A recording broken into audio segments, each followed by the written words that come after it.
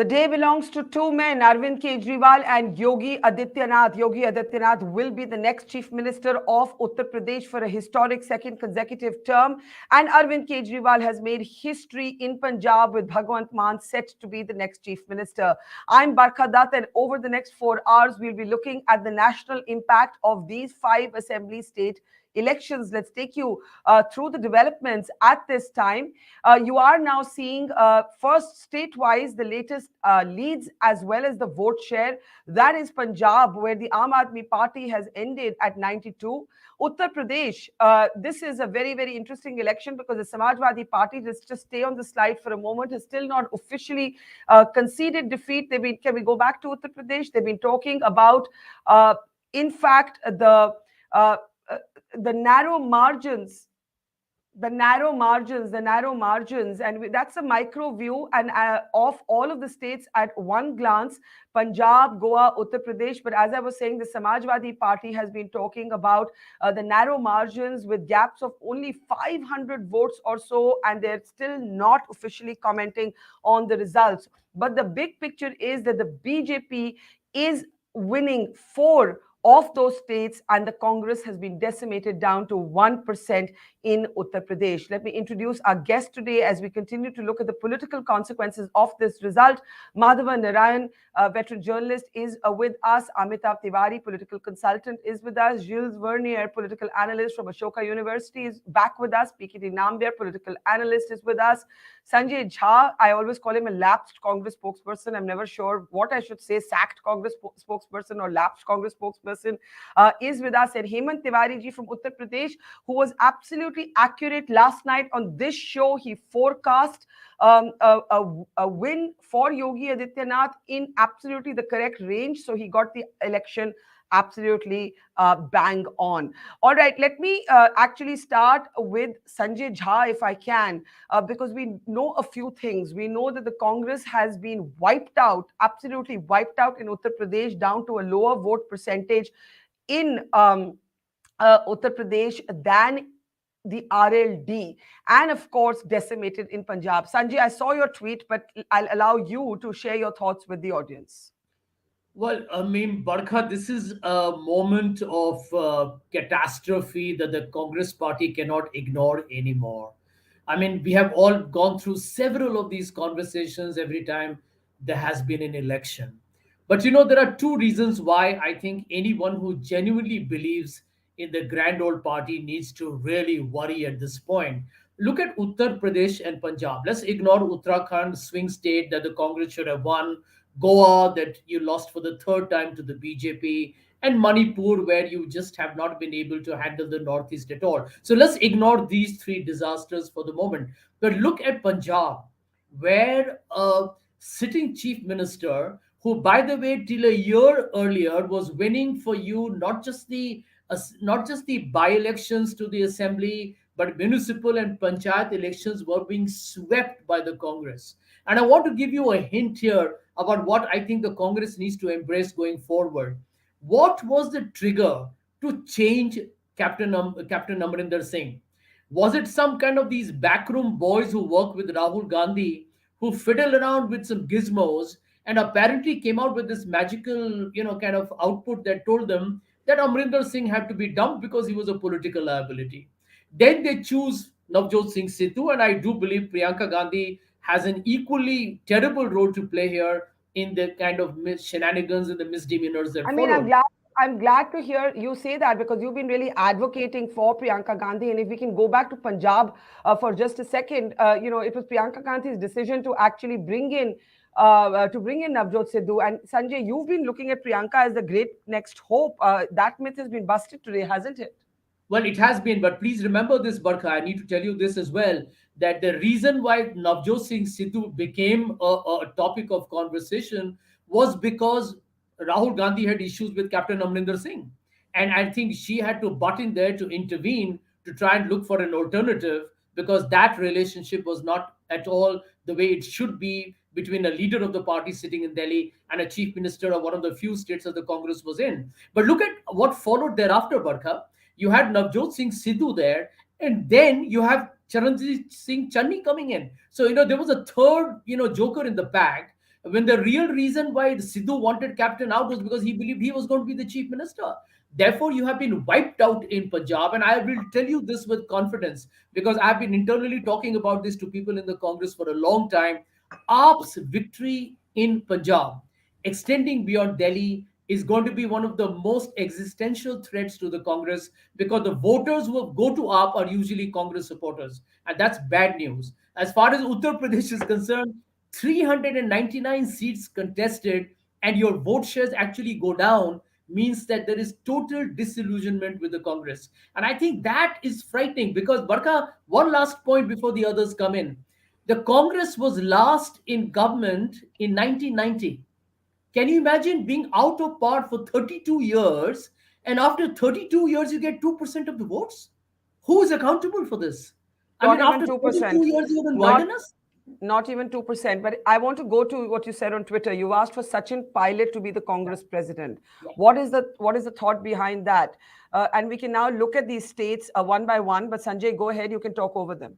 Well, okay, Barkha, I will be very upfront here. I've been saying this for a long time. Rahul Gandhi may be a good guy, makes his occasional good speeches, but politically, he is not delivering the goods that Congress wants a leader to do. And Rahul is still the de facto Congress president. He is being repeatedly rejected by the people. And much as these are state elections, the truth is that the larger leadership of any party comes into play, which is why Narendra Modi is able to lift even those states like Uttarakhand, where the BJP changed three chief ministers. But somewhere down the line, the fact that Narendra Modi is the head of the BJP still seems to give people the confidence. Rahul is not able to inspire that at all. And if you can't do it for so long and you're still evolving and learning, it's important to take the back seat.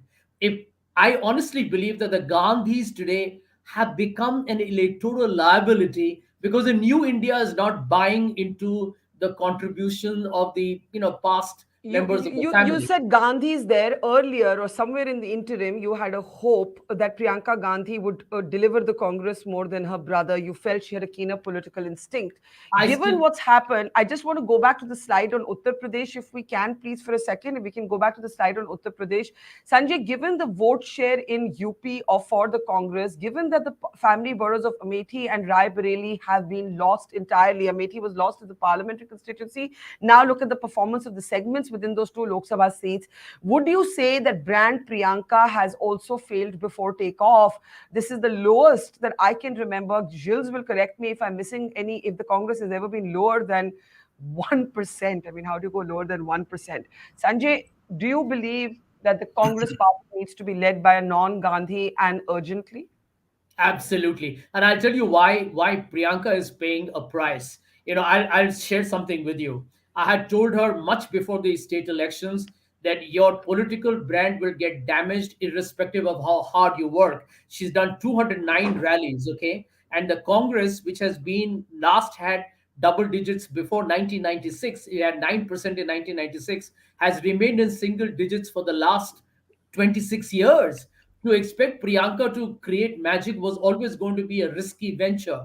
And I think she's going to pay a huge price in terms of perception because although she's tried hard, trust me, in today's day of competitive politics, the Congress had no organizational base to convert any of the people who wanted to vote. So basically, what has happened, Priyanka, Barkha, is all those people who liked the Congress have actually gone to the Samajwadi Party, including many voters of the BSP. They all migrated to the Samajwadi Party, which is why, although the Samajwadi Party has got 130 seats, its vote shares have actually gone up significantly. And therefore, you need a Sachin pilot. Truth be said, Barkha, Congress doesn't have too many leaders anymore. Most of the people have gone, or many of them today are marginalized. And actually, the only one you have, frankly, who's young, has got charisma, is a great communicator, and if given a chance, I believe can create a pan-India, base or a campaigning that can work in Congress's favor. It is Sachin Pilot, and therefore I'm openly saying that he should be given the charge and an opportunity to take the Congress party forward. Okay, there's lots to discuss. Sanjay Jha says that the leadership must change, and I think if you do not see a mutiny within the Congress, you will actually see a greater set of departures, even more exits than you've actually seen. Before I open it up for the panel, I'm going to request Gilles to take us through the numbers and what they suggest, so we can start with the Punjab. With the Punjab slide now, yeah, can we start with Punjab, please? Can we go back to Punjab and start actually with Punjab? I'm not sure why we're not moving, so let's actually. Okay, I don't know what's actually going on, but Gilles, can I get your early impressions? Yeah, so in Punjab, I mean, the results are, absolutely clear. Of course, the exit poll had caught, a strong, performance of AAP, and the numbers are confirming that the Congress loses nearly half of its vote. The Congress vote share had actually been stable around 38%, 40%, for the past 2-3 elections.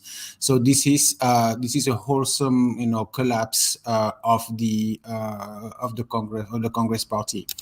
But of course, we can talk at length about how this is a self-inflicted defeat and how all the squabbles, within the Congress, led to this situation. But when you consider that not only the Congress, but almost every major political figure of Punjab belonging to traditional parties have been, personally defeated, have lost their individual seats, including, Prakash Singh Badal, who's a 10-time, MLA from Shiromani Akali Dal.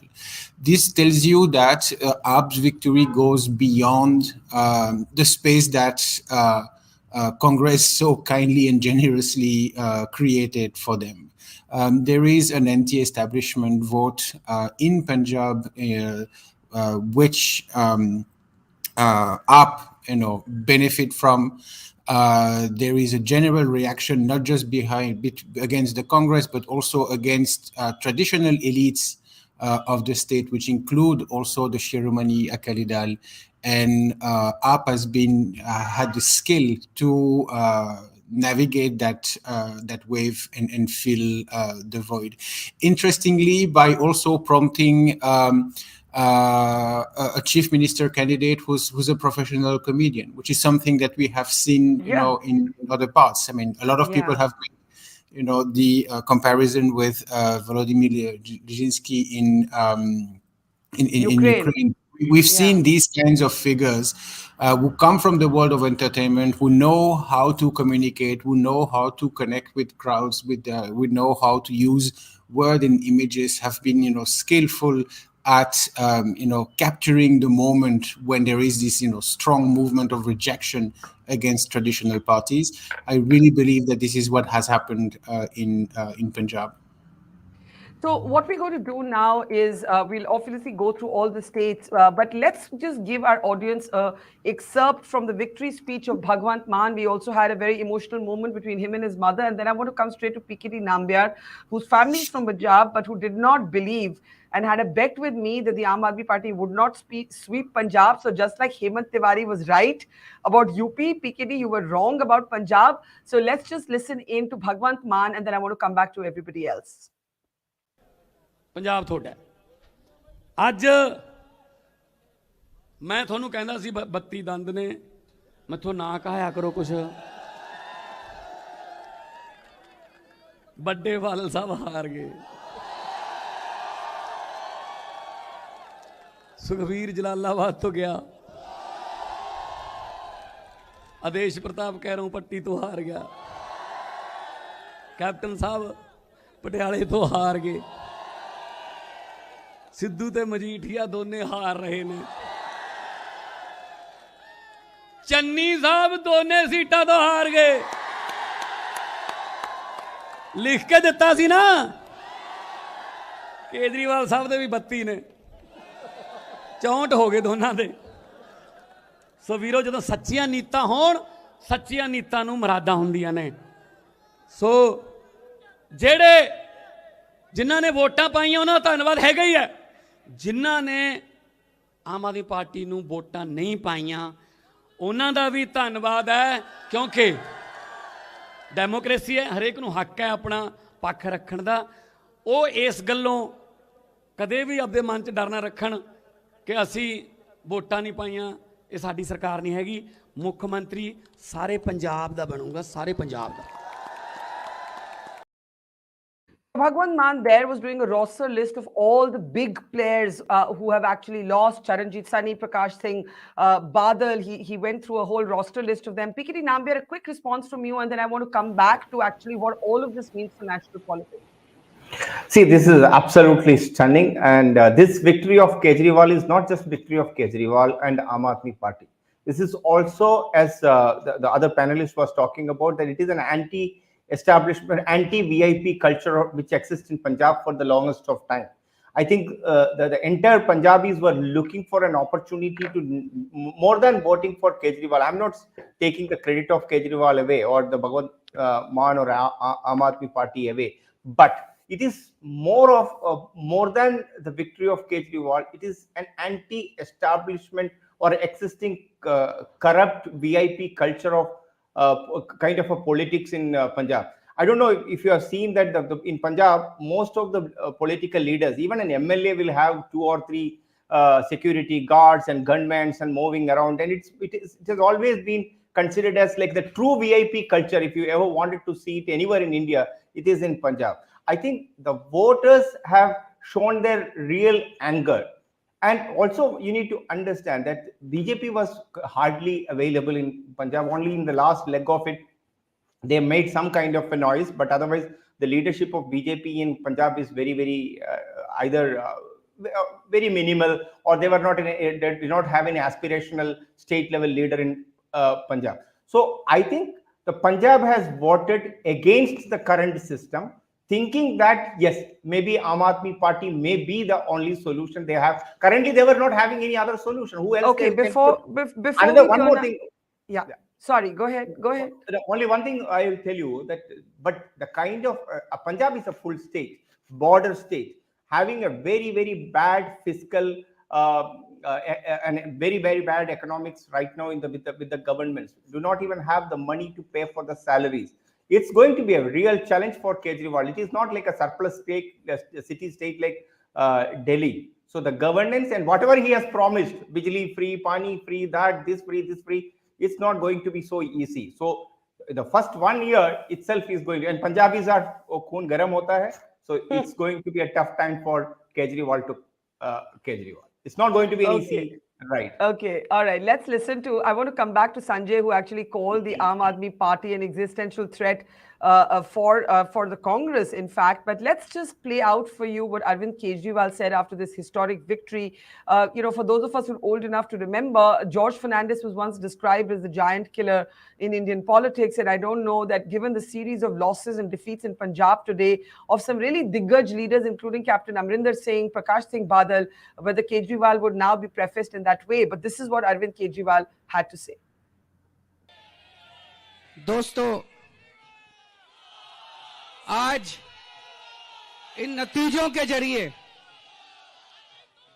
जनता ने बोल दिया, देश की जनता ने बोल दिया, केजरीवाल आतंकवादी नहीं है। केजरीवाल देश का सच्चा सपूत है। केजरीवाल सच्चा देशभक्त है। जनता ने अपना नतीजा सुना दिया। जनता कह रही है केजरीवाल आतंकवादी नहीं है, आतंकवादी तुम लोग हो जो देश को लूट रहे हो सारे मिलके। दोस्तों, आज हम सब लोगों को संकल्प लेना है। हम सब लोगों को संकल्प लेना है, एक नया भारत बनाएंगे। एक ऐसा भारत बनाएंगे जहां एक इंसान दूसरे इंसान से प्यार करेगा, मोहब्बत करेगा, कोई नफरत की कोई जगह नहीं होगी उस भारत के अंदर। एक ऐसा भारत बनाएंगे जहां कोई भूखा नहीं सोएगा। एक ऐसा भारत बनाएंगे जहां हमारी मां बहनें सुरक्षित होंगी। एक ऐसा भारत बनाएंगे जहां पे अमीरों और गरीबों के बच्चे को एक जैसी अच्छी से अच्छी शिक्षा मिलेगी। एक ऐसा भारत बनाएंगे। मुझे बड़ा दुख होता है, आज आजादी के 75 साल के बाद हमारे बच्चों को मेडिकल की शिक्षा लेने के लिए यूक्रेन जैसे छोटे से देश में जाना पड़ता है। हम एक ऐसा भारत बनाएंगे जहां पे खूब सारे मेडिकल कॉलेज खोलेंगे, खूब सारे इंजीनियरिंग कॉलेज खोलेंगे। हम एक ऐसा भारत बनाएंगे जहां से भारत के बच्चों को यूक्रेन नहीं जाना पड़ेगा, पूरी दुनिया के बच्चे भारत में शिक्षा लेने के लिए आया करेंगे। Okay, Sanjay, Aam Aadmi Party and its leaders have made it clear that they are now in the race to basically be, I mean, Raghav Chadda, Arvind Kejriwal's colleague, has said that Mr. Kejriwal is now a prime ministerial contender for 2024. They're not being coy at all. Sanjay? Well, Barkha, let me tell you that if the Aam Aadmi Party now makes a serious foray into Gujarat or Himachal Pradesh, where they are already, by the way, making their initial footprints very, very apparent. You know, they did very well in Surat, for example. The Congress will be gradually elbowed out. And just let's look at two contrasting scenes that you actually showed on your show.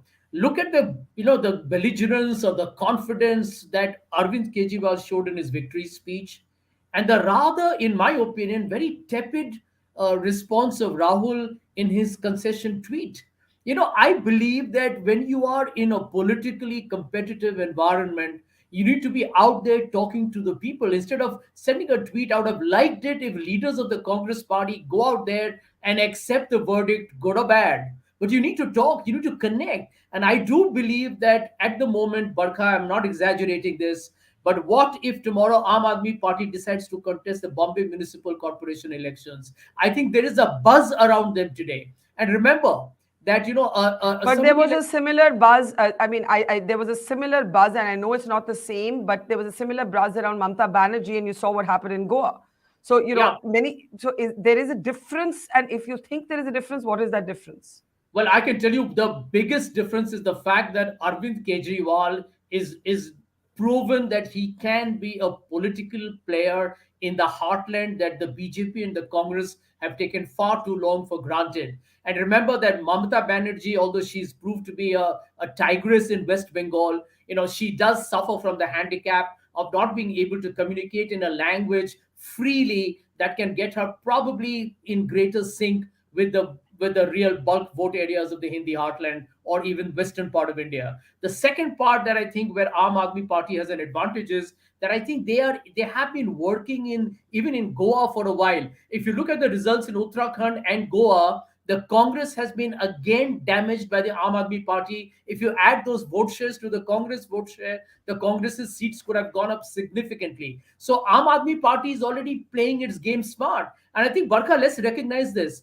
This is not the Arvind Kejriwal of 2013-14. He's stuck around in Delhi for a while. He's entered into Punjab and now won an overwhelming majority. And probably he will not jump like he did once and go into several states. Actually, I was struck, and we can talk about this a little bit later. I was struck a little bit about how he's actually borrowed from the Modi playbook and readapted it to his own politics.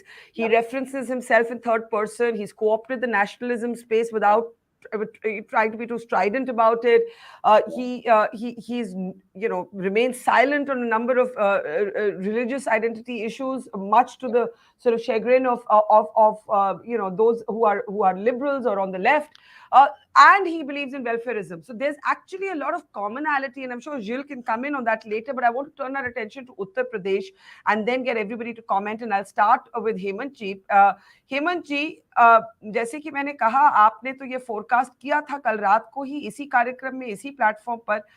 जब आप ये आंकड़े देखते हैं और Samajwadi party अभी भी नहीं मान रही है, वो कहते हैं कि बहुत सी मार्जिनल सीट्स हैं, उनमें नैरो मार्जिन्स हैं, 500 से कम वोट्स की मार्जिन्स है कई जगहों पर, और वो अभी भी कई जगह murder of democracy in courts की बात कर रहे हैं, लेकिन मुझे लगता है 1-2 घंटे में वो एक्सेप्ट कर लेंगे। तो इन्हीं आंकड़ों को देखते हुए आप क्या बोलेंगे हेमंत जी?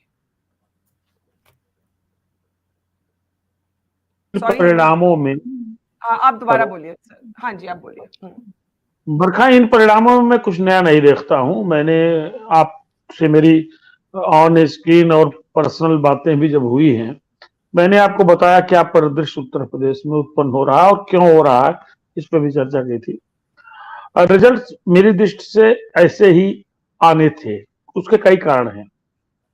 एक जो कारण मैं देख पा रहा हूं, क्रेडिट भले सारी निश्चित रूप से हकदार है योगी आदित्यनाथ, लेकिन ये जो 47 से 135 या 140 जितना अखिलेश यादव बढ़ रहे हैं, ये क्या है? ये दरअसल कोई बहुत एक्स्ट्रा एसेट नहीं इनका है, ये वही एसेट है, ये उसी गुस्से, नाराजगी या सरकार के की जो डिलीवरी है उससे उपजा जो मत है, उसका जो ट्रांसलेशन है, वही इन्होंने इंक्रीज किया है अपने में। और इन्होंने नुकसान क्या किया है? दरअसल अखिलेश यादव पूरा चुनाव ही बरखा एक तरीके से ऐसे लड़े जैसे हम लोग पढ़ाई करते हैं तो पूरा साल स्कूल में जाते हैं, 5 साल का कोर्स है, 5 साल स्कूल में जाते हैं। कुछ लोग ऐसे होते हैं जो गेस्ट पेपर लेते हैं जिसमें कुछ सर्टेन क्वेश्चंस होते हैं, तो उसमें बड़ा खतरा रहता है। गेस्ट पेपर से या तो आप टॉप कर सकते हो अगर सवाल मिल गए, मिजाज मिल गया, या फिर आप फ्लॉप हो सकते हो, ज्यादा चांसेस फ्लॉप होने के होते हैं।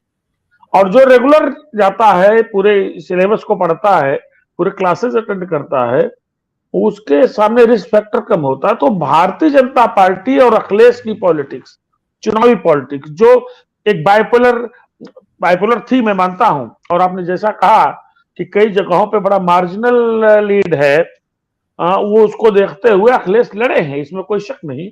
नहीं, लेकिन आपको ये तो कंसीड करना होगा कि पिछली बारी के मुताबिक बहुत ड्रामेटिक इंप्रूवमेंट हुआ है हेमंत जी। मैं बरखा आपसे क्या कह रहा हूं, पिछली बारी जिस उम्मीदों से भारतीय जनता पार्टी की योगी सरकार आई थी, मेरा अभी भी मानना है कि उस लेवल की डिलीवरी नहीं हुई जो पब्लिक के एक्सपेक्टेशंस थे। कई बड़े इश्यूज थे जो एड्रेस नहीं हुए। और फिर मैं नरेंद्र मोदी के रोल पे आता हूं। नरेंद्र मोदी ने 2 काम किए, बरखा ध्यान रखिएगा। एक तो जो ये कृषि कानून है इसको वापस किया, और उस वक्त उन्होंने कहा कि हम लोगों को समझा नहीं पाए।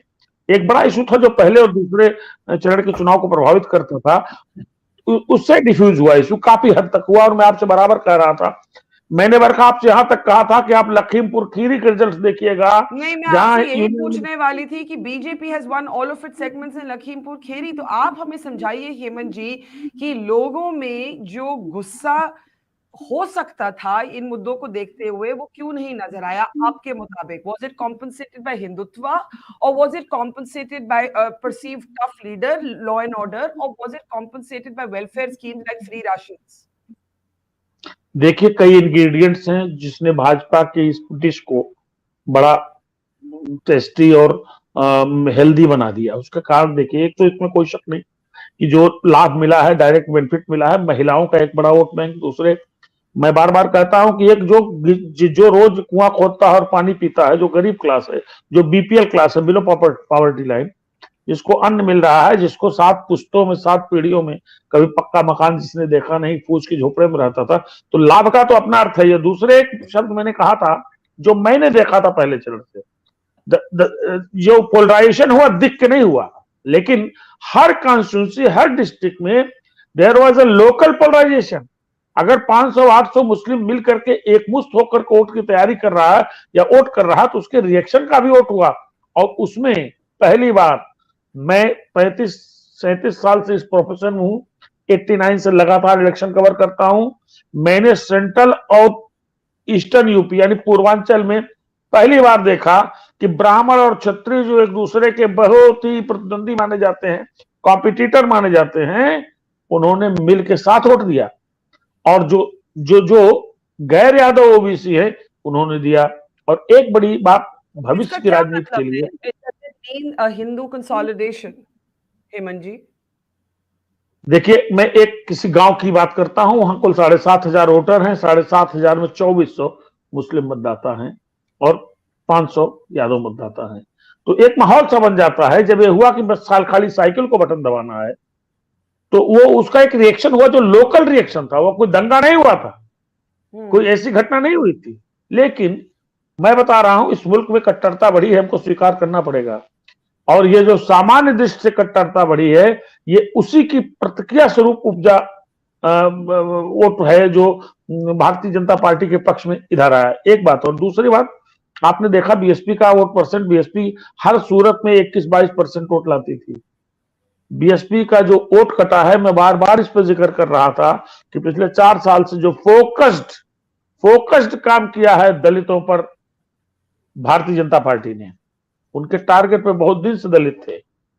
और ये बहुत बड़ा मेजर चेंज ऑफ ट्रैक हो सकता है यूपी की पॉलिटिक्स का, क्योंकि मेरा मानना है कि काशीराम ने दलितों को उनका हक दिलवाने के लिए, सत्ता में उनकी भागीदारी दिलवाने के लिए जो एक मूवमेंट छेड़ा था, जिसका एक पॉलिटिकल प्लेटफॉर्म उन्होंने तैयार किया, मुझे लगता है कि उस वक्त से लेकर के अब, यानी काशीराम के मरे हुए करीब हो गए होंगे 14 साल, ये सबसे बड़ा डेंट है, सबसे बड़ा डेंट है कि Mayawati has lost her own asset, जो उनका ओरिजिनल एसेट था, जो उनका दलित था।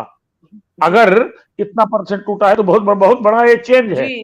In fact, pura din people have been saying that it is, we've been talking, of course, about the end of Congress. It is also the end of Mayawati's politics. But let me, Hemanji, thoda sa rukiye. I want to get in Madhavan and Amitabh and then go back to Jill. Madhavan, go ahead. Yeah, I have several things to say. The first thing to mention is that the farmer politics in UP seems to have come to an end. Farmers are no longer having that kind of voter chutzpah that they used to have during Charan Singh's time or from Ajit Singh's time. So like the Congress party, the Charan Singh, the farmers lobby has also lost its political clout unless it is ready to form a completely new social coalition, which it attempted very vaguely this time. But so farmers, if you look at the results from Lakhimpur, Kheri, or even West UP, are no longer a big lobby. That's a very significant development. The other thing is Akhilesh has lost this election, but is not far from disgraced. If you look at the voting percentage, 9% is still with others, 35% with SP, which basically means that Akhilesh is positioned as the big alternative to Yogi.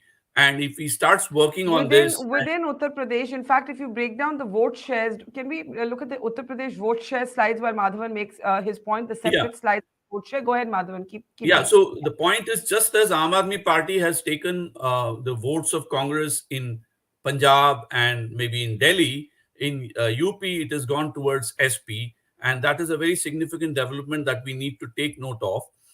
The other point I want to make very interesting is, let me shift to Punjab because we don't have too much time to go so much into UP. Punjab, the point is Arvind Kejriwal has not only become a national leader, he has acquired an ideology the way companies acquire startups. He has Bhagat Singh and Ambedkar have become new ideologues for Aam Aadmi Party, which was not there when Aam Aadmi Party was founded. They just started fighting corruption and they have discovered ideology as they went along. So some of the playbooks that they have got are a cocktail of Ambedkar and,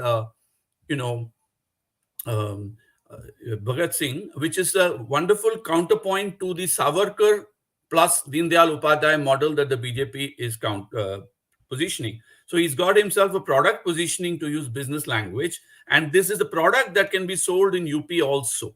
Because Bhagat Singh is seen as a very good, icon, because Mahatma Gandhi and Nehru seems to have eroded in some of the charisma for the younger lot. 60% of Indians are below the age of 30. And therefore, positioning somebody who was hanged for fighting against the British is now a very strong iconography that Arvind Kejriwal has adopted. And Bhagat Singh also, by the way, was not just a martyr, he also was an ideologue with proper written works. So his published Madhavan, I think the question is this iconography or this alternative iconography, which at one point in Indian politics, Mayawati had crafted, right? Let's also remember that point when Mayawati was the iconographer along with Kanshiram. What might it mean for national politics is really what I'd like to spend some time talking about. Madhavan, can I just get Amitabh and then I'll come around the panel again? Amitabh, go ahead. Yes, Mayawati, I would say, has still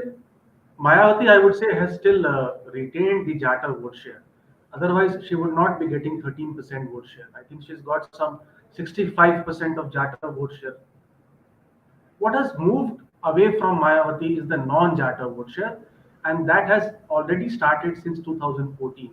Like the Yadav and the non-Yadav OBC politics, the Jata and the non-Jata politics has been exploited by BJP, and they have started veering towards the Saffron party. See, the SP's gain in vote share, I think, is not permanent. Because what has happened is that they have largely gained at the expense of BSP and benefiting from a media narrative that the contest has become bipolar. I fear that this is not a sustainable vote share which has shifted from BSP why do to you Samajwadi feel Party that? light. And why do you feel that? Yeah, because this is just the non-Dalit vote share which has shifted from BSP to SP, which is the Muslims and the non-Yadav OBCs to certain extent, because they saw in Samajwadi Party a better contender than Mayawati this time. See what happened in West Bengal. In West Bengal, BJP has gained at the expense of Congress and left. And now we are seeing in the municipal elections that the BJP has started to weaken because some of the vote has started to Okay, Amitabh, I'm going to, drift sorry, away. I'm rushing you all along, but everybody's on really tight windows, so I've got to keep people's comments a little bit shorter than normal. I want to come back to Gilles. We do have the individual vote shares. I was just trying to pull them out because our slide was showing the alliance vote shares. And if you separate it, you see that the RLD is about 3%, the Samajwadi Party is about 32%, and we'll have that on our screen right now. The BSP is at about 13%, and the Congress, of course, is down to 1%. That, of course, these are, of course, the alliances. Go ahead, Gilles. What does it tell us about UP? What is the fact that so much was made about farmer discontent in Western UP? Even the BJP must have believed that to be true. Otherwise, Modi would not have taken back those legislations that he did. In Punjab, the farmer anger also, the farmers' parties haven't done well. So how do we understand this? Lakhimpur Kheri, how do we understand this? So Lakhimpur Kheri, I mean, you have to look at local factor. This is a seat where, the farmers who were involved, in the movement were Sikh farmers. They are important, locally, but they're not a large demographic group. This is, a Brahmin-dominated seat, where, the BJP would necessarily stand, behind its minister. And so the farmers in Lakhimpur Kheri did not have, the numbers to actually wait in that election. In Western UP, I would say that the farmers' movement has been effective in changing the ground in a number of seats, which explain why the RLD is leading in 8 seats or 9 seats at the moment. But it did not have otherwise a widespread effect on the election, which has to do with the sociology of the movement, the fact that it was limited to a particular category of farmers, and that the movement did not succeed in creating very broad solidarities across different layers, different class of farmers, for instance, right? Mm-hmm. So these were all limiting factors. Now on the vote share, well, when you have the numbers, you can play a little bit to a certain extent. If you look at the SP, of course, it increases its vote share substantially. But in the previous election, it fought with Congress in an alliance, and the Congress dragged him down. So if you look at the vote share of the Samajwadi Party in the seats that it contested in 2017, it was at 28%. And so, yes, the SP, so of course, I mean, there are limits to that comparison, but it's the SP on its own was already stronger than what we thought it was, in 2017. It's really the Congress that dragged it down. That being said, the increase of vote share is certainly appreciable. Another thought is that when a multipolar election becomes bipolar, there is a redistribution of votes around the between the two main contenders, and so in a way, the votes that get transferred from minor party to major party lift everybody's boat to an extent. So we don't know exactly what percentage of the BSP vote that got transferred went to SP or went to the BSP. I would suspect that it went, to both parties to an extent that we can't really, determine.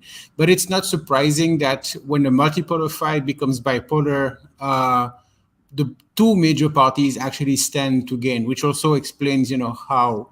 The real question to me is, has the BJP succeeded in gaining new voters without losing any of the support that it had gathered, in previous elections, or have they lost some support but managed to win a much larger number of new voters?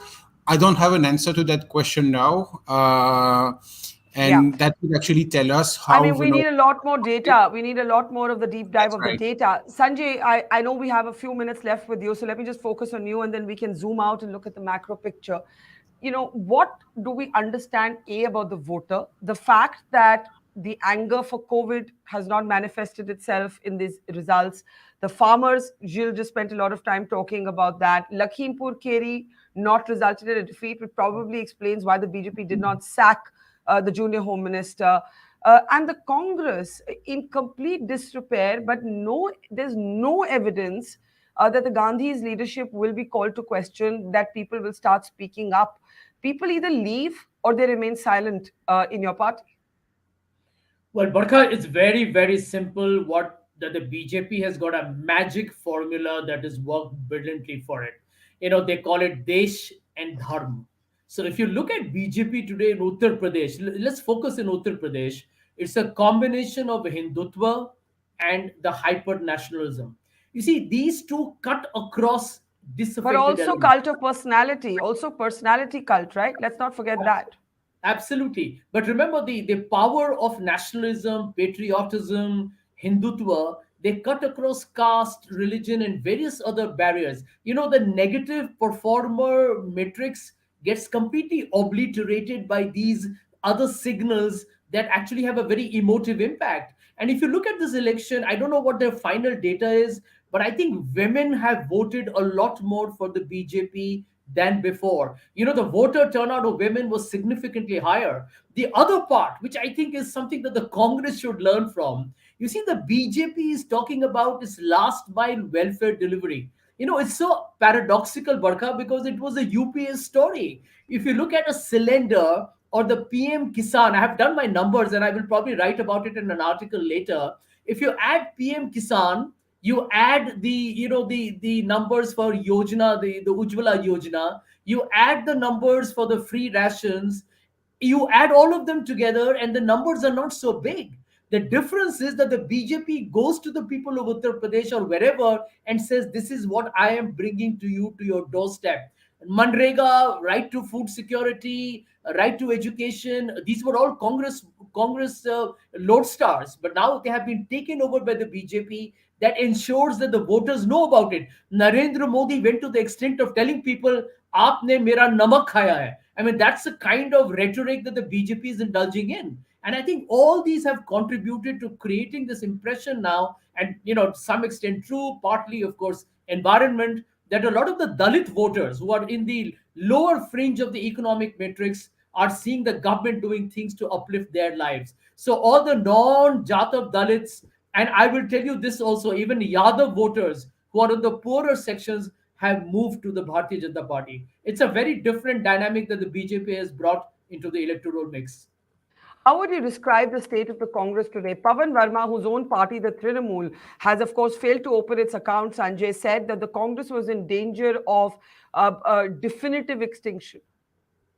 Well, I can tell you something, that the only silver lining for the Congress, if at all, is that they have managed to stop the TMC from basically bringing the house down in Goa, because the TMC's model was to hijack the Congress, take over its leaders, and tell the rest of the Congress supporters across the country that we are the new aggressive Congress alternative. So there is a little bit of breathing space, but Himachal and Gujarat is coming not too far from now. If the Congress were to change its leadership and get its act together, there is still hope. After all, politics, you know how fluid that is. And if it doesn't, if it doesn't, then I can tell you something I know for a fact, and I will probably talk to you this offline. I know at least 3 to 4 senior leaders in the party who might probably be very close to the exit door.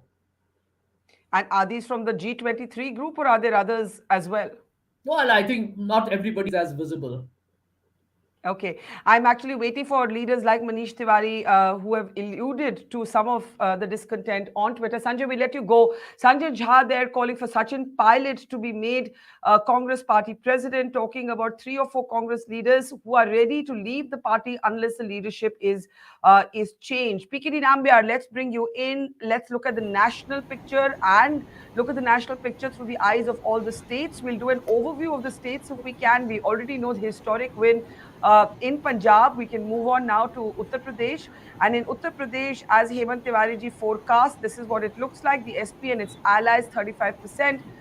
The Congress, so there's some confusion here. Some sources are reporting, some sources of information, are reporting that the Congress vote percentage is down to 1%, but the Election Commission is still sticking to 2.5%, which is why we've been trying to reconcile that. But we should have more clarity as the evening goes along. But it's still less than the vote percentage of the RLD. Uttarakhand goes to the BJP, and those are the numbers you see on your screen. And Goa, the BJP has spoken about forming the government. It's reached out to the governor. Here, the Congress did somewhat better, but it looks very clearly like it will be a BJP government. Also in Uttarakhand, what's interesting is, if we can go back to Uttarakhand, and Madhavan just pointed this out to me, that the chief minister of the state lost, but the BJP won. And that is an important point, Madhavan, you're absolutely right, because really it goes back to the question of who the vote is for. And the BJP machine being larger than most individual leaders, except for Yogi Adityanath, possibly. And let's carry on. That's Uttarakhand. And let's move on to Goa. Manipur, of course, has gone to the BJP. PKD Nambiar. There's a lot of talk about whether Yogi Adityanath's moment on the national stage has arrived, whether he has now overshadowed Amit Shah as the number 2 of the party. And Justice Sanjay, by the way, was mentioning on another note that the group of 23, these are the rebels group in the Congress, could be looking at exits. We now see that they have convened a meeting. But coming back to UP, PKD Nambiar, go ahead.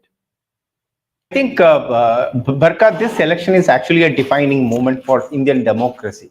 This is after so long later, maybe I don't even remember in the last 10, 15 years, that is there any party has completely, 4 states, and all the 4 states they are winning back. And especially with the Goa, for a state where you never find a government coming back in such kind of a number in the third term. So when it comes to UP is absolutely a defining moment. One, historically, this is going to be one chief minister having a second term. A chief minister who has always been told that he don't know, he may not be able to do any kind of, he will not be able to give an inclusive development to the people. He is a saint, he will not be able to govern a state. It's a large state, it's a Bimaru state. All the bad names, whatever we can have it in English adjectives can have been used for UP. But UP has voted in a massive way for BJP and Yogi, and Modi means very, very, very big. That means our democracy has matured, and the political pundits like you and me, or in the TV shows, and since morning at least, this is the 4th show I am doing, people started even now, I don't know where we are living in.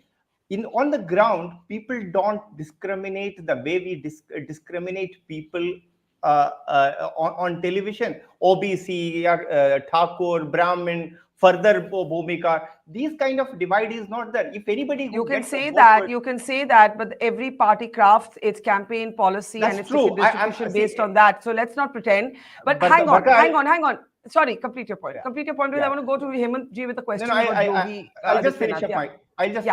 Barkha, one thing I'll tell you, these are reality of Indian politics and Indian society. It's not only just politics. I'm not saying it is no. But then you need to understand, today's farmer is not the farmer of 10 years or 20 years back. He is holding a smartphone in his hand. He is well aware about the political consequences. What is he getting? He is seeing the development, whether the road or a airport is getting built. He is aware of it. Okay. He is getting a ration. He is aware of it. Can I come in here just to play out the first reactions that are now beginning to come in from BJP's leaders as well? Remember, there was an exodus of OBC leaders. Mr. Nambiar, you say it doesn't matter, but it was noted as an exodus of OBC leaders.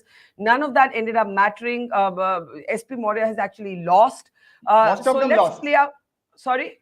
Most of those people have lost. Most of them lost, and that's why I mentioned that he described himself as a mongoose who was going to swallow the serpent. That was the BJP. So there were lots of great lines there, but none of that happened. Siddharthnath Singh, minister in the Yogi Adityanath government, had this reaction. देखिए, ये जनता की जीत है और कार्यकर्ताओं की जीत है, और साथ ही साथ जो मुझे जीत मिली है उसमें आशीर्वाद है मोदी जी का, योगी जी के डबल इंजन का भी। और 5 साल जो काम किया है अपने जो विधानसभा में, और जो 5 साल हम लोगों की योगी जी के नेतृत्व की जो राज्य की सरकार है उसने काम किया है, मार्गदर्शन हमें प्रधानमंत्री जी का जो मिला है उसके आधार पे आज जीत बन रही है। और एक पूरे उत्तर प्रदेश के अंदर ये जीत जो है वो दिखाती है कि जनता को विकास ही पसंद है और उनको भी भयमुक्त समाज चाहिए। तो आज वो जीत सामने आ रही है। तो मैं यही कहूँगा कि कार्यकर्ताओं का जो अभिनंदन है और जो वोटर्स हैं उनका आशीर्वाद है, और डबल इंजन सरकार का जो एक मार्गदर्शन के साथ साथ जो विकास कार्य हुए हैं उससे भी हम लोग को ये जीत मिली है। हेमंत जी, आपसे पूछूंगी and then Madhavan, I know you have to leave so I will come to you after that. Hemant ji, अगर आपको तीन फैक्टर्स एक्सप्लेन करने हो योगी आदित्यनाथ क्यों जीते, इतनी प्रॉब्लम्स थी, इकोनॉमी, माइग्रेंट वर्कर्स के साथ जो हुआ फर्स्ट वेव में, जो बॉडीज गंगा के किनारे वॉश अशोर हुई सेकेंड वेव में, इकोनॉमी जनरली डिस्ट्रेस में है, आप उनको ठाकुरवादी का जो एक एलिगेशन था वो था, लखीमपुर खेरी, किसानों का आंदोलन, कुछ नहीं, इन सब का कुछ इतना खास फर्क नहीं पड़ा। तो if you had to put 3 factors why Yogi has won or Modi has won, and that is also an important question, is this Yogi Adityanath's win or is it Narendra Modi's win? तो आप क्या कहेंगे? पहली बात तो मैं इसको योगी आदित्यनाथ की जीत नहीं मानता हूं। इस पूरी जीत के शिल्पी नरेंद्र मोदी हैं। कई बिंदु हैं जिसको आप देखेंगे, जात इतनी बड़ी सच्चाई है जिसको हम नकार नहीं सकते, कोई कुछ कहे। एक बड़ा फैक्टर जो बेनिफिशरीज रहे हैं, जो लाभार्थी रहे निश्चित रूप से, और खाली पुरुष ही नहीं, जो कमजोर तबके की महिलाएं थी, चाहे वो मुस्लिम परिवार, पसमानदा मुस्लिम परिवार की महिलाएं रही हो, अंसारी, जुलाहे, हलाल कोर या जो छोटे किस्म के होते, उन्होंने भी वोट दिया जो सेंट्रल स्कीम्स थी उनके चलते। खाली राशन नहीं, जो भी लाभ उनको मिला, एक कारण हो। दूसरी कुछ बड़ी चीजें देखिए, नरेंद्र मोदी जब किसान आंदोलन के परिप्रेक्ष्य में कृषि कानून वापस लेते हैं तो क्या कहते हैं, उन्होंने कहा हम आपको समझा नहीं पाए, और एक तरीके से उन्होंने सरेंडर किया। नरेंद्र मोदी जैसा इंसान जिसकी पॉलिटिक्स को सब समझते हैं, कभी आपने उनको आत्मसमर्पण की मुद्रा में देखा? नहीं देखा। जिद्दी आदमी है। ये उनका पहला एक मूव था। दूसरा मूव, जब वो कानपुर में आते हैं ड्यूरिंग द इलेक्शन, एक सबसे बड़ी प्रॉब्लम जो योगी सरकार की थी, जिसका कोई बुलडोजर, मतलब बाबा बुल बुलडोजर, यूपी में ही चर्चा होती थी, बाबा बुल बुलडोजर, जिस आवारा पशुओं का कोई उपाय उत्तर प्रदेश की सरकार 5 साल में नहीं निकाल पाई, उस पर मोदी का एक जुमला, एक वादा जो उन्होंने कानपुर में किया इलेक्शन कैंपेन के दौरान कि 10 मार्च के बाद हम इसका एक कोई कॉन्क्रीट तरीका निकालेंगे। ये 2 विषय ऐसे हैं जिसने किसानों को और इधर आवारा पशुओं से जो नुकसान हो रहा था हर कंस्टिट्यूंसी में 5,000, 8,000, 3,000 वोटों का, इन इश्यूज को डिफ्यूज किया जो एंटी इनकम्बेंसी के बड़े कारण हो सकते। तीसरे, मैंने बरखा से हमेशा बताया था कि किसान आंदोलन पैन यूपी कभी नहीं था, इवन इसका असर यूपी के तराई हिस्सों तक भी नहीं पहुंचा था, और फिर इन लोगों ने देखी, इनको मालूम था तो भी कोशिश करते रहे। चौथी बात, जो सबसे बड़ी बात मैंने देखी, सेंट्रल यूपी से लेकर के ईस्टर्न यूपी, और पहले फर्स्ट राउंड में आप देखिए कितनी सीटें मिल रही है, देख लीजिएगा। जो लोकल पोलराइजेशन है, लोकल पोलराइजेशन जिसको मैं कहता हूं, अगर 500 लोग मिलकर के, खासतौर से मुस्लिम, तो सेंट्रल और ईस्टर्न यूपी में क्या हुआ, इवन आप देखिएगा, मैं 25 दिन कह रहा था, करहल के मतलब मैनपुरी जिले का रिजल्ट देखिएगा। मैनपुरी जिले में 2 सीट सपा जीत रही तो 2 जीत रही है भारतीय जनता पार्टी। फिरोजाबाद, जो इसको यादव लैंड कहते हैं, आप रिजल्ट देखिएगा।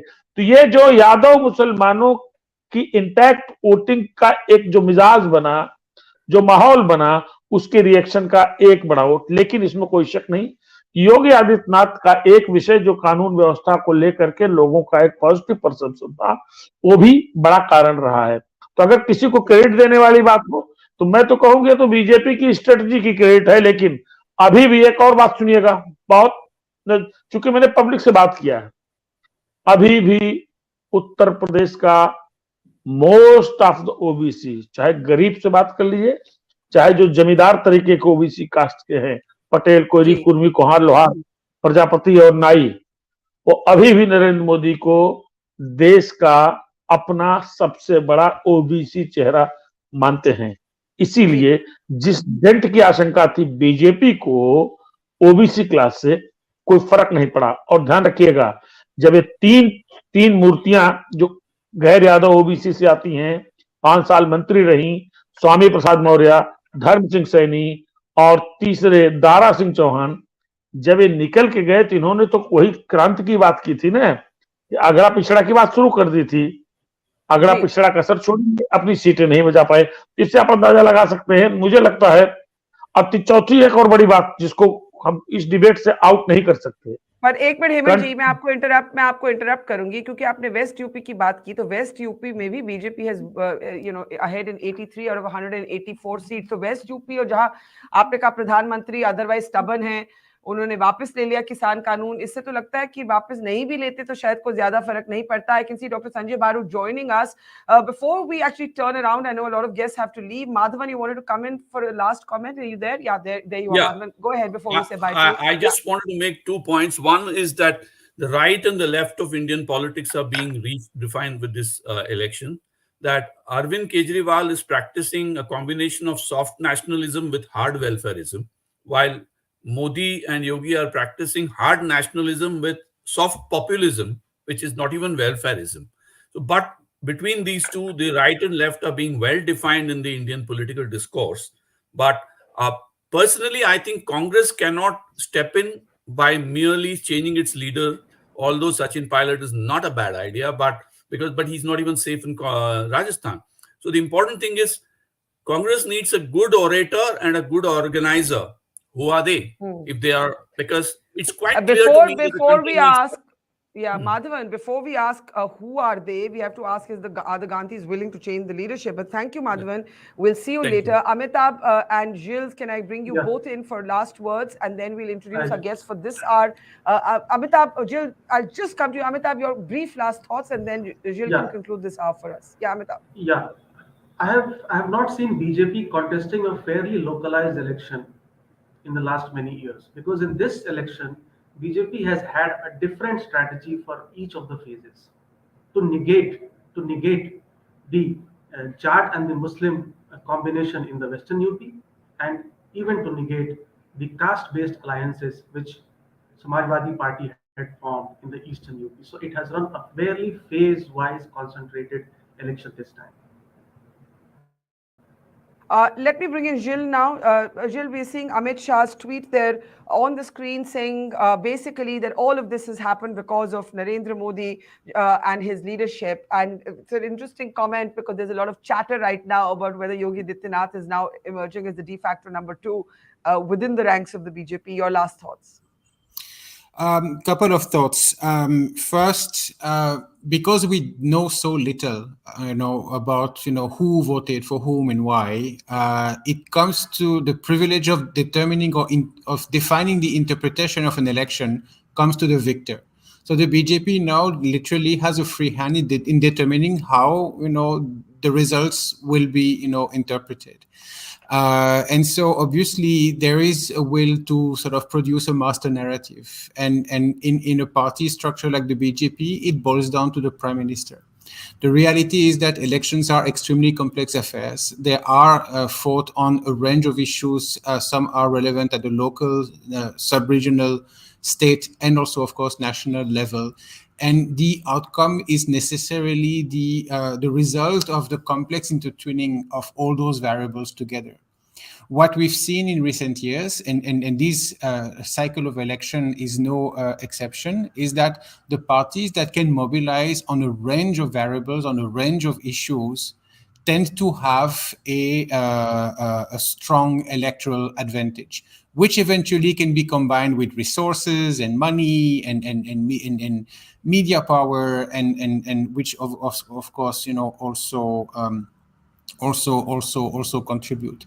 And so our job is really to look at all these factors in the complex ways in which they interact with one another. Okay.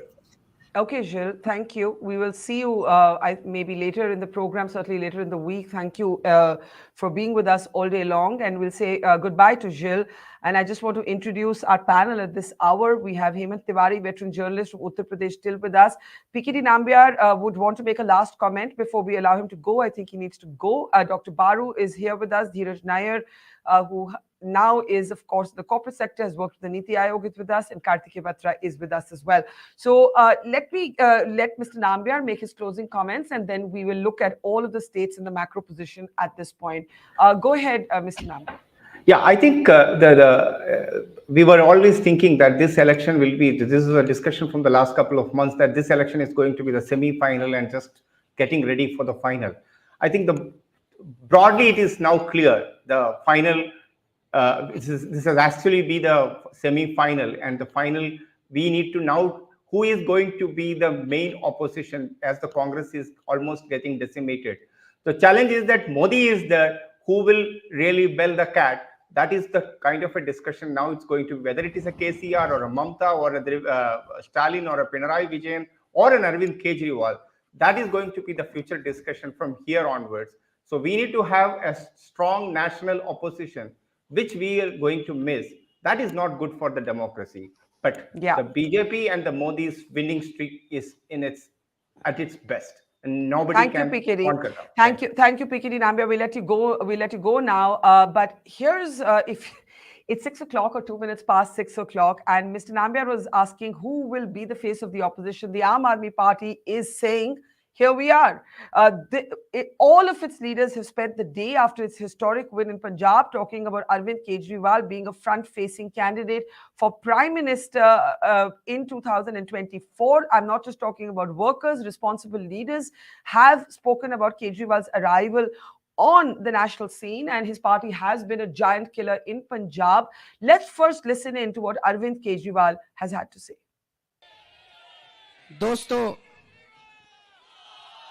आज इन नतीजों के जरिए जनता ने बोल दिया, देश की जनता ने बोल दिया, केजरीवाल आतंकवादी नहीं है, केजरीवाल देश का सच्चा सपूत है, केजरीवाल सच्चा देशभक्त है। जनता ने अपना नतीजा सुना दिया। जनता कह रही है केजरीवाल आतंकवादी नहीं है, आतंकवादी तुम लोग हो जो देश को लूट रहे हो सारे मिलके। दोस्तों, आज हम सब लोगों को संकल्प लेना है, हम सब लोगों को संकल्प लेना है, एक नया भारत बनाएंगे, एक ऐसा भारत बनाएंगे जहां एक इंसान दूसरे इंसान से प्यार करेगा, मोहब्बत करेगा, कोई नफरत की कोई जगह नहीं होगी उस भारत के अंदर। एक ऐसा भारत बनाएंगे जहां कोई भूखा नहीं सोएगा, एक ऐसा भारत बनाएंगे जहां हमारी मां बहनें सुरक्षित होंगी, एक ऐसा भारत बनाएंगे जहां पे अमीरों और गरीबों के बच्चे को एक जैसी अच्छी से अच्छी शिक्षा मिलेगी, एक ऐसा भारत बनाएंगे। मुझे बड़ा दुख होता है, आज आजादी के 75 साल के बाद हमारे बच्चों को मेडिकल की शिक्षा लेने के लिए यूक्रेन जैसे छोटे से देश में जाना पड़ता है। हम एक ऐसा भारत बनाएंगे जहां पे खूब सारे मेडिकल कॉलेज खोलेंगे, खूब सारे इंजीनियरिंग कॉलेज खोलेंगे। हम एक ऐसा भारत बनाएंगे जहां से भारत के बच्चों को यूक्रेन नहीं जाना पड़ेगा, पूरी दुनिया के बच्चे भारत में शिक्षा लेने के लिए आया करेंगे। All right, can we take the banner off? We can now look at the graphics. That's Uttar Pradesh for you, where Yogi Adityanath is also making history, just like Kejriwal. He's, since independence, the only chief minister to get a second consecutive term. I can see Geeta Bhatt, Professor Geeta Bhatt, also with us. Sanjay Baru, if I may start with your thoughts on what this 4-1, and when I say 4, I mean 4 states for the BJP, because it looks very likely that they'll be able to form the government in Goa. And one win, a historic win, big, colossal win for the AAP in Punjab. And the decimation, the absolute wipeout of the Congress in both Punjab and UP tells us about our politics in the run-up to 2024. Sanjay Baru. Thank you, Barkha. I mean, the real surprise, of course, is the numbers from UP, given the fact that though recently the exit polls gave even higher numbers, to the BJP. I think the ground level sentiment that many people were talking about as a result of the lack of economic opportunity, etc., we thought the BJP would not do this well in UP. Punjab is not a surprise. Punjab, I think everybody I spoke to has been around, traveled in Punjab for the last 2-3 months, came back and said to me very clearly that Aam Aadmi Party is going to be ahead of everybody else, and that the Congress is on its way out. Goa has been always like this, a little bit here, a little bit there. So UP, the party has done well, but frankly, 2024 is 2 years away. And I will not jump to any conclusions about the kind of outcome that you might see in 2024. So let's wait and watch what happens in other states. Let's wait and watch how the Congress reacts to its I was just going to say that while we may have no view or sense yet of 2024, we have some very clear sense of the Congress being in disarray. The Congress, depending on whether you look at the Election Commission or you look at private polling agencies, is either down, Sanjay, to 2.5% of the vote share in UP or 1%. It has been routed even in its family pocket boroughs of Amethi and Rai Bareli. And, to that extent, we had Sanjay Jha earlier on the program saying, make Sachin Pilot the Congress president now. You have Pawan Verma, whose own party, the Trinamool Congress, failed to open its account, saying the Congress is in danger of definitive extinction. So, Dr. Baru, what would you say on that? If you look at the historical trends, and just now I saw Indian Express has put out a graphic on Uttar Pradesh voting trends. The Congress collapsed in Uttar Pradesh, dramatically collapsed between 1985 and 1991. It was in those 6 years that you see a sharp decline. And from 91, before Babri Masjid, a lot of people put the blame for Congress, situation in UP on Narasimha Rao and the handling of Babri Masjid. No, from 91 till now, the Congress line is virtually straight. So the Congress doesn't exist in Uttar Pradesh. Yeah. And I have said this, I think, probably on your discussion itself in the past, that the Congress should have worked with Samajwadi Party. Rahul Gandhi and Priyanka Gandhi should have gone to Akhilesh and said, you are our chief ministerial candidate in Uttar Pradesh. We are fully with you. Let's work together. The Congress did not work with Mamata Banerjee in Bengal. The Congress does not work with other regional parties in other states. The Congress is not a national party. It is a regional party, and it has to work with other regional parties. It is only when the Congress accepts that today it is virtually a regional party and is willing to work with other regional parties. Forget about who will be the Prime Minister in 2024, but consolidate the anti-BJP vote, which is what the entire opposition should be looking at. And in Punjab, the Congress, had no chance. They should actually have worked with Arvind Kejriwal. But now in Goa and in Punjab, Congress has pitted itself against Kejriwal, as well as in Delhi. Kejriwal is a rising star. Rahul Gandhi and Priyanka, as I've said many times on your show, Barkha, it's over. That game ended long back. It's the Congress that was not coming to terms with that reality. I've said this over the last 15 years, that this party, this family is no longer in a position to deliver victories. So I think, we need to rethink a lot of assumptions. The BJP, like in the 1950s Congress, the BJP has emerged as the dominant political party across large parts of the country. And I say large parts of the country because they are still not there in Bengal, in Orissa, in Andhra Pradesh, in Telangana, in Tamil Nadu, in Kerala, in Maharashtra. They are still a marginal force in Karnataka, though they stole the last election. The non-Hindi part of India. And as I speak to you today, I'm in Hyderabad. I can tell you the BJP has still not got traction in southern part of India. They have no traction in the south. So unless they communalize the politics of Telangana, there is no future for the BJP in Telangana. So therefore, I think the opposition political parties have to understand that if they are really serious in the business of replacing the Congress, they need a new game, they need a new strategy, they need to rethink them. And Congress itself has to rethink its strategy. And it needs new leaders. Seems to be a number of voices coming from within the Congress. Some, there's also a sense that if there's no leadership challenge to the Gandhis, then could you see more exits? Before I come to everybody else, I just want a perspective from Hemant ji on the Congress इन उत्तर प्रदेश. हेमंत जी, अगर उस पर आप कुछ बोलना चाहें, जैसे doctor बारू ने कहा कि उनको जाना चाहिए था अखिलेश यादव के पास, and they should have accepted, to just be a bit player in that alliance like the other parties did. The fact is that the RLD vote share is higher than the Congress. The RLD seats are higher than the Congress. देखिए, कांग्रेस को एक तरीके से organisationally revive करने की जो कोशिश की थी प्रियंका गांधी ने, उसमें कई अड़चने थी. जैसे यूपी कांग्रेस के पास पैसा नहीं है, कहीं फाइनेंस नहीं था.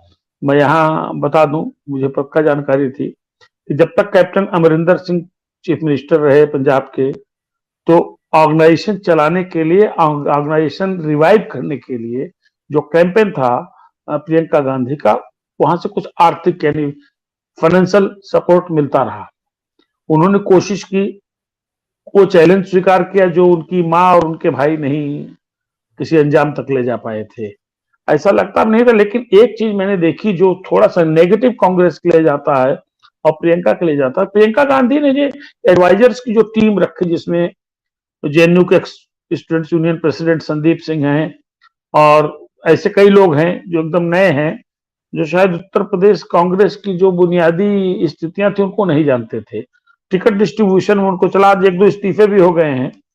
तो मुझे खुद लगता था कि जिस तरीके से उत्तर प्रदेश में अखिलेश यादव घर में बैठे हैं और उम्भा, सोनभद्र से लेकर के हाथरस, लखीमपुर खीरी से लेकर के प्रवासी मजदूरों की समस्या के समय प्रियंका गांधी जमीन पे दिख रही हैं. हो सकता है एक बड़ा वर्ग अभी भी देख रहा है कांग्रेस थोड़ी मजबूत हो तो उसके साथ जाए, क्योंकि कांग्रेस ने भी, बारू साहब ने एक जिक्र किया था, मैं उसमें थोड़ी एक बात ऐड कर दूं. दरअसल बरखा क्या हुआ कि ये बाबरी मस्जिद और फिर वो मंडल आयोग, मतलब मंडल कमंडल जिसको कहते हैं, मंडल कमंडल की राजनीति का दौर जब आया, जिस दौर में 4 बार मायावती और 4 बार मुलायम सिंह यादव यानी समाजवादी पार्टी ने सरकार चलाई, उस दौर में लोगों ने अपनी जातियां पकड़ी.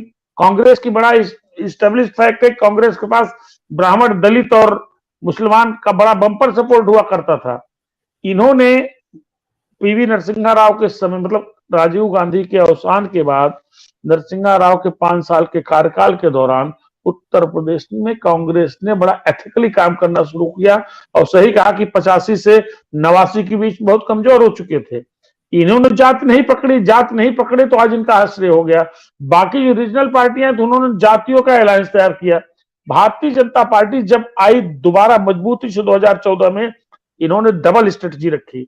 इन्होंने जातियों का एक समूह, छोटे छोटे समूह बनाए, और जो उपाय समाजवादी पार्टी और बसपा ने 4-4 बार सरकार बनाने के लिए किए थे, उन इंग्रेडिएंट्स को भी जोड़ा अपनी स्ट्रेटजी में. जी, मतलब छोटे हेमंत जी, बहुत एनालिसिस करने के लिए आपने बहुत कुछ हमें बताया. Meanwhile, Akhilesh's first comments to PTI are coming. I want to bring in Dheeraj, Geeta and Kartike. The first concession of defeat, the Samajwadi Party was holding out. They believe that the narrow margins may have delivered a different verdict. It's not happened.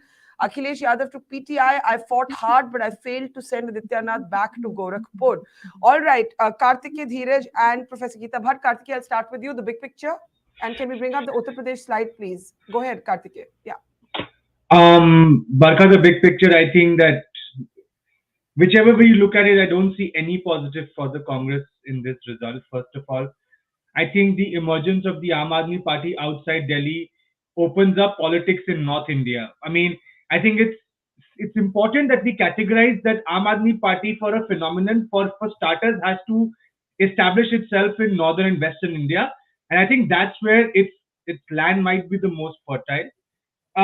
In addition, Barkha, I think the complete decimation of the Bahujan Samaj Party in Uttar Pradesh, I think fundamentally alters the politics of Uttar Pradesh into now a bipolar polity, whichever way you look at it.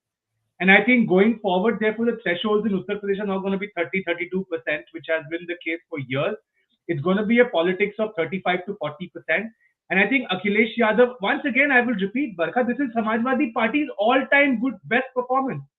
But it's just not sufficient enough to beat the bar that was set by the BJP in 2014, 17, 19. One more thing. people who say that BJP का core vote सिर्फ 20% है UP में, that's not true anymore. That is the pre-2014 reality. As of now, I don't think anybody has an idea as to what exactly the BJP's core vote is. That will only be clear when the BJP faces a defeat in UP. But clearly, it's not 20% anymore. It could be 30%, it could be 35%. But the BJP core vote now, starting point in UP now is much higher than what it used to be. The next big vote bank to look at in UP, the next big vote bank that will be chipped away at is the Jata vote bank as Mayawati becomes more and more irrelevant. So that's going to be 10 Well, to 12% Mayawati still picked up 13% of the vote, and the Samajwadi Party has been very miffed about that all day, even though it translated into just 3 seats. Because if you add up, and obviously, sorry, that is, by the way, Yogi Adityanath at the Lucknow party headquarters. The BJP workers, they're drenched in color. Karthik, I can see Hemanji wanting to say something. Hemanji, can we unmute Hemanji? 1 minute. Hemanji, boliye. There is a big news from Sirathu. Yes. Keshav Maurya lost the election. Keshav Maurya, that's so interesting. BJP's own deputy chief minister has lost. इसको आप किस नजरिए से देखते हैं, हेमंत जी? मुझे लगता है कि लोकल नाराजगी उन पे भारी पड़ी. उन्होंने कॉन्स्टिट्यूंसी को मेंटेन नहीं किया, लोगों से थोड़ा सा उनका संवाद कम रहा. और एक बड़ी भारी चीज देखने वाली होगी, आप देखिएगा कि 3 बड़े नेता जो बड़े ओबीसी चेहरे थे भारतीय जनता पार्टी के, चूंकि आज भी ये मान के चलिए कि गैर यादव ओबीसी का ज्यादातर हिस्सा भारतीय जनता पार्टी को सपोर्ट करता है. 5 साल की सरकार के दौरान सबसे बड़ा ओबीसी चेहरा केशव मौर्य थे, जो चीफ मिनिस्टरशिप के बराबर के दावेदार थे. इससे मुझे ये भी समझ आता है, सॉरी हेमंत जी, मैं आपको इंटरप्ट करी, मुझे ये भी समझ आता है कि वोट पार्टी के लिए है या मोदी जी के लिए है, because even in other states like Uttarakhand you have actually seen the chief minister losing but the BJP winning. Hemant ji, मैं एक बात पूरी कर दूं. आप जो दिखा रहे हैं चेहरे, Swami Prasad Maurya lost the election, Dara Singh Chauhan lost the election, Dharam Singh Saini lost the election. ये तीनों कैबिनेट मंत्री थे जो ओबीसी चेहरे थे और डिप्टी सीएम जो एस्पिरेंट थे चीफ मिनिस्टरशिप के. और इस बार ये भी कयास लगाए जा रहे थे कि अगर थोड़ा सा बीजेपी नैरोली जीतती है तो केशव मौर्य एक ओबीसी फेस के तौर पर योगी आदित्यनाथ का रिप्लेसमेंट हो सकते हैं. लेकिन वो खुद अपना चुनाव करीब 10,000 वोट के आसपास से हार गए, शुरू से ही ट्रेल कर रहे हैं. जी, okay, let me just bring in Dheeraj, and sorry Karthikeya, I'll come back to you. Just let me get Dheeraj and Professor Geeta Bhatt. Professor Geeta Bhatt, if I may bring you in now, what do you think this does to the dynamics within the BJP? Will Yogi Adityanath's politics remain confined to UP, or is it also his arrival on the larger stage within the BJP as well as the national stage? Geeta ji.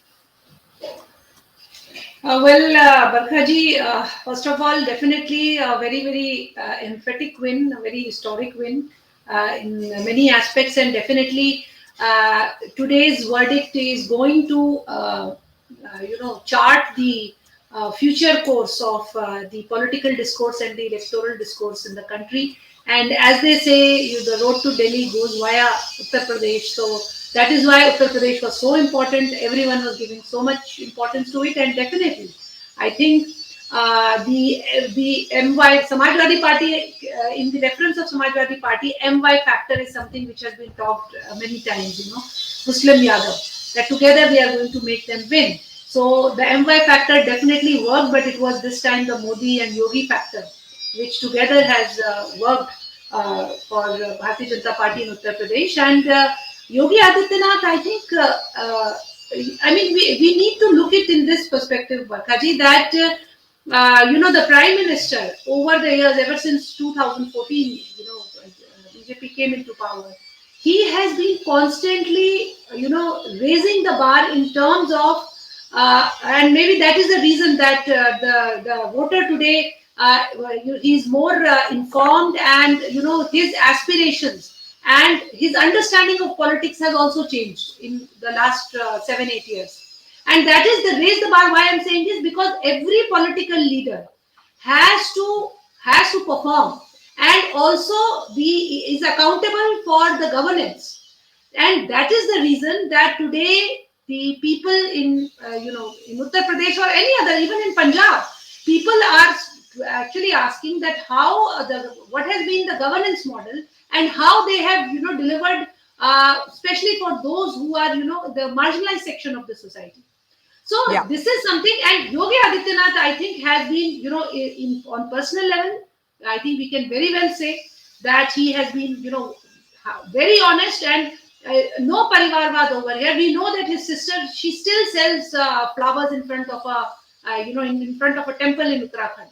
So these are the things which matter a lot. I mean, it is the kind of the character of a person, the conduct of a person who is at a leadership role, to lead by self-example is something which both the Prime Minister and Mr. Yogi, they both have shown, and that is why, their stature in Indian politics is what it stands today. Dheeraj has been waiting patiently. Dheeraj, if there were some takeaways for you, one is that welfareism is clearly at the heart of politics. Welfareism welded with a certain kind of identity politics, welded with the cult of personality. Those are just my short, sort of quick takeaways. Dheeraj Nair, let's bring you in. Dheeraj, go ahead.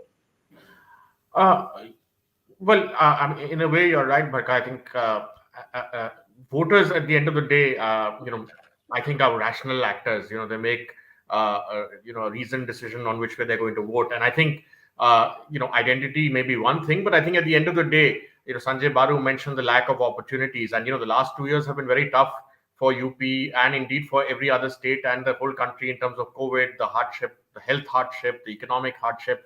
So you could, in that context, reasonably assume that the voters may look for change or may look for something different, but they also see what they have got. So they may not have got the high class jobs or the well-paying jobs, but they have got law and order.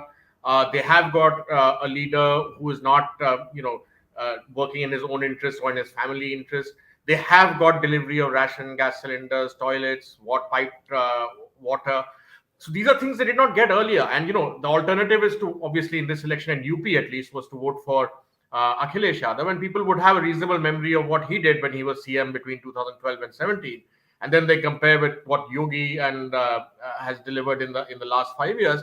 And I think, it's a reasonable assessment that I think a lot of voters could take a very reasonable call that, this government has at least delivered the basics in terms of law and order and welfare. And, nobody else could have done much differently, or nobody else in UP would have done much differently in terms of, handling COVID or, some of the adversities. So I think it's a rational choice made by voters. They are getting, their due in some way. It's very basic. I agree. The bar is low, but the bar has been set low because of previous governments, because previous governments, particularly in a state like Uttar Pradesh, didn't even deliver the very basic law and order and welfare to the people, which is a basic task of government. So I think in that sense, the BJP, by focusing on first principles, and of course, what Professor Bhatt said, the personal image of Yogi ji and the Prime Minister as being meritorious, self-made men, not particularly flamboyant in their lifestyles. Yogi ji, and certainly not, even if you can argue Mr. Modi likes his good clothes and travel and so on. But I think compared to the entitled dynasts, say Akhilesh or the Gandhis, they come across as very, very different politicians, and people do believe that they are working in their best interest. They may not always succeed, but at all times they are trying, which may not be the case, or which may not be the perception they have of the opposition. So I think that is what I take away, that if you get your first principles right, I don't think this is only about identity. I don't think this is a vote only. I think it would not be enough for Yogi and Modi to just say, vote for us because you're Hindu and vote against Muslims, or that kind of polarization. This is more than that. You would not get two terms in UP. You would not get two terms in India with such decisive mandates if that is all you are peddling. You might be a small factor of that, but I think there is a certain delivery of the basics of governance, which in Uttar Pradesh had been missing for years, perhaps decades also. So I think in Uttar Pradesh, certainly, I see the restoration of government and the basic elements of governance as a very big factor. And in a place like Uttarakhand and Goa, where those are perhaps a little more prosperous states, so these things should not be such a great factor. I think again there it's the lack of opposition. People don't have faith in the Congress, and they're willing to give Prime Minister Modi the benefit there. I mean, because the local faces were not so strong. Yeah. You can see him lost. So it's a clear vote and Modi's model. Yeah, so I want to now step back and spend the next 20 minutes looking. We've analyzed the elections and what they mean so far, but what do we, what does this mean for national politics? I know, Dr. Baru, you said you'll make no prospects for the future, and politics is volatile always. But, one story, of course, is the Congress.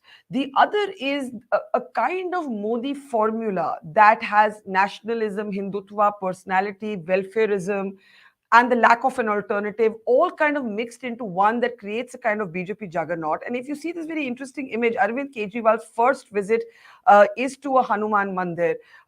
Charanjit Channi and Bhagwant Maan both visited a Gurdwara in the morning. There is a different way of handling religion now in public life that has come to be mainstreamed, I guess, and maybe that's absolutely fine. I don't know what you think, but there's something that's shifting in India and in Indian politics. Oh, yeah. Well, look, I mean, religion is important in this country, and there's no running away from that. But people don't vote, as Dheeraj correctly said, only because of their religious loyalties. And I think the funny thing about, when Dheeraj said UP, things are better, well, the aspirational India that Prime Minister Modi spoke about in 2014, if aspirational India is seeking Russian and law and order, there's a low level of aspiration. So going forward, I am, the real challenge for the opposition, in my view, is to be able to raise the bar for aspirational India. The reality is that what has been delivered in the last 5-6 years is not adequate for a developing country like ours. We talked about India being a $5 trillion economy. Just 3-4 years ago, we were saying by 2024, India will be a $5 trillion. We are nowhere near being a $5 trillion. We had set these aspirations. When Narendra Modi became Prime Minister, he raised the aspirations, spoke about an aspirational India, that India is a rising, etc., etc. Today, India is not rising. And the level of aspiration, if it is only law and order and a bag of rice, I mean, that is not the India that we were looking at in the first decade and a half of the 21st century. So the opposition has to be able to articulate the aspirations of a new India, of a young population, and be able to show by 2024 whether Yogi or Narendra Modi or whoever is able to deliver on those aspirations. Not simply say, there's law and order. Law and order is the basic job of any bloody government. To claim that as a great achievement in an election, I mean, that for me is a joke. That's why I said you come out to the southern part of India, law and order is not an issue because it is there, it is assured. And basic livelihood security exists in large parts of peninsular India. So I think raising the level of aspiration and asking the basic questions: where are the jobs? Where are the medical colleges? Where are the schools? That is what Arvind Kejriwal is now talking about, and I think that is a challenge for the opposition, to raise the aspirations so that people don't get elected simply saying, I've provided you law and order, I've provided you a bag of rice, I've provided you a gas cylinder. I mean, these are all the basics of modern life. Yeah. So let's see how things go forward. Kartikeya, and Hemant ji, I know you're in a hurry, but अगर आप 1 minute wait करें, मैं उसके बाद आपके पास आ रही हूँ. Kartikeya, go ahead. No, Barkha, I think what Mr. Baru is saying is important. So if you go by the exit polls, something that I mentioned in the morning as well, if the exit polls are correct, you are seeing a dichotomy in the way that men who seem to be the more aspirational, economically mobile lot in a rural state like Uttar Pradesh, that's where the competition between the SP and the BJP was more. It was much tougher because the men who could not get jobs or could not find enough employment were the ones who turned away from the BJP. Whereas the women who were satisfied with the subsistence that was being provided in the form of ration and certain amenities and other benefits, that is where the BJP leapfrogged ahead of the Samajwadi Party. And so I think we will have to understand how this dichotomy sort of works its way in the next few months or years. One other point before you go to Mr. Tiwari, I think, is that again, from this morning, Barkha, remember I told you the way Mr. Kejriwal works and how, he can get under the BJP skin. he made one speech after the election victory, and just look at the ingredients of that speech. He spoke about हमारे बच्चे Ukraine नहीं जाएंगे. He spoke about that there'll be no nafrat, there'll be harmony. He spoke about there'll be no inequality, and then now he's going to a mandir. Do you see how subtly he combines all the ingredients that the BJP is touching somehow, and is in a position to counter all of those ingredients just via his political posturing? The man has the capability to do that, and I think he's going to be a bigger headache for the BJP now that he has an entire state to himself. Yeah, very interesting. The rise and rise of Kejriwal. And Dheeraj, any thoughts on that? I mean, there is a kind of alternative politics that is shades of the BJP welded with, I mean, the Aam Aadmi Party very deftly trying to position itself as different from the BJP, but it hasn't really spelled out that difference except for not having hard Hindutva at its core. It's even got patriotism. It's even got patriotism in its school books. Yeah, I think I beg your pardon. In many ways, Mr. Kejriwal is very similar to Mr. Modi in what he's promising. It's again the basics, right? In Delhi, what do they say? हमने मोहल्ला clinic किया, school, सरकारी school अच्छे किए. So basic, what Mr. Baru would say are very basic things which every government should do. But the point is that in India, these are basic things which have not been done by other governments, right? If they had already been done by previous governments, then this would not hold any appeal. But the fact that this has not been done. That said, I think now that they have got full state, because Delhi, their complaint was always that it's a half state. Now they have a full state, and Punjab has a lot of challenges. So I don't think it's going to be as easy as or as straightforward as Delhi. There are a lot of problems, a lot of aspirations, a lot of complexity. So let's see what they make of it. I think it's too early to say 2024 will be Kejriwal versus Modi. It will not be. Because if you look at the way they performed in Uttarakhand and Goa, AAP has been in Goa for a while as well, got 2 seats. I mean, that's not replacing the Congress in any way. So I think it's far too early. It's again, if they do that, it'll be a mistake like it was in 2014. I think if AAP wants to make its way up, like the BJP made its way up, it takes about 15-20 years. And I think if Mr. Kejriwal and his party are willing to put that in, I think he will probably challenge a future BJP leader, but not Modi. I think Modi will be around for a while. Kejriwal can possibly come in later, and he'll follow the same playbook. The Hindutva, the showing his religious beliefs, the welfareism, the appeal to honesty, integrity, no corruption. It's the same playbook. So I think the Congress is so discredited. I mean, it's the same playbook to the extent that when Kejriwal made his speech today, he referenced himself in third person, which is a very Modi way of delivering speeches. Absolutely. Right? So I think they're very much in the same mold, and I think at this particular point in time, that's the kind of leader India is looking for. I mean, Indian voters are looking for. They're looking for strong people. It's a very interesting thing. Is Kejriwal playing from the Modi playbook? I'll put that to Geeta Bhatt and Sanjay Baru in just a second. All right, what is this? Congratulations to AAP. Kejriwal must rein in Khalistani elements, otherwise Punjab can become Kashmir, says Gautam Gambhir of the BJP. Whereas Kejriwal made a very sort of I told you so speech on how he's the actual Deshbhakt. Hemant ji, agar aap kuch aakhir mein kehna chahe before we let you go, and then we look at this very intriguing idea of Kejriwal actually borrowing and readapting the Modi playbook. Hemant ji, go ahead. देखिए, यही सोच करके तो ममता बनर्जी अखिलेश यादव के साथ आई थी, और जो केजरीवाल कर रहे हैं, क्या क्या अखिलेश यादव ने भगवान परशुराम के मंदिर का उद्घाटन नहीं किया?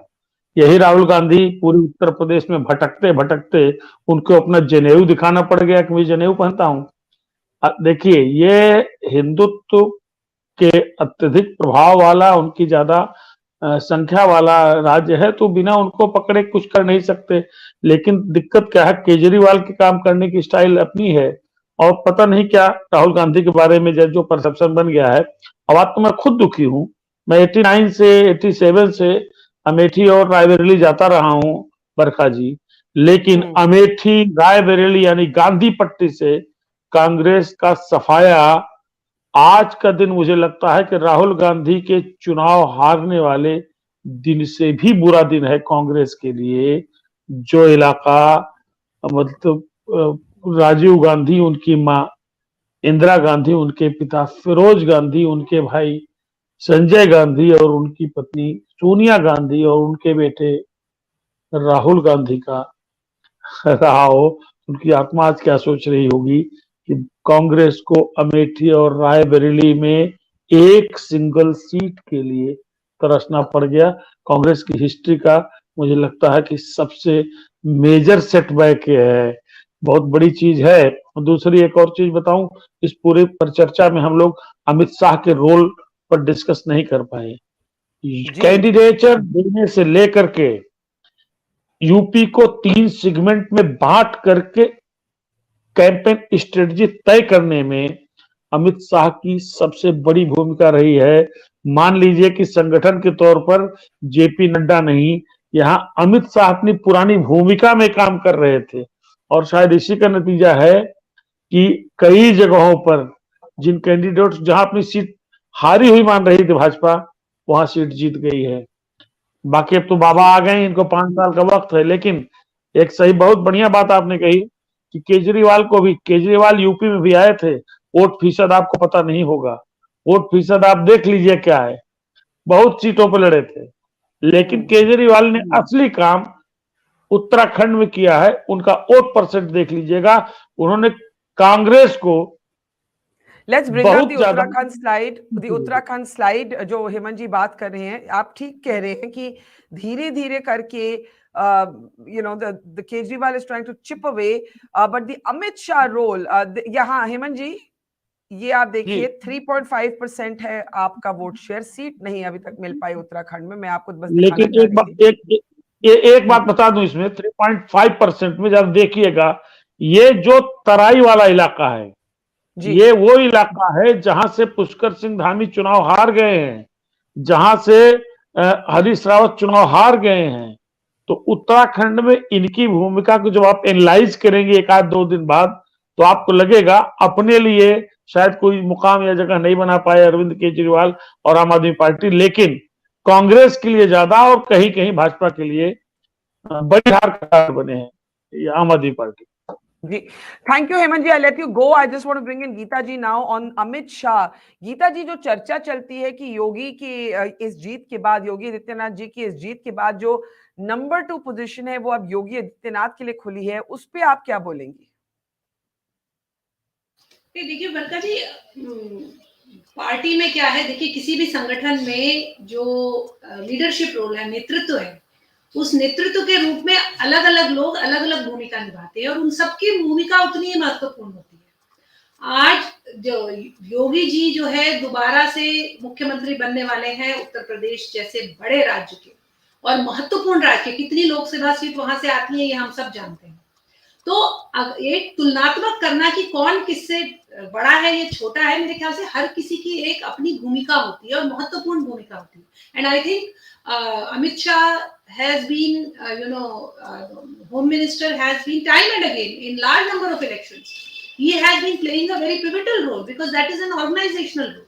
And I think that is what is required in any party where people, they together, they strategize and they work towards, achieving the goal of working for the people and in the process winning the elections. But I want to put forth 1 or 2 more points. For example, because Sanjay Baruji was saying that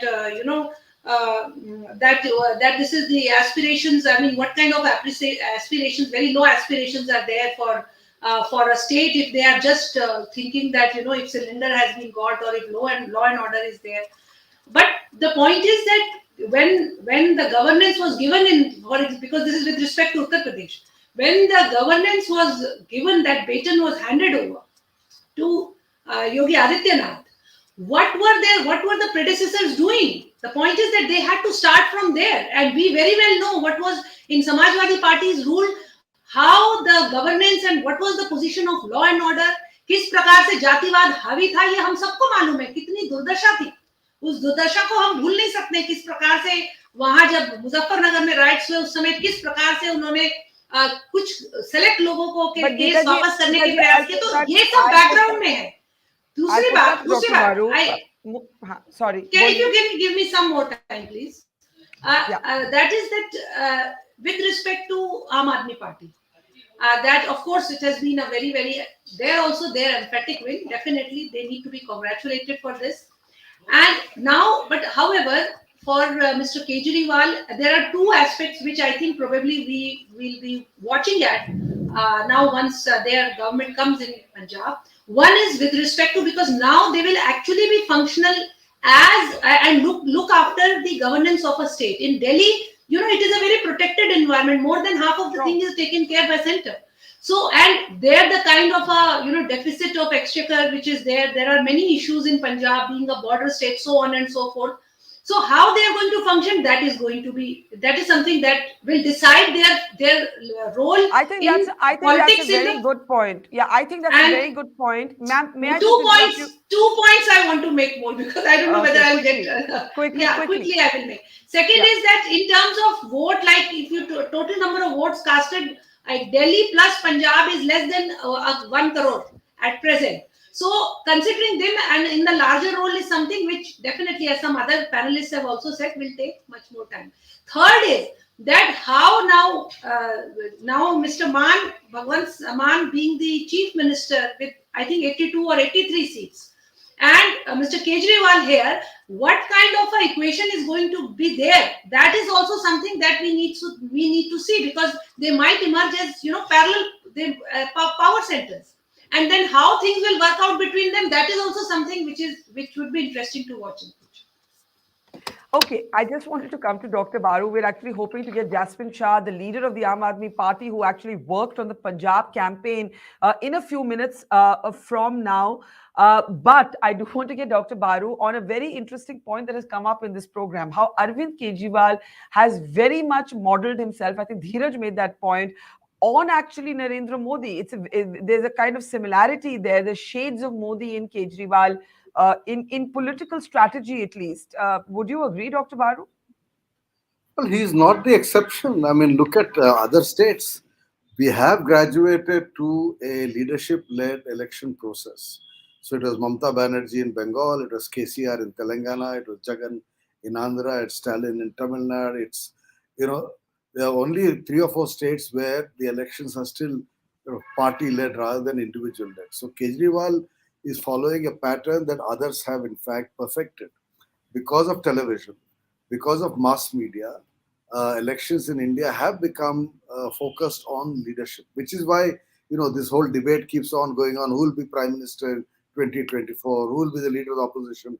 Because that has become important. And I think, therefore, Kejriwal is doing what several other regional party leaders have done, which is to focus the attention on himself. And using religion, everybody does. I mean, it's now become across the board. All political parties understand the role of religion. Whether we like it or not, that seems to be a reality. But if you have time, I'd like to make one additional point. Sure. Which please. About the future of what is happening. You see, in 2014, Narendra Modi grabbed the leadership of the BJP from the Delhi party leadership. He grabbed. Don't forget. Lal Krishna Advani, Sushma Swaraj, Arun Jaitley, Rajnath Singh, all the senior leaders of the party had no option but to support Narendra Modi, because it happened in Goa, if I remember correctly, didn't it? Exactly. He pitched his flag and grabbed leadership. So politics is not like a government job that from additional secretary you become secretary, and from secretary you become cabinet. That's not how politics works. Kejriwal is seeking to grab leadership just as Mamata Banerjee is seeking to grab leadership.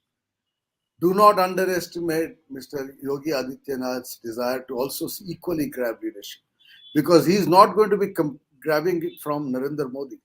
If by 2024 Modi's popularity goes down, because if the country continues like it is now, and the next year is not going to be a particularly good year for the country, given the global situation, and if the contest is between Amit Shah and Yogi Adityanath, they're not going to sit back and say, okay, what will the boss decide? What will Nagpur decide? Who's going to get promoted from being chief minister to prime minister? There will be a power struggle. And in that power struggle today, Mr. Yogi Adityanath has positioned himself in a far better position than anybody else.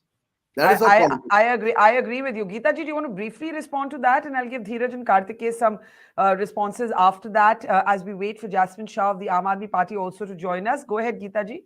That Yogi Adityanath is today better positioned to make a claim for power post-Modi or even with Modi there, Dr. Baru seems to be saying, than certainly Amit Shah or any other leader in the party.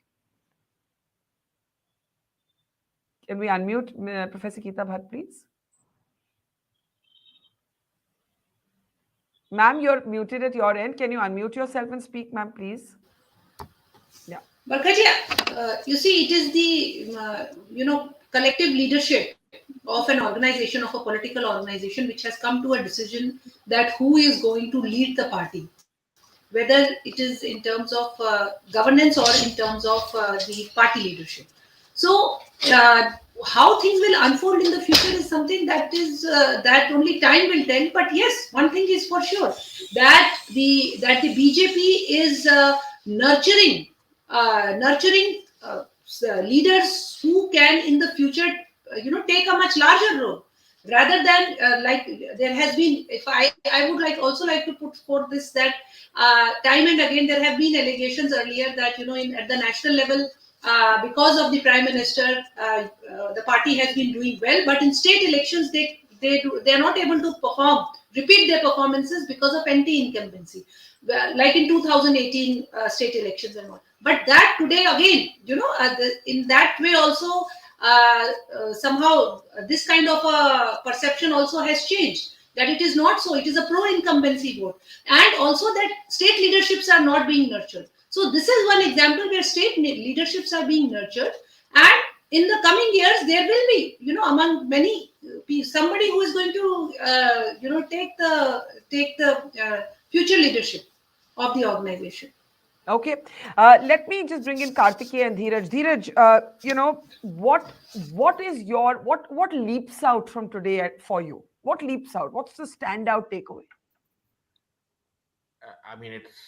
I think the standout takeaway is that BJP and Prime Minister Modi are in pole position for 2024. I think the talk of number two is again like the talk of AAP going national and being an alternative. The talk of number two in the BJP is also premature.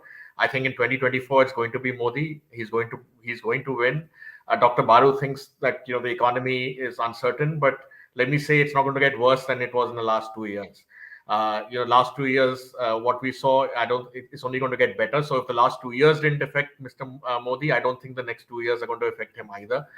So I think that's the biggest. The second takeaway very clearly is that Congress is increasingly not seen as an alternative, even at the state level, forget the national level. And if they don't do something about their leadership, then it's going to be, I think, a fairly quick decline into total irrelevance. As you can see in UP as well, earlier in the program, we were talking about how Dr. Baru said he should have gone to Akhilesh.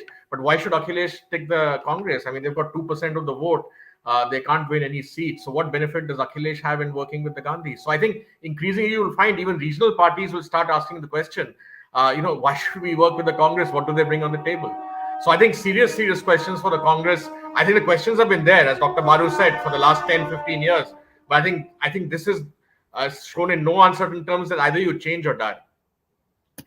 Either you change or die. And I think Randeep Surjewala of the Congress has so far blamed Captain Amrinder Singh for being wiped out in Punjab. And we can play that clip out in just a moment if we can stack it up. But Kartikeya, do you want to come in there? I just say one small thing, that it's interesting that Surjewala said that we've lost because of anti-incumbency of Amrinder Singh for 4.5 years, and Channi only had 112 days or whatever it is. But the BJP changed 3 chief ministers in Uttarakhand and still won a very comfortable win. That's right. So and that chief minister lost, and they still won. So some of those explanations now, the Congress explanations also sound stale and the same again and again that we will learn. How long will we learn? Right? Can I just actually, absolutely. But can I just play that out, and Kartikeya, you can comment after that. This is Randeep Surjewala on the defeat. It's a fact that the results of the 5 election-going states are not as per our expectations. We expected far better results in Goa, in Uttarakhand and in Punjab. And we accept that we have not been able to completely win the trust of people of these states. In Punjab, Congress party presented a new leadership in Sardar Charanjit Singh Channi, who is son of the soil, comes from a very humble background, is honest and dedicated to the cause of people of Punjab. But the entire incumbency of 4.5 years under Sardar Amrinder Singh, we could not overcome. People voted for a change, and we congratulate for Punjab the Aam Aadmi Party, Sardar Bhagwant Mann, as also Shri Arvind Kejriwal.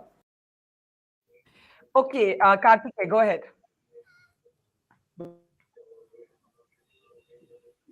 Karthik? Yeah, Barkha, I don't think that the emergence of Aam Aadmi Party as an alternative to 2024 is far-fetched.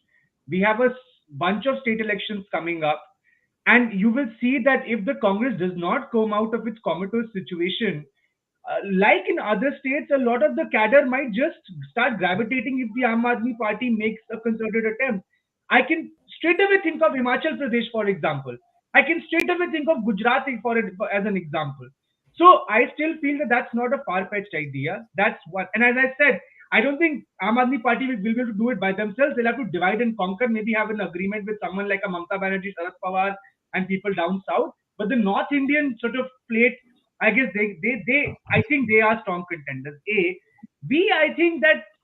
Meanwhile, the MGP, which allied with the Trinamool Congress, has extended support to the BJP. But and Barkha, just on a lighter note, for people like you and I who are Dilliwalas, I guess Aam Aadmi Party winning Punjab is also good news, because now they can't blame anybody else for the pollution in the winter. So hopefully we'll have a resolution to that problem. This is true. Yes, this is a good point, and I think it's a very parochial point. Not entirely. There's Haryana in between. No, but Haryana has been cooperating. Haryana, as per Mr. Kejriwal, has been cooperating. It was Punjab that was not cooperating, but now with Punjab on board as their own state, I don't think they'll have an excuse. So I think my takeaway is the BJP, after a bunch of electoral setbacks at the state level, Barkha, getting one strong round of state elections in their favor. I disagree with Professor Bhatt when she says that the BJP performs in state elections as per national elections, because if you compare 2019, 2022, there's still an 8 percentage point drop in the BJP's vote share. So that is still the theme, but just that they've been able to form the government this time, and they were sufficient enough for the opposition. I think the Congress's sort of movement into irrelevance continues, and I think that's one story that I guess all of us are so fed up of, that now all of us are looking for some other alternative. And ironically, somebody who, as you're saying, borrows from the playbook of Mr. Modi and is capturing the Congress vote state after state. Yeah. I can see actually Jasmine Shah trying to connect with us, and hopefully we'll have him in a couple of seconds. Dr. Baru, any last thoughts? Well, Barkha, I think I agree with what Karthikeya has just said about Aam Aadmi Party, because see, what works for BJP still is a old template, whether it is about security or welfare or delivering and money power. But where you come across a aspirational India that's seeking change, that was the message of Narendra Modi in 2014. We keep forgetting that. He performed in 2014 the way he did because he represented he was a symbol of hope, right? After 10 years, he's no longer the symbol of hope. Whatever the factors that may have contributed to his better performance in UP, the Prime Minister today is no longer the symbol of hope for a new generation of voters. That's very interesting, but talking that is about what hope, Arvind Kejriwal is. Okay, all right. On cue, you've said Arvind Kejriwal is a symbol of hope, and I have with us at this hour Jasmine Shah, a young politician who actually worked hands-on, steered the Punjab election campaign. So congratulations to you, Jasmine. It is a big moment. And Sanjay, you came just like you lived a long life, because Sanjay Baru was just making the argument that Kejriwal represents hope for a younger generation more than the Prime Minister does today. So big, huge victory in my home state of Punjab. Well done, but what do you attribute to? It's clearly an anti-establishment inqilab vote, as Mr. Kejriwal tweeted. But all of your party mates have today all been saying that this is the arrival of Kejriwal on the national stage. Now it's Kejriwal for PM as a contender in 2024. How do you see the national impact, Jasmine, of what we have seen happen in Punjab? Barkha, thank you. It's always a pleasure to talk to you. You asked me two questions. First, what do we attribute the Punjab tsunami to? And second, where does AAP go from here? Let me take the first question first. It is an overwhelming mandate. Let me say this is not some kind of a tactical brilliance because of which AAP has won today. This is almost once in a century moment for a state like Punjab when such a large mandate has been given. And it therefore signifies a break from the past. What is the past? The past was that for the last 50 years, two parties were, switching their seats in power. People would be fed up with one party, they would give power to the other party. They'll again be fed up with one and go to the other. And the issues of the people have been festering and been neglected for decades. You talk about the drug mafia, you talk about the sand mafia, liquor mafia. So Punjab has these long-standing issues which no political party seemed to be able to move the needle on. And today, we fought obviously Punjab elections in 2017, but perhaps we were at that time not able to convince the people of Punjab that we are ready for Punjab, which is not the case in 2022, where people have seen us running a very mature and an effective government in Delhi, which we call the Kejriwal model of governance. People believed Kejriwal model of governance. People believed that AAP today, more than any other party in India, stands for change. It stands for a break from the past, and it stands for the aspirations that youth have for this country. The youth are not interested in Mandir Bana Diya, Samshan Ghat. These are the kind of narratives that are dominating election campaigns everywhere. We are the only people who are talking about jobs. We're talking about quality schooling, education, healthcare, hospitals. So I think the new India really identifies with Aam Aadmi Party. And we were able to set a base. Our cadre, our people, our volunteers have worked very hard to go to absolute corners and villages and pins of Punjab. And that is where, that is what has resulted in this victory today. Can I ask you, is all the Aam Aadmi Party leaders we've been talking to all day, and you haven't answered that part of the question, and I agree with you on Punjab, it's an anti-establishment, anti-politics as usual, a hopeful vote, as Dr. Baru was saying, and you're absolutely right about the mood in Punjab. What does this do to the national aspirations of the Aam Aadmi Party? It isn't a hop, skip and jump, as you know from being in politics, to go from one state to the next. It's a long, arduous process. Punjab took you 2 tries. And Punjab is a unique state, and you're not facing the Modi juggernaut there as you would in other states. That's another key difference.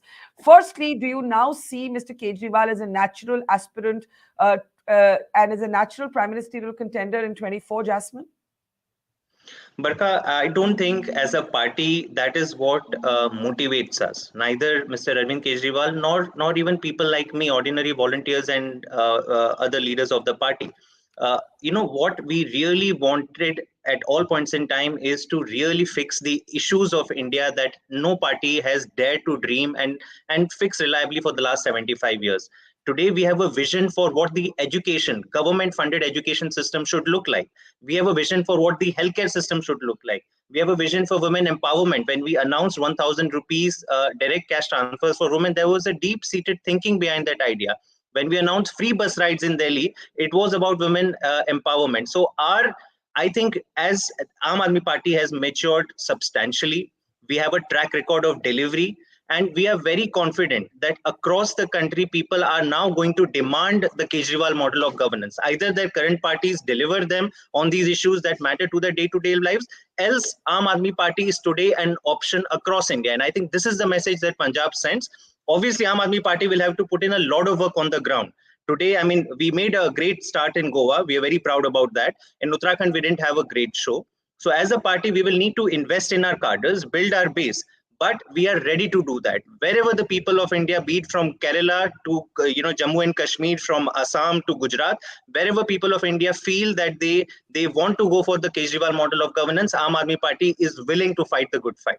Well, those are your shots of your sort of two seats that you were Mumbai. living in Goa. Is that Mumbai or is it Goa? Well, we've actually merged all the I think celebration Goa. shots together. Yeah. Yeah, I think that was Goa. Nilanjan Sarkar of the CPR, Center for Policy Research, well-known psephologist, is with us. Jasmine, you finally, in journalism, it would call burying the lead. Your last sentence was the headline. The AAP you now see as an alternative everywhere, a possible alternative everywhere in India, but you recognize, of course, that it has to be built bottom upwards. It's not actually going to be easy. I want one comment from you. I know you're here with us for a little bit longer, but I want to open up your comments for our panel. One last question to you, then I'll go to the others. We were talking earlier about whether Mr. Kejriwal in some ways has borrowed and learned from the Modi playbook. Strong cult of personality, welfareism, a certain kind of emphasis on nationalism, and no aversion to a kind of Nehru, to a kind of soft place for religion in the political imagery of his politics. What would you say to that, Jasmine? I think there cannot be any comparison, I would say, between the operating styles of Mr. Modi and Mr. Arvind Kejriwal. And I don't say that because I work with Mr. Arvind Kejriwal. Here's a leader who has genuinely believed in saying that when he says that, education and healthcare is what is going to transform India. We have been given only 5 to 7 years of an opportunity. Today, nobody debates the fact that AAP has done a wonderful work in education and has set up a model for the people of this country. Mr. Modi has been in politics for, how many years? Can anybody say that he has fixed the government schools of even one state? Can anybody say that he has built a world-class healthcare system, be it primary healthcare of mohalla clinics or tertiary healthcare? So I think we see the agendas and the priorities of these two leaders are very, very different. Obviously, we respect, the sentiments of the people. We are Deshbhakt. We don't deny. I mean, our definition of Deshbhakti is different from what BJP's macho Deshbhakti is. For us to stand by the people of this country, to make sure that the goods of governance reaches the last mile. The poorest of the poor today sees in Arvind Kejriwal as a person who they can trust, who they can, believe in. And that is for us true Deshbhakti. That we said that today, and you must have seen that, Arvind Kejriwal ji said that हमें बाबा साहेब अम्बेडकर और भगत सिंह का सपना पूरा करना है. What is उनका क्या सपना था? उनका सपना था कि अमीर हो या गरीब हो, be it the child of a car or a cab driver or that of a judge or an officer, they should have an equal crack at opportunities of life. And that will happen only if you make India's healthcare and education system at par with that of the developed world. Only Arvind Kejriwal believes and is working on that dream.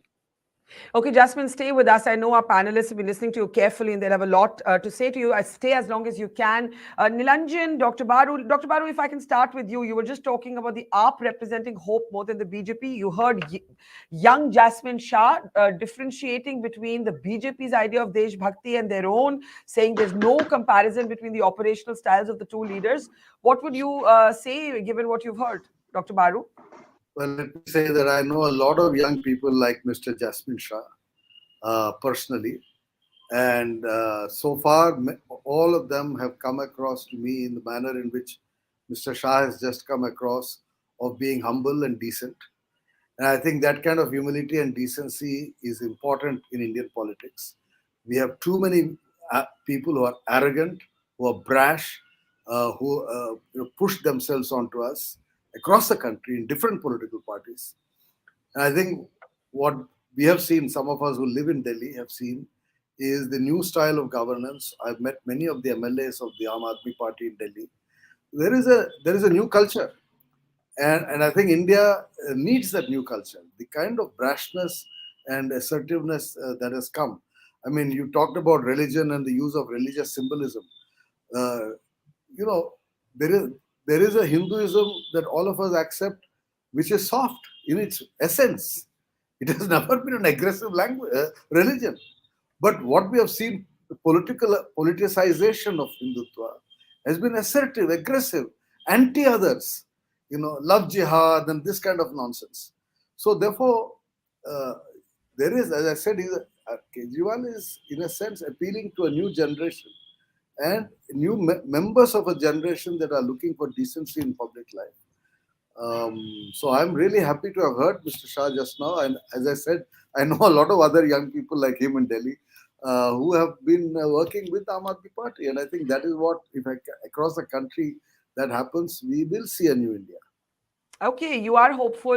Amit Puri of the BJP is joining us. But Nilanjan, do you have any comments on what we have heard thus far from Jasmine and also, of course, Arvind Kejriwal's victory speech, Bhagwant Man's extremely, I thought, charismatic and funny speech where he did a roster list of the big losers in Punjab. And he's a natural politician with all his, I mean, the opposition did try and corner him on a number of issues, but he came out tops. And in many ways, it was a vote for what, I met voters in Punjab who all spoke about what Jasmine just called the Kejriwal model. So there used to be a Gujarat model, and now there's a Delhi model. And that is how Kejriwal is building his political story. Nilanjan? Look, I mean, Indian politics right now, especially in North India and the heartland, is a politics that's in flux. When we look at the results today, we see a Congress party that has not done very well. And we know that as far as national politics is concerned, there are a number of head-to-head BJP-Congress fights in national elections. And the BJP, as I've mentioned many times in the past, 2014, 2019, the BJP has won more than 90% of the time going head-to-head against the Congress. It's striker against Congress more than 90%. What it means is that at a national level, the opposition can no longer be competitive if that's what's happening with the Congress. Now, in numbers, just Punjab and Delhi, perhaps Aam Aadmi Party doesn't have the empirical impact that Congress does. But given that it is a system in flux, and given that Arvind Kejriwal and the quote-unquote Delhi model appeals so strongly across North India, not just in, it's one of these funny things. It's not actually just in Punjab. Even in UP, where obviously Aam Aadmi Party was not going to win, you do hear people telling me about Kejriwal, right? I mean, he's a national figure in that way. And so because we're in a period where politics is in flux, the next, maybe not by 2024, but the next 5 to 7 years, will be very determinative of how politics changes in North India, whether Aam Aadmi Party is able to break in, whether it's able to find a language of opposition, and win the trust of people who are perhaps upset with the BJP. I think what the UP verdict, just very quickly, I think what the UP verdict shows us is there actually was a lot of anger against the BJP. Let's just switch to the UP slide as Nilanjan talks about it, and then I want to go back to Jasmine and bring in Amit Puri as well. Yeah, go ahead, Nilanjan. Yeah. I think just very quickly, I think there was, in fact, a lot of anger against the BJP. A lot of us picked it up, but we also knew that those people in the end would say, but I'm still going to vote for the BJP because I just don't trust that the opposition can do it for me. So the big challenge for Aam Aadmi Party or any sort of opposition actor is to get that trust. And once they develop that trust, they can be a genuine challenge to the BJP in the Hindi heartland. That's interesting. And I want to bring in Jasmine on this point. Jasmine, where, the AAP and the Congress had an ill-fated brief relationship that went up in smoke, so to speak. Is that a relationship that can be reconsidered, or is the Congress now irrelevant to many of the non-BJP forces today looking to build a wider alliance? When I interviewed Arvind Kejriwal, albeit before this historic result, and I tried to ask him about him and Mamta Banerjee, he was very careful, very charming about Mamta. He said she's my Didi, whatever she says. But today, it's a different place. There's a new gung-ho-ness in the AAP worker. The workers are talking about Arvind Kejriwal throwing his hat into the ring for 24. It's clear that any anti-BJP front will need a face. Is Arvind Kejriwal that face? But I do not think that AAP is, worried about these questions at the moment.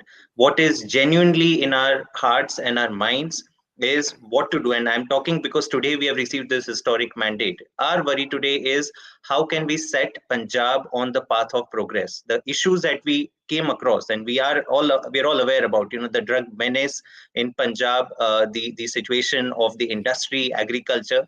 These are deep-seated issues, and that is what really motivates us. We are dedicated towards resolving these, and automatically, just the way, if you look at why did Punjab vote for us, that's not because we decided to create a smart coalition of some jatis and some dharms and all. No, we set our hearts. We worked in Delhi. We showed that here's an honest government. by a leader who is completely committed to the welfare of the people, and he has delivered. So our model is very clear. We are not going to be overly worried about what happens to Congress, what happens to the other non-BJP or the opposition parties. We are going to set ourselves for success in Punjab. We want to create a Punjab that the entire country can be proud of. And if we manage to do that, you will see that, Aam Aadmi Party will not have to worry about alliances anywhere. And that's very clear that at the national front today, with the performance that Congress has had, and the fact that today Aam Aadmi Party and Congress are the only two opposition parties with two chief ministers, that AAP is the natural opposition to BJP. Congress is on the decline, and nobody, not even the cadre and the MLAs of Congress today, believe that Congress could be the opposition in 2024. Okay, Yogendra Yadav is with us, and as is Amit Puri. Yogendra Yadav, if I can start with you. Jasmine Shah of the Aam Aadmi Party just was finishing his remarks in this wheel by saying that AAP is now the natural alternative to the BJP. The Congress is out of the picture, and they have two seats under their belt. Mamata Banerjee's experiment to go beyond Bengal in the East didn't work. Would you agree, given the historic win by Mr. Kejriwal and Bhagwant Mann in Punjab, that they are now in pole position to be at the helm of whatever formation comes up to take on the BJP in 2024. There's a lot to say about today's results, but since Jasmine just spoke, I thought I'd get your reactions to that. Yogendra ji. Barkha, I didn't manage to hear much of what Aam Aadmi Party spokesperson had to say, so I've just heard what you said. And I don't mean to enter into any debate. If that is what you had in mind, I'll have to excuse myself. No, there's no debate. I'm just asking you for your impressions of the state of politics today. Go ahead. On Punjab verdict, I would just say that, yes, it's absolutely, BJP has had a resounding victory in Uttar Pradesh. They have reasons to be excited. Punjab, Aam Aadmi Party has had more than a resounding victory today in Punjab, so they have reasons to be even more excited. Whether they become the natural and national alternative as they would wish to, and as they have every reason to wish to be, would depend on whether the party is able to address some of the challenges that it faces when it scales itself up. You've already spoken about TMC's inability to scale itself up. That we have seen. In the case of Aam Aadmi Party, it is yet to be seen. To my mind, the success of Aam Aadmi Party in Punjab is above all a vote of no confidence in the entire political establishment for their incompetence, for their insensitivity, for their corruption. People were just fed up, and they turned to the one party they could see, which seemed like an alternative. This may not be the best day, but as a journalist, you would remember, Barkha, that in the last 5 years, Aam Aadmi Party did not manage to play much of an opposition in Punjab. They had 20 MLAs, they ended up with about 10. I do not recall any major agitation, protest, or oppositional role that Aam Aadmi Party played in Punjab in the last 5 years. So people were not looking at their performance in Punjab. They were looking for some hope, which they thought came from outside. The challenges. The first challenge is that unlike Delhi, which is a revenue surplus state, Punjab is a state which is seriously in debt. How would any political party, and this is not just Aam Aadmi Party, how would any political party manage that state and fulfill all the promises that they have made would be the first challenge. The second challenge is agriculture. Punjab agriculture is stagnating. So far, Aam Aadmi Party has been primarily an urban party with very little engagement with the rural and agricultural policies. So the second challenge would be to actually come up with agriculture policies, not just some jumla, policies which would actually address the acute agrarian stagnation and crisis of Punjab. The third challenge is that Aam Aadmi Party has got the support of the Sikhs, above all, Jat Sikhs, as all the surveys are showing, along with others as well, in the expectation that the party would take a strident secular position. In the last 2 years, Aam Aadmi Party's performance, especially its silence during the Delhi riots, have raised many questions. And the challenge, therefore, is to actually prove to the minorities that the party actually takes a secular line. The fourth challenge is that Punjab in the last 500 years has resisted the rule of Delhi Darbar. Now, Aam Aadmi Party would obviously have to change its decision-making patterns, because any impression of being governed from Delhi is something Punjabis would resist with everything they have. And finally, the challenge is of addressing the problem of nasha, liquor and drugs. Given the track record of Aam Aadmi Party in Delhi, they would really need to change tax and to come up with something alternative, something very different. If they manage to address these challenges, of course, they have every reason to emerge as the national alternative, especially in view of Congress's dismal performance. But that remains. Can I ask you to actually also comment on Uttar Pradesh? And of course, Jasmine is still with us. We can get him to pick up some of these points. But Amit Puri of the BJP also hasn't spoken. So Yogendra ji, your take on Uttar Pradesh, the decimation of the Congress, 2.5% officially on the EC, but actually 1% probably is where the Congress vote share is going to end up. For non-BJP parties, the Congress is now perhaps the weakest link. Barkha, there isn't much to be spoken about the Congress in Uttar Pradesh. It was a non-starter. It is a non-entity. And I would say about Congress, I would say this about Samajwadi Party. The easiest thing in the world then is to believe that the one who was defeated got everything wrong. Congress did not get everything wrong in Uttar Pradesh, but they were simply outside the contest. There was some energy in what the Congress did. There was some freshness, smart selection of candidate for a party which has no hope at all. In fact, their vote share have shrunk. So there's not much to comment upon that. The larger picture of Uttar Pradesh, and I think that's something we should confront honestly, because if we say it's people's mandate, then I cannot celebrate people's mandate when it suits me, when Mamata Banerjee manages to defeat BJP, and then not respect it when it doesn't suit me. So in all humility, we should accept this mandate for what it is and accept it as a defeat, not because we were in contest. People like me we had no candidate, but we had stakes in this election. Everyone, Barkha, you, I had stakes in this election because it concerns our next generation. And the fact is, we have lost. We have, and there should be, nothing can redeem this. No reference to percentage of votes of Samajwadi Party or this or that. These are all alibis. The fact is that we lost it. Those who believe in constitutional values lost it. Those who speak of Gandhi, Baba Saheb, Bhagat Singh, we lost it. And we did not lose it to some alien outside force. We lost it because our own people decided against it. So that poses a very, very serious challenge. And Uttar Pradesh is a moment to really introspect for us. To my mind, the answer, you must have heard it earlier from me, my answer is simply this, that the earlier ruling class, those who have ruled this country for the first 50, 60 years, are squarely responsible for squandering away three biggest resources of this country: our nationalism, our religious traditions, including Hinduism, and our cultural heritage. Our ruling class was deracinated, did not pay attention to these things, and as a result of this, those who have no claim whatsoever, should have had no claim on nationalism, today are the champions of nationalism.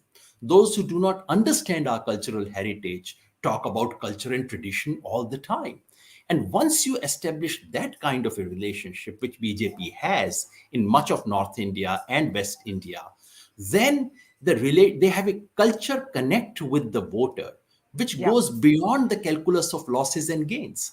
So all this talk that we heard since the morning about Labharti and so on, that to my mind is not all that important. The election was decided before it began, because BJP had... Though I'm glad...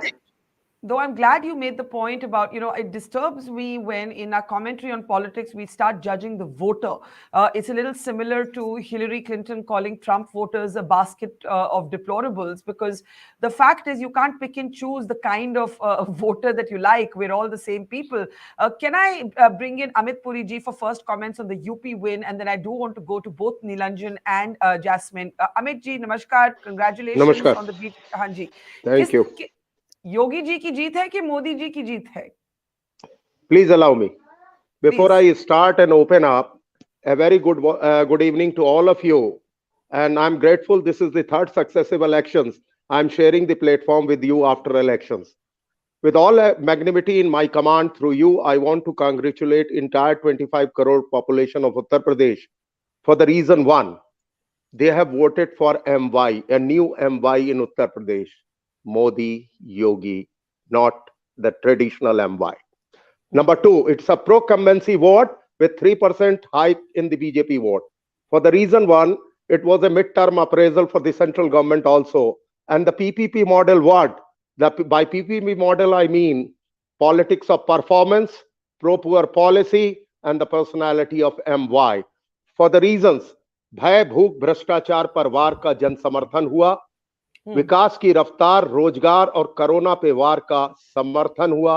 पहली बार यह तय हुआ कि यह कहा जाता था कि बीजेपी कांग्रेस को हरा सकती है लेकिन क्षेत्रीय दलों से पिट जाती है। ये इस मिथक को भी तोड़ दिया उत्तर प्रदेश में। यह मिथक भी तोड़ दिया। नोएडा जाने वाला चीफ मिनिस्टर या तो चीफ मिनिस्टर नहीं रहता या सरकार में नहीं आता। 1980 के बाद कोई सरकार रिपीट नहीं हुई। एक एबरेशन था मैडम गांधी के असैसिनेशन के बाद 1984 के अंदर। उसके बाद ये पहली बार है कि सिटिंग गवर्नमेंट रिपीट हुई है। और बीजेपी के लिए हम 67 और 77 में जनसंघ में कोलिशन गवर्नमेंट्स में थे, लेकिन 1991 में एब्सोल्यूट मेजॉरिटी की गवर्नमेंट के बाद हम थंपिंग मेजॉरिटी से पहली बार लौट करके आए हैं। कोई बाय करे, बोरो करे या बरी करे, ये उसके ऊपर है। हम तो अटल जी के अनुयायी है। हम किसी की एनाटमी करने के लिए नहीं आए। हम न जीत में मस्त है, न हार में पस्त है।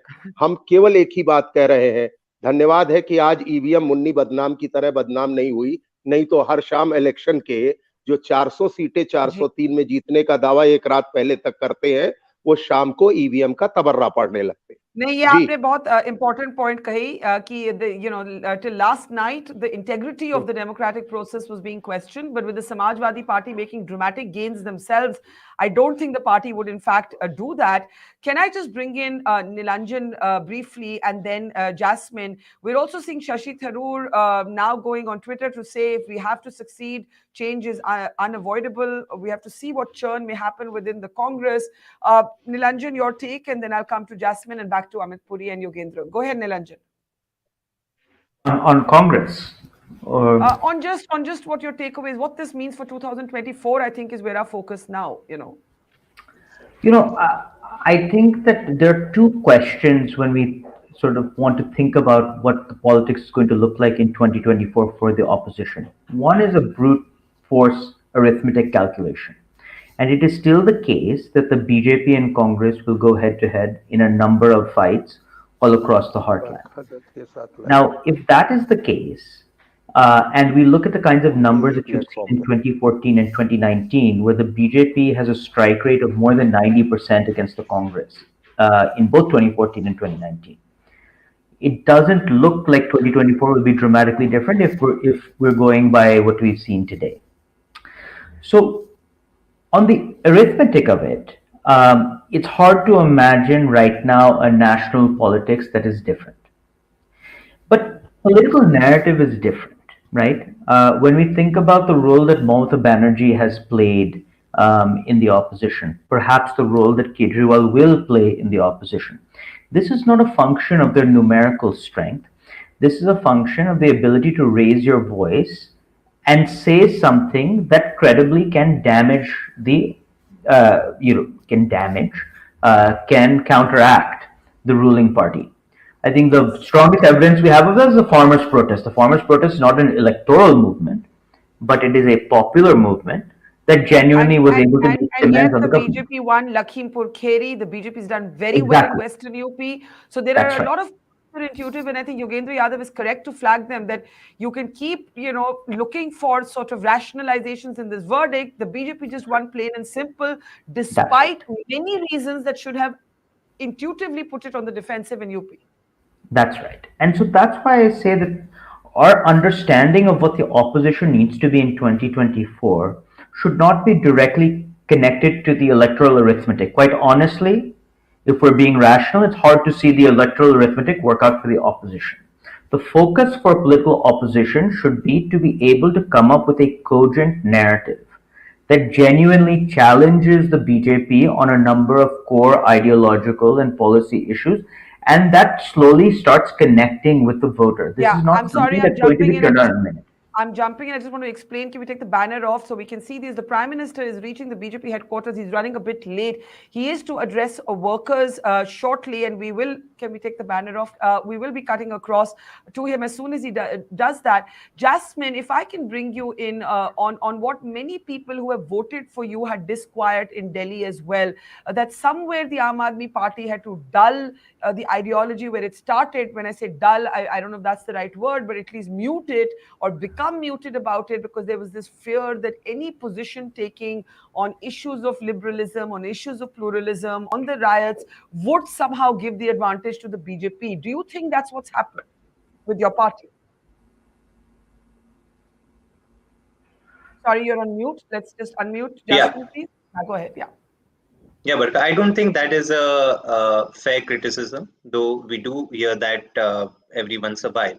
And the reason why I say that is that, be it Delhi riots, let's take that example, we very clearly have said that these have been completely sponsored by the BJP, and not just the Delhi riots, the way the Lieutenant Governor has usurped the powers of the Delhi government, and the entire riots, you must be seeing the kind of almost the ridicule that is happening on the name of prosecution of the riot cases in Delhi. Where the same language has been copy-pasted across charge sheets, and we have called the BJP out at each and every stage that this just shows further proof that this was a completely manufactured riots. Now, interestingly and funnily, every time we say that, Congress did not bother to attack the BJP, Congress was always attacking the Aam Aadmi Party in Delhi. So tell me, who is it that really is standing for the minorities, if that is the question we are trying to discuss? I would say that Delhi is different because you have to understand that the powers that the Delhi government has, law and order is not a part of that, and therefore we are severely limited. As much as we would like to have intervened through police and through other law and order machinery, we couldn't do that, and therefore Punjab is going to be a test, and it will be an answer to many of these concerns that people, as I said, I think that's it's an unfair bias, and we'll see it. Let's have hope. Let's give AAP a chance. This is the first full state that we have, and we are really committed. I heard Yogendra ji talk about a lot of points, and we are completely committed to resolving a lot of those issues. Give us a chance, and that's what the people of Punjab have decided to do. That एक मौका उन्होंने अरविंद केजरीवाल और भगवंत मान की जोड़ी को दिया है, and we are committed to delivering on all our promises. Okay. We can talk about the Delhi riots at length on another day. I think those concerns have been flagged. What I want to ask all of you is where politics goes from here. Jasmine, I'll start with you, then Amit Puri, and then Yogendra ji. We will have to go to the Prime Minister shortly, so if you could keep your comments brief. Jasmine, go ahead. For us, it's very clear that AAP's victory by an overwhelming mandate in Punjab signals to people across the country, be it from Kerala to Kashmir, from Gujarat to Assam to Uttarakhand, Goa, that today you have an opposition, a viable option in an opposition. If you're willing to give one chance to Aam Aadmi Party, our appeal to people across India today is that we are committed to working and fixing schools, healthcare system, issues of youth education, employment, women empowerment. But give us a chance. We are fairly committed, and if we do not work for these 5 years, please reject us. Absolutely, by all means, you should reject us. But today, do not say that अरे मोदी नहीं है, उसके सामने किसको देंगे, कांग्रेस को vote देंगे. I mean, we are tired of these kinds of explanations. And today, the people of Punjab have shown that, look, we are willing to put our money on a new, fresh start, and they're willing to trust Mr. Kejriwal and his honest track record of delivering in Delhi. Okay, Amit ji, आपसे एक संक्षेप में सवाल पूछूंगी. ये जो जीत है, इसके बाद क्या योगी जी भी एक नेशनल प्लेयर बन गए हैं? अमित जी को अनम्यूट कर दीजिए प्लीज. हाँ, मैं ये मानता हूं कि 1947 के बाद 1951 से इलेक्शन हुए उत्तर प्रदेश में, किसी चीफ मिनिस्टर ने जिसने 5 साल पूरा किए हो और वो लौट के आया हो, ऐसा हुआ नहीं। तो ये पहली बार हुआ है। तो अब वो कौन से प्लेयर बनेंगे, ये मैं लोगों के विवेक पे छोड़ता हूं, क्योंकि कहा गया है जबान खलक ही जबान खुदा होती है और आवाम की जबान से बड़ी कोई जबान नहीं होती। तो मैंने आउटसेट में भी कहा कि मैं किसी एनेटमी में नहीं जाना चाहता, किसी वर्बल डायरिया में नहीं जाना चाहता, इसलिए Delhi right, power sharing, supreme court का जजमेंट दिल्ली के बारे में, इन सारे इश्यूज पे मैं नहीं जाता हूं। मैं केवल एक बात मानता हूं, ये सेकंड कंसेक्यूटिव इलेक्शन था उत्तर प्रदेश के अंदर जिसमें अपोजिशन ने शमशान को इशू बनाया था। पिछली बार शमशान कब्रिस्तान का मुद्दा बनाया था और इस बार कोरोना के कब्रिस्तान और शमशान और मिसमैनेजमेंट को बनाया था, और उत्तर प्रदेश ने विकास के रास्ते को चुना, शमशान और कब्रिस्तान की पॉलिटिक्स को डेसिमेट कर दिया। तो इट्स अ पॉजिटिव साइड। मैं कुछ कहना चाहूंगी। yes, most welcome. मैं योगेंद्र जी से जाने से पहले मैं कुछ कहना चाहूंगी, क्योंकि मैंने उन मैस ग्रेव्स पे बहुत रिपोर्टिंग की, और कोई भी इलेक्शन जीते, जो कोरोना में हुआ वो हुआ, it didn't become an electoral issue, does not undermine, yes, does not undermine the tragedy that people went through, तो उससे हम ना जोड़े तो नहीं उसको मैं नहीं, लेकिन जिस तरह से उसे इलेक्शन इशू बनाया गया कि उत्तर प्रदेश में 50,000 मौतें हो गई, योगी आदित्यनाथ सोते रहे, वो व्यक्ति अपने पिता की चिता को छोड़कर उत्तर प्रदेश की चिंता करता रहा, और ये पॉजिटिव थिंकिंग है। अच्छा, मैं योगेंद्र जी से एक बड़ा पर्सपेक्टिव सीखना चाहती हूँ, because Yogendra, you are a politician today, but you studied politics more than the rest of us put together. You had once said that the Congress needs to, in a sense, be razed to the ground before a new opposition building can be built. And there was a lot of backlash to you when you said that. Your words have come true today. What is the future you see for India's opposition today? Barkha, I'm not interested in forecasting the future. I'm interested in making the future, what we can make of this future. Because for me, it's not an armchair exercise of trying to say what will happen. You would appreciate and understand. I'm concerned, I'm worried, and today I'm deeply disturbed because this is about the future of our generations. This is about the future of our country. And at the moment, this republic is being dismantled brick by brick every day. And sadly, the public has been mobilized, like in so many other countries, like in Russia, like in Turkey, Hungary, Sri Lanka, so many other places. Public is being mobilized to dismantle the republic. This is a very grave challenge. You cannot overcome it by pointing fingers at the people. You have to be with them. You have to understand them. So to my mind, in the short term, which is up to 2024, the road was very tough. It got tougher today. And what we need is, what needs to be done, to my mind, is genuine opposition, which to my mind doesn't reside so much in the Sansad, but actually on the Sarak. So strengthening of movements, Satta se Sangharsh or Samaj se Samvad. This is what is needed. And by Samaj se Samvad, I mean those who have voted for BJP. I may dislike the ideology. I do dislike the ideology of BJP. I do consider RSS as anti-national, but those who vote for BJP are not anti-national. They are my brothers, they are my sisters, these are people I must relate to. I must speak their language. I must speak their metaphor. I must understand their concerns.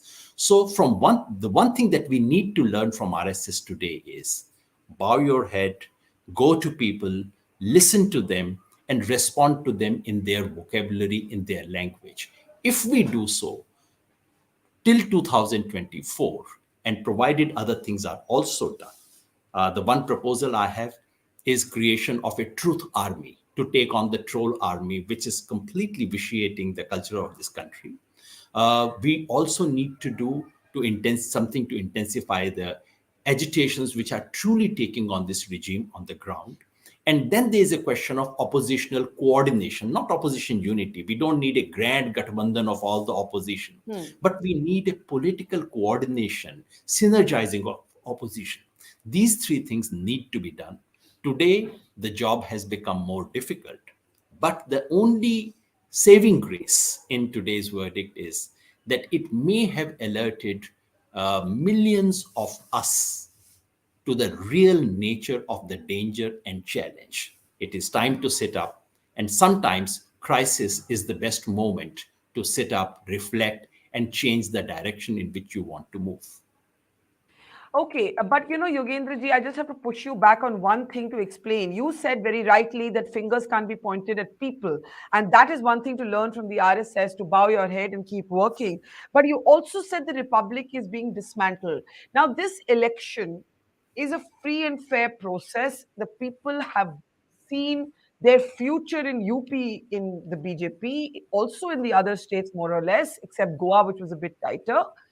So when you say the republic is being dismantled and the people are being mobilized for that, what do you mean by that? Absolutely. I'm glad you asked me, Barkha, because I think the people are absolutely somehow scandalized by the idea that someone can say that a electoral mandate can actually produce very strange consequences. To all of them, I would wish to remind, because BJP people are particularly offended when I say this, I would humbly remind them that Congress used to win every single election in this country for first 30 years. What did Johnson do in those days? Did Johnson say, oh, they must have governed this country beautifully in order to win? They must have done wonderful work because they are winning. No, Johnson did not say that. They said there is something wrong in what the Congress was doing. Ram Manohar Lohia did not do that. He questioned the Congress, interrogated the Congress. So you can respect the verdict, and respecting the verdict is to say that Mr. Adityanath, if he becomes the chief minister, is a legitimate chief minister of Uttar Pradesh. He has every right to govern. And I have every right to criticize, to question, to account, to hold them responsible. This is what democracy is. I'm surprised that people can't make this elementary distinction. And to point out the consequences, Barkha, you would know, the 20th century model of killing democracy was that someone would come on television and say, from tomorrow onwards, there is no democracy in the country, constitution doesn't work, and things of that kind. That was a crude model. 21st century of model of destroying democracy, and you can learn it from Mr. Putin, you can learn it from Mr. Erdogan, you can learn it from Hungary, you can learn it from many places. The 21st century model is to say, I love democracy, to actually mobilize once sporadic popular consent. Generating popular consent occasionally is integral to demolition of democracy in the 21st century. Okay. This is what Mr. Trump was trying to do. This is what has happened all over the world. So what is so strange if I say that about India? This is a real danger to democracy all over the world. And the idea is not to say, therefore people are idiot. No, that's not the point. The point is, therefore we are wrong in communicating to them. Therefore, we must examine our failures. Therefore, we must learn to speak to them. Therefore, we must learn to be more humble than we have been. The rulers, the anglicized, deracinated rulers of this country need to learn something from verdicts of this kind. That's what I'm saying. Okay, I need to get last comments from Nilanjan and Jasmine, because we really do have to cut to, the Prime Minister is expected to speak any moment. Nilanjan briefly and Jasmine briefly. Go ahead. Nilanjan? Sorry, you're on mute. Can we unmute Nilanjan? And go ahead. I don't have anything grand to add. I think I agree with Yogen quite strongly, although not as a commentator, not as someone who's doing politics. There's a question about how the opposition builds a narrative, what assertions it makes on the system, and that's what needs to be figured out today. This is a wholesale defeat for the Congress party. It is a system in flux. We do have the Aam Aadmi Party rising in one state. There is an open question as to whether it can grow and become a larger opposition in the country. Let's leave it there. Yeah, and that's the cue to take Jasmine's last question. What state or set of states would be the Aam Aadmi Party's next electoral or political priority?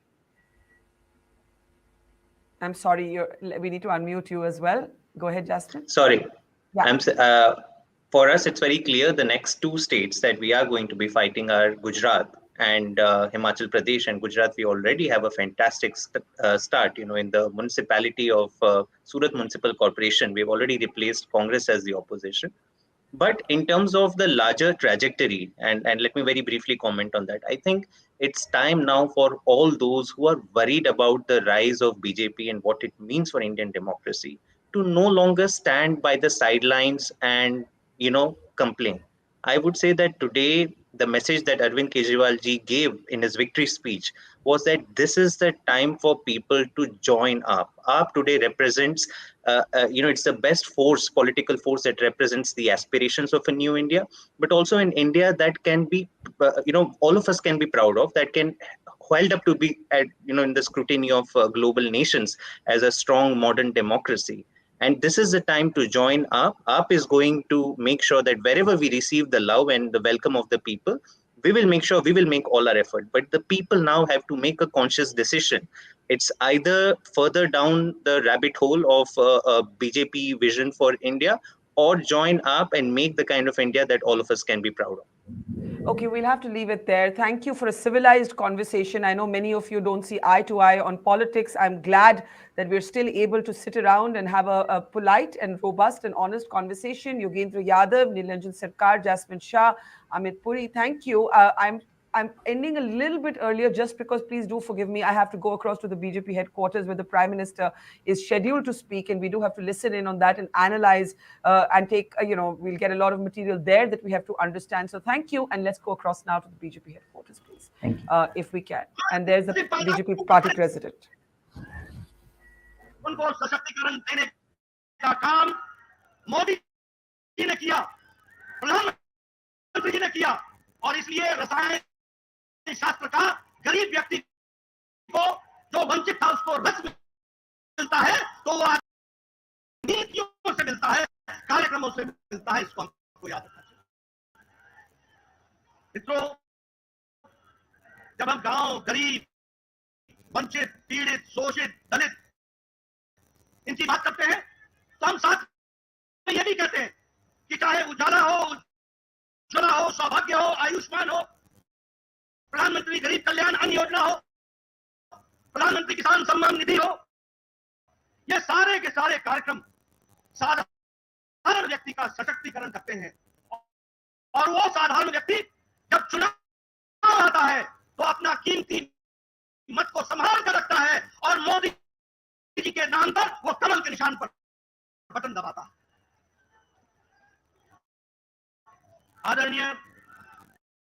आदरणीय प्रधानमंत्री जी ने भारत की राजनीति की संस्कृति बदली है।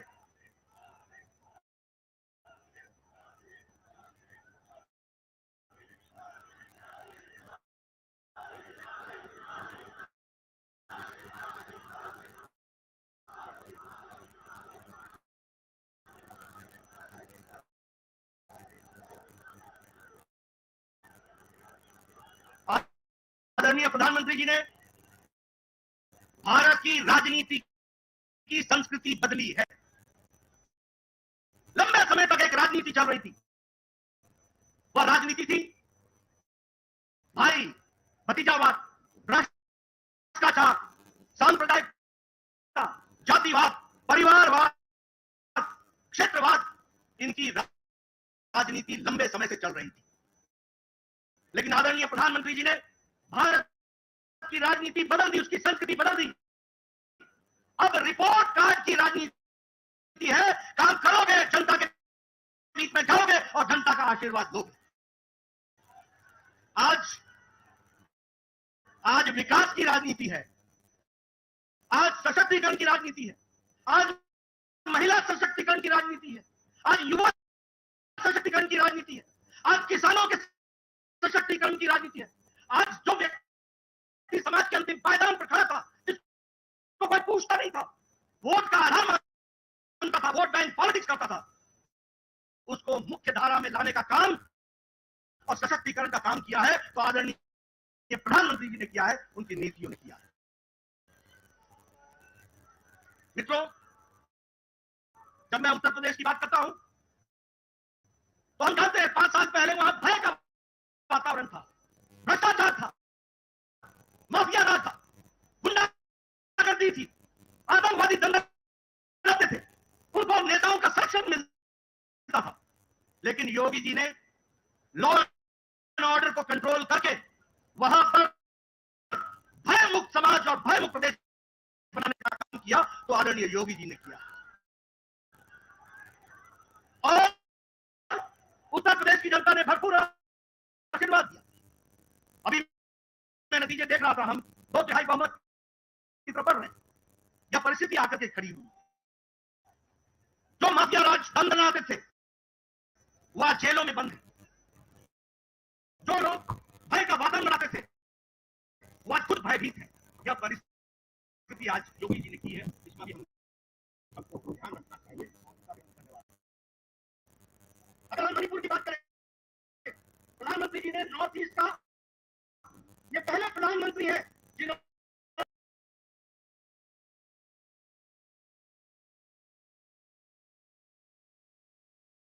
I think we couldn't. That was JP Nadda speaking. We're still waiting for the Prime Minister to actually speak. And I'm actually, while we wait for the Prime Minister to speak, Nilanjan, if you just have a thought on what might the Prime Minister be focusing on today, and then we can go to the live stream when the Prime Minister speaks. But if you can, yeah, there you are. You've unmuted yourself. Go ahead, Nilanjan. I mean, I don't know exactly what the Prime Minister wants to do, but clearly this is a big day for the BJP, and clearly he has played a large part in the BJP's performance in the state elections. So I suspect part of what he will seek to do is, of course, thank the electorate, but continue building that connection that he has slowly built since 2014. You know, before it was a national politics. Now we can see that this notion of national politics is creeping into the way that state elections are being done. And I expect that it will be that kind of an election. Now, the one question that I have, and I just don't know, I mean, it's an open question for everybody, is what is the relationship between him and Yogi looking like on the inside? That's going to be the big one, and that's what nobody knows, because we forget that Yogi Adityanath was an afterthought. And I will tell you, I remember asking one BJP person in 2017, how come Yogi Adityanath was made the chief minister? And they said, well, you know, he would be much more trouble for us if he were not on our side. So there's always been this sense of not being able to quite control Yogi Adityanath like many other BJP chief ministers can be. But go ahead, make your point. No, that's exactly it. We know that he's caused consternation within the BJP, certainly within the state unit, right? Because he's centralized power and arrayed power to himself in a way that sometimes doesn't always work melodiously with centralizing power towards Modi. There's these two power centers in UP. And we saw that, you know, the BJP machinery, you know, after the first couple of phases, really pushed very hard on Ration and Modi, less on Yogi. But of course, given the kind of electoral performance that we see in UP, we know that Yogi Adityanath will get a fair amount of credit, and now it's going to be an interesting balancing act between the two.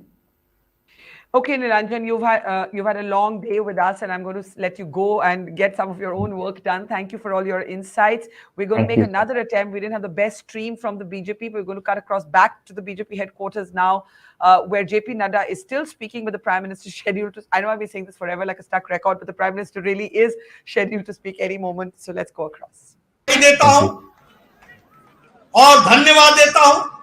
इसी तरीके से हम लोगों ने आगे बढ़ना है और 2024 में भी इससे और आगे बढ़ करके जाना है, और आप सब कार्यकर्ताओं ने अथक प्रयास अपना जारी रखना है, ऐसा मैं आपसे निवेदन करना चाहता हूं। आपके राष्ट्रभक्ति को मैं सलाम करता हूं। आपके राष्ट्रभक्ति के साथ, पार्टी के साथ खड़े होकर के कार्य को करने की मैं साधुवाद देता हूं, और इसी प्रकार से हम सब लोगों ने आगे बढ़ना है और भारत को मोदी जी के नेतृत्व में यशस्वी बनाना है। इस काम को, इस लक्ष्य को लेकर हम चलेंगे। इन्हीं शब्दों के साथ बहुत बहुत धन्यवाद आप सब लोगों ने मिला।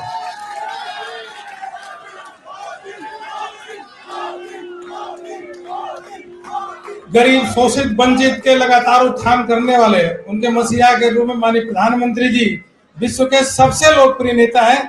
मैं माननीय प्रधानमंत्री जी से निवेदन करता हूं कि यहाँ पे बैठे हुए कार्यकर्ताओं, करोड़ों कार्यकर्ताओं को संबोधित करें। माननीय प्रधानमंत्री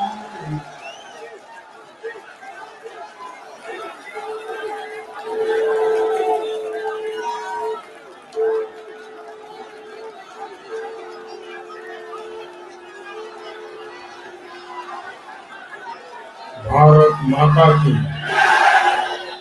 भारत माता की, भारत माता की। आज उत्साह का दिन है, उत्सव का दिन है। ये उत्सव भारत के लोकतंत्र के लिए है। मैं इन चुनावों में हिस्सा लेने वाले सभी मतदाताओं को बहुत बहुत बधाई देता हूं। उनके निर्णय के लिए मतदाताओं का आभार व्यक्त करता हूं। विशेष रूप से हमारी माताओं बहनों ने, हमारे युवाओं ने जिस प्रकार भारतीय जनता पार्टी को भरपूर समर्थन दिया है, वो अपने आप में बहुत बड़ा संदेश है। मुझे इस बात का भी संतोष है कि फर्स्ट टाइम वोटर्स ने बढ़ चढ़कर मतदान में हिस्सा लिया और भाजपा की जीत पक्की की।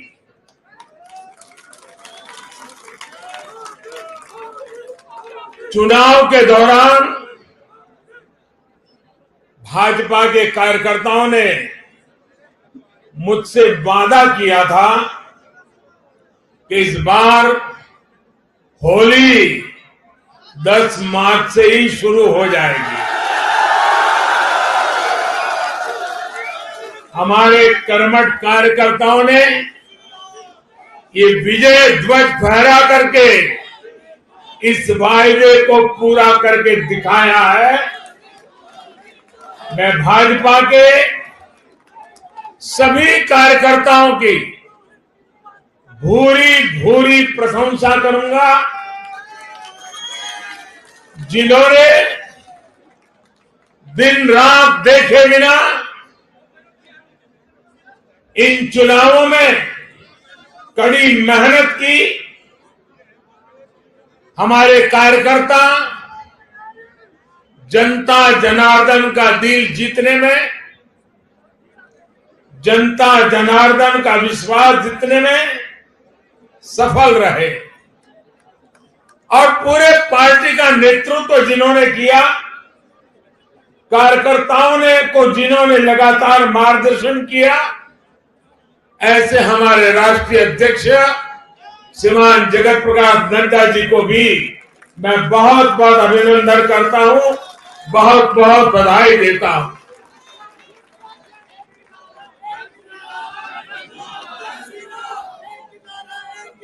पार्टी के हर छोटे मोटे सभी कार्यकर्ताओं ने उनके अथक परिश्रम से आज एनडीए के लिए जीत का चौका लगाया है।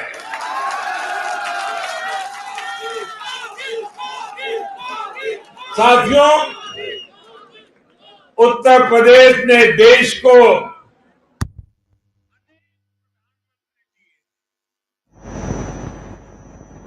लेकिन 5 साल का कार्यकाल पूरा करने वाले किसी मुख्यमंत्री के दोबारा चुने जाने का ये पहला उदाहरण है।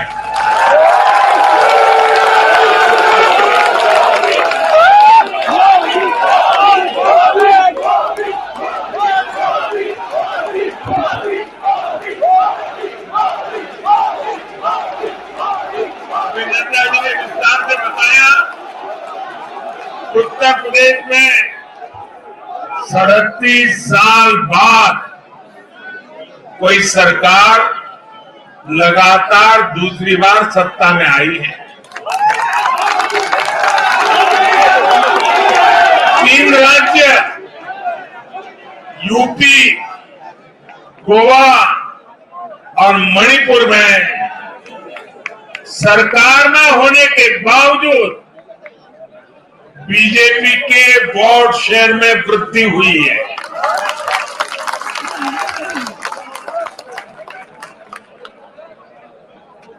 गोवा में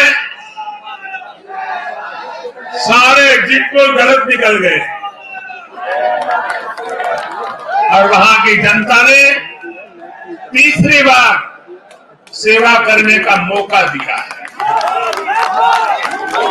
10 साल तक सत्ता में रहने के बाद भी राज्य में बीजेपी की सीटों की संख्या बढ़ी है। उत्तराखंड में भी भाजपा ने नया इतिहास रचा है। राज्य में पहली बार कोई पार्टी लगातार दूसरी बार सत्ता में आई है। यानी सीमा से सटा एक पहाड़ी राज्य, एक समुद्र तटीय राज्य और एक मां गंगा का विशेष आशीर्वाद प्राप्त एक राज्य और पूर्वोत्तर सीमा पर एक राज्य, भाजपा को चारों दिशाओं से आशीर्वाद मिला।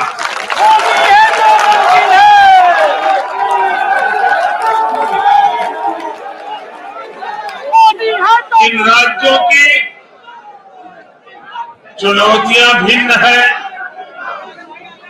सबकी विकास की यात्रा का मार्ग भिन्न है, लेकिन सबको जो बात एक सूत्र में पिरो रही है वो है भाजपा पर विश्वास।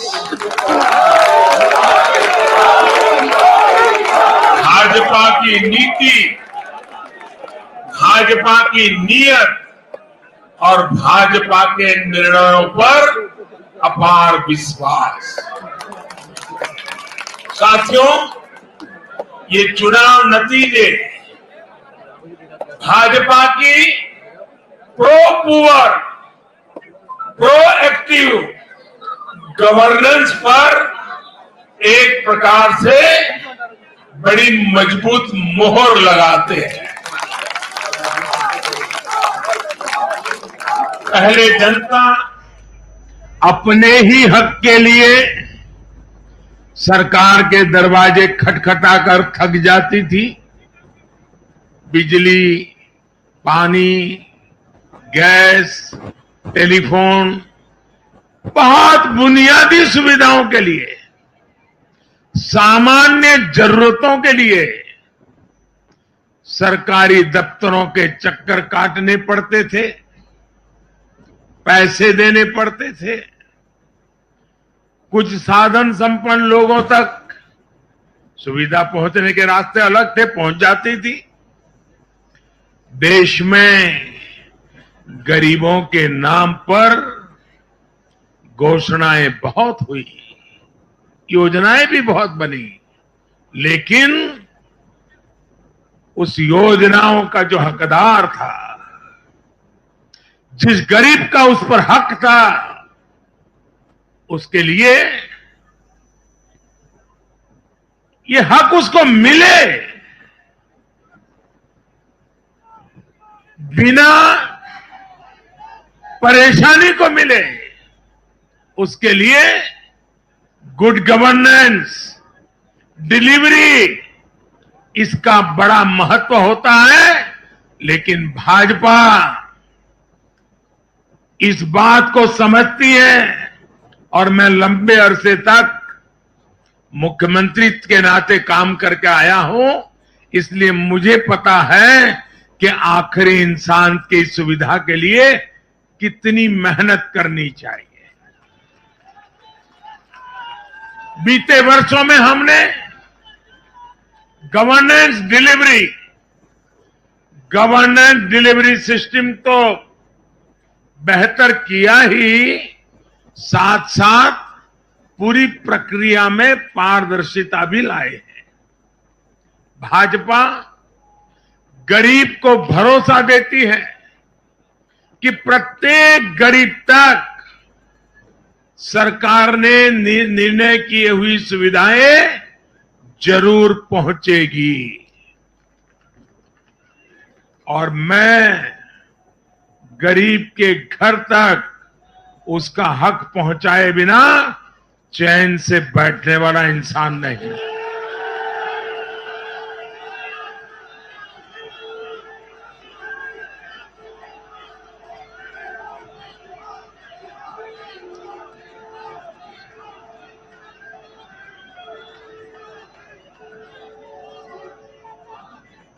दो दशक से भी ज्यादा समय तक हेड ऑफ द गवर्नमेंट के रूप में सेवा करने का मुझे सौभाग्य मिला है। सरकार में कितनी दिक्कतें होती हैं, गवर्नेंस में कितनी दिक्कतें होती हैं, इसको भली भांति जानता हूं। उसके बावजूद भी मैंने एक ऐसी हिम्मत की है, शायद कोई न कर पाए। और वो हिम्मत मैंने लाल किले से 15 अगस्त को मेरे भाषण में उसको व्यक्त किया था। मैंने कहा था कि अब भाजपा को जहां जहां सेवा करने का मौका मिलेगा, हम हर योजना के जो हकदार हैं उनके लिए 100% सैचुरेशन, यानी काम को 100% पूरा करना, हर गरीब तक हर सरकारी योजना का लाभ पहुंचाना, ये 100% की कल्पना करना 2 दशक से ज्यादा समय सरकार का काम करने के बाद मैं कहता हूं, ये बहुत बड़ी हिम्मत की है मैंने। और ये हिम्मत मैंने इसलिए की है कि जब ईमानदारी होती है, नीयत साफ होती है, गरीबों के प्रति करुणा होती है, देश का कल्याण यही जीवन का मंत्र होता है, तो फिर ऐसे निर्णय करने की ताकत पैदा होती है।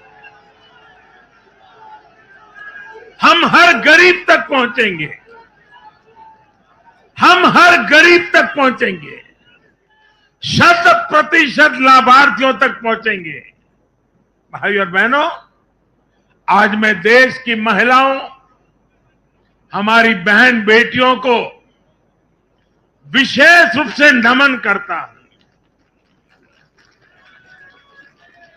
चुनाव के नतीजों में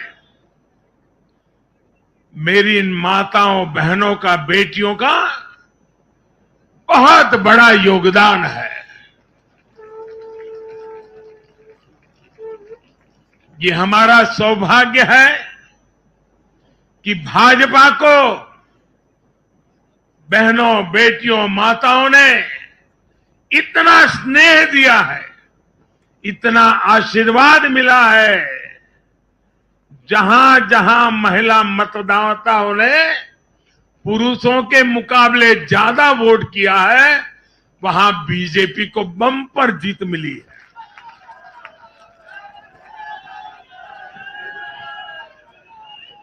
एक प्रकार से हमारी माताएं, बहनें, हमारी बेटियां, हमारी ये स्त्री शक्ति भाजपा की जीत की सारथी बनी है।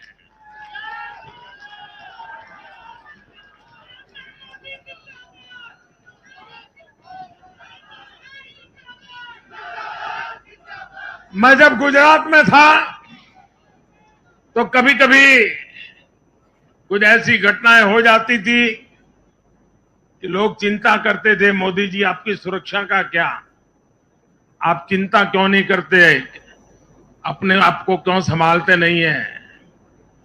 तो मैं एक ही जवाब देता था कि कोटि कोटि माताओं का, स्त्री शक्ति का मुझे सुरक्षा कवच मिला हुआ है।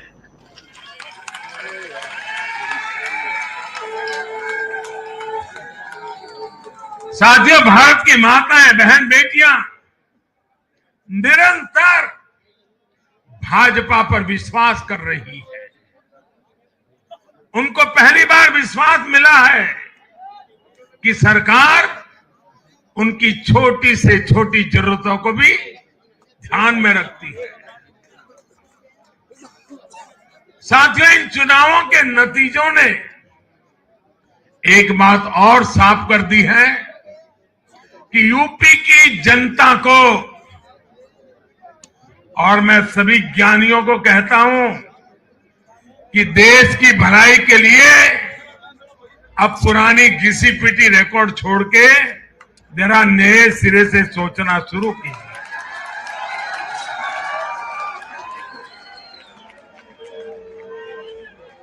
इस देश के लिए बड़ी दुख की बात है। मैं स्वयं बहुत दुख अनुभव करता था जब ये ज्ञानी लोग यूपी की जनता को सिर्फ और सिर्फ जातिवाद के तराजू से तोलते थे, जातिवाद की दृष्टि से देखते थे। मैं समझता हूं कि उत्तर प्रदेश के नागरिकों को जातिवाद की बाड़ाबंदी में बांध करके वे उन जातियों का अपमान करते थे, उन नागरिकों का अपमान करते थे, पूरे उत्तर प्रदेश का अपमान करते थे। कुछ लोग ये कहकर यूपी को बदनाम करते हैं कि यहां के चुनाव में तो जाति ही चलती है, लेकिन भाइयों बहनों, उत्तर प्रदेश के लोगों ने दिखा दिया है। 2014 के चुनाव नतीजे देखें, 2017, 2019 के नतीजे देखें, और अब फिर 22 में भी देख रहे हैं। हर बार यूपी के लोगों ने सिर्फ और सिर्फ विकासवाद की राजनीति को ही चुना है। यूपी के लोगों ने इन लोगों को यह सबक दिया है और यह सबक उनको सीखना होगा। यूपी के गरीब से गरीब व्यक्ति ने, यूपी में गांव में रहने वाला व्यक्ति हो, पढ़ा लिखा हो या अनपढ़ हो, यूपी के हर मतदाता ने, हर नागरिक ने एक सबक दिया है कि जाति की गरिमा, जाति का मान देश को जोड़ने के लिए होना चाहिए, देश को तोड़ने के लिए नहीं होना चाहिए। और ये करके दिखाया है, 4 चुनावों में करके दिखाया है। वैसे आज मैं ये भी कहूंगा कि 2019 के चुनाव नतीजों के बाद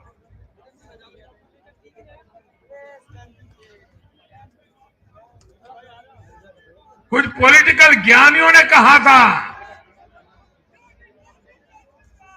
2019 में जब लोकसभा में हम दोबारा जीत करके आए तो उस ज्ञानियों ने कहा था कि भाई इस 2019 के जीत में क्या है, ये तो 2017 में ही तय हो गई थी,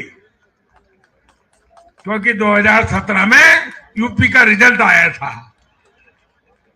मैं मानता हूं इस बार भी ये ज्ञानी जरूर कहने की हिम्मत करेंगे कि 2022 के नतीजों ने 2024 के नतीजे तय कर दिए हैं।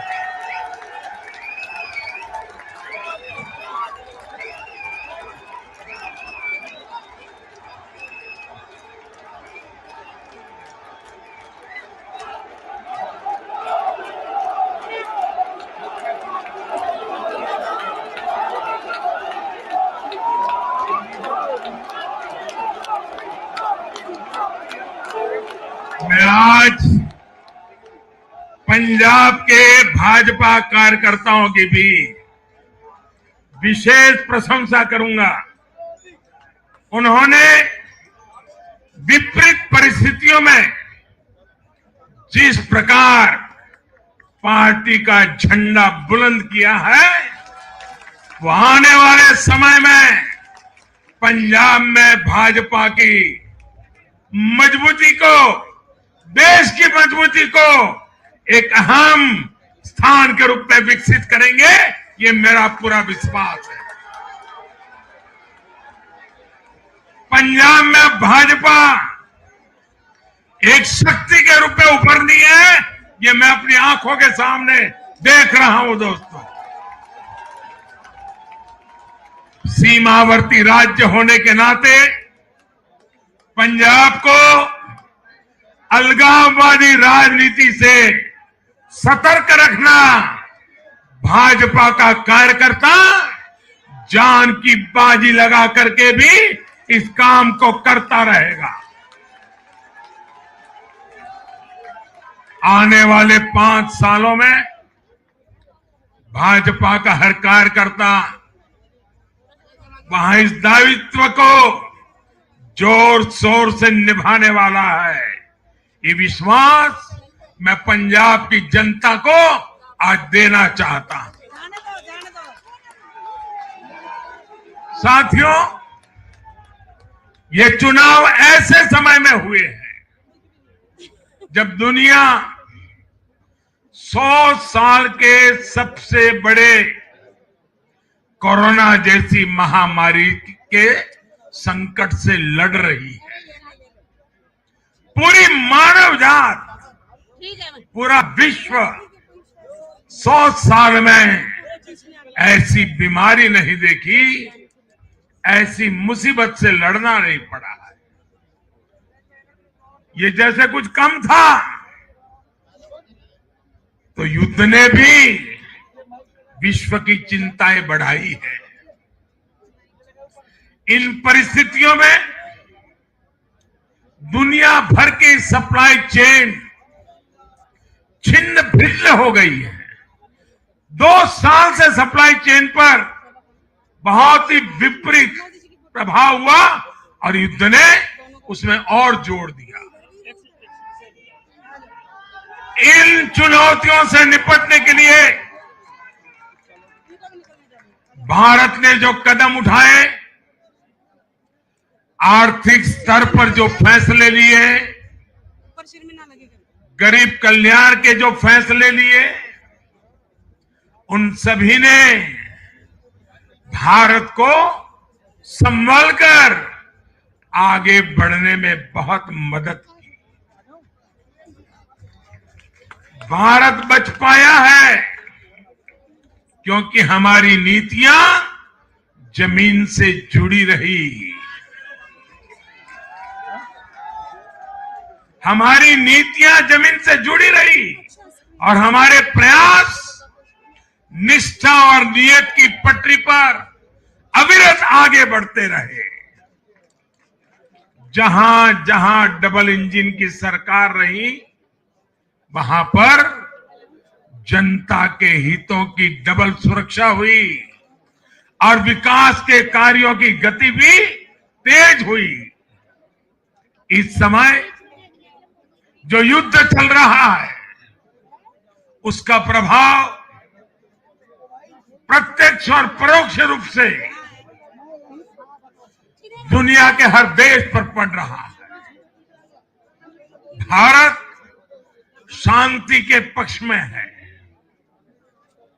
बातचीत से हर समस्या को सुलझाने के पक्ष में है। लेकिन जो देश सीधे जंग लड़ रहे हैं, भारत का उनसे आर्थिक दृष्टि से, सुरक्षा की दृष्टि से, शिक्षा की दृष्टि से, राजनीतिक दृष्टि से नाता है।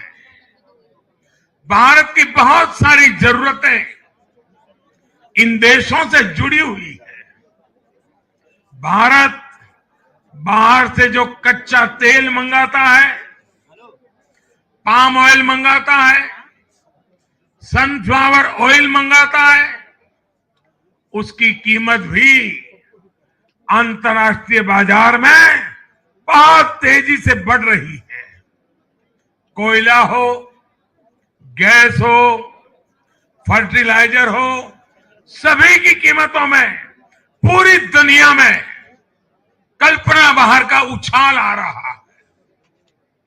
युद्ध के कारण पूरी दुनिया में महंगाई बढ़ रही है। विकासशील देशों को विशेष रूप से कठिनाई का सामना करना पड़ रहा है। साथियों, इस वैश्विक संदर्भ में इन कठिनाइयों के बीच इस बार के बजट पर नजर डालें तो एक विश्वास पैदा होता है। देश आत्मनिर्भर भारत अभियान के मार्ग पर आगे बढ़ रहा है। इस भावना को इस बार के बजट से और ऊर्जा मिली है और मैं मानता हूं कि दुनिया भर में बने निर्माण हुए इस विपरीत वातावरण में, उथल पुथल से भरे माहौल में, अनिश्चितता से भरे माहौल में भारत की जनता ने, विशेष करके उत्तर प्रदेश जैसे राज्यों ने अपनी दूरदृष्टि का परिचय दिया है। भारत के मतदाताओं ने जिस तरह इन चुनावों में स्थिर सरकारों के लिए वोट दिया, वो इस बात का प्रतिबिंब है कि लोकतंत्र भारतीयों की रगों में है।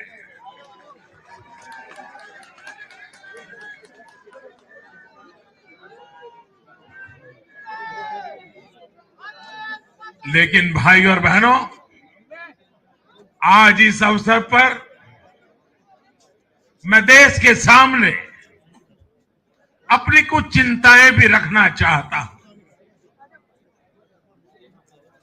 देश का नागरिक तो बहुत जिम्मेदारी के साथ देश के हित में अपना काम कर रहा है। जब भी उसको अवसर मिलता है वो जिम्मेदारी के साथ पेश आता है। देश का सामान्य नागरिक राष्ट्र निर्माण में जुटा है, लेकिन हमारे यहां कुछ लोग लगातार राजनीति का स्तर गिराते जा रहे हैं। कोरोना के इस समय में भी हमने देखा है कि इन लोगों ने देशवासियों को गुमराह करने की लगातार कोशिश की। वैक्सीनेशन के हमारे प्रयासों की दुनिया प्रशंसा कर रही है, लेकिन इस पवित्र कार्य पर, मानवता के कार्य पर, सेवा के कार्य पर, भारत की वैक्सीन पर भी सवाल उठाए गए। दुर्भाग्य की बात है, जब यूक्रेन में हजारों भारतीय विद्यार्थी, हमारे छात्र, हमारे नागरिक फंसे हुए थे, तब भी देश का मनोबल तोड़ने की बातें हो रही थी। जो वहां फंसे थे उनके परिवारों की चिंता बढ़ाने का काम हो रहा था। ये लोग उन बच्चों में असुरक्षा की भावना बढ़ा रहे थे, यहां उनके परिवार वालों की चिंता बढ़ा रहे थे। इतना ही नहीं, इन लोगों ने ऑपरेशन गंगा को भी प्रदेशवाद की बेड़ियों में बांधने की कोशिश की।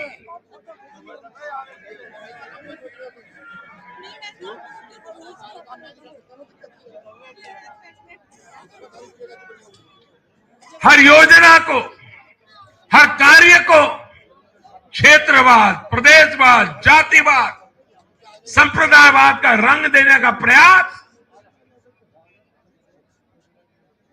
भारत के उज्जवल भविष्य के लिए बहुत बड़ी चिंता का विषय है। साथियों, इन चुनावों में मैंने लगातार विकास की बात की।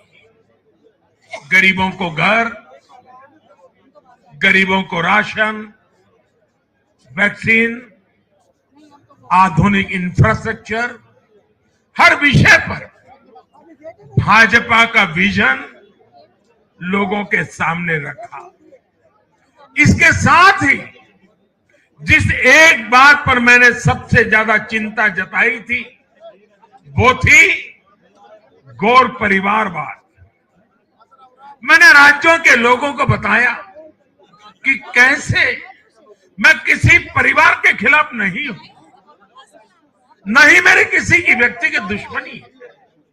मैं लोकतंत्र की चिंता करता हूं और मैं सभी ज्ञानियों को कहता हूं जरा लोकतंत्र के तराजू पर इन चीजों को तोल के देखो।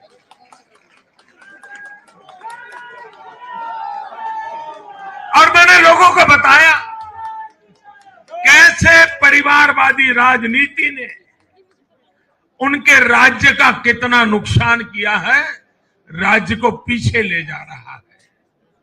और मुझे खुशी है कि मतदाताओं ने इस बात को समझते हुए भी इस चुनाव में अपना वोट दिया है, लोकतंत्र की ताकत को मजबूत किया। साथियों, ये लगातार बहस बहुत जरूरी है। भारत जैसे लोकतंत्र में और देश को जिस ऊंचाई पर ले जाना है उसको ध्यान में रखते हुए जिन मुद्दों को मैं उठा रहा हूं उसको निरपेक्ष भाव से बहस होना जरूरी है। भारत में परिवारवादी राजनीति का, ये मेरे शब्द लिख करके रखिए दोस्तों, एक न एक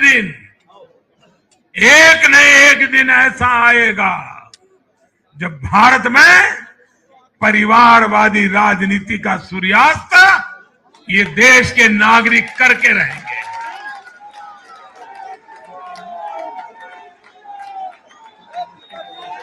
इस चुनाव में देश के मतदाताओं ने अपनी सूझबूझ का परिचय दिखाते हुए ये क्या होने वाला है इसका इशारा कर दिया है। साथियों, आज एक और विषय में देश के लोगों के सामने रखना चाहता हूं। ये विषय है भ्रष्टाचार के खिलाफ कार्रवाई को रोकने की साजिश। आप मुझे बताइए साथियों, क्या भ्रष्टाचार के खिलाफ कार्रवाई होनी चाहिए कि नहीं होनी चाहिए? भ्रष्टाचार करने वालों पर कड़ी कार्रवाई होनी चाहिए कि नहीं होनी चाहिए? ये भ्रष्टाचार रूपी दिमाग देश में से नष्ट होनी चाहिए कि नहीं होनी चाहिए? साथियों, हमारे देश में भ्रष्टाचार के खिलाफ लोगों में, भ्रष्टाचारियों के खिलाफ ऐसे लोगों के प्रति एक भयंकर नफरत का भाव रहता है। देश की गाढ़ी कमाई को लूटकर अपनी तिजोरी भरने की ये प्रवृत्ति कुछ लोगों की पहचान के साथ जुड़ गई है। भारतीय जनता पार्टी 2014 में एक ईमानदार सरकार का वायदा करके चुनाव जीती थी और हमारी ईमानदारी को देखकर 2019 में जनता ने हमें और ज्यादा आशीर्वाद दिया।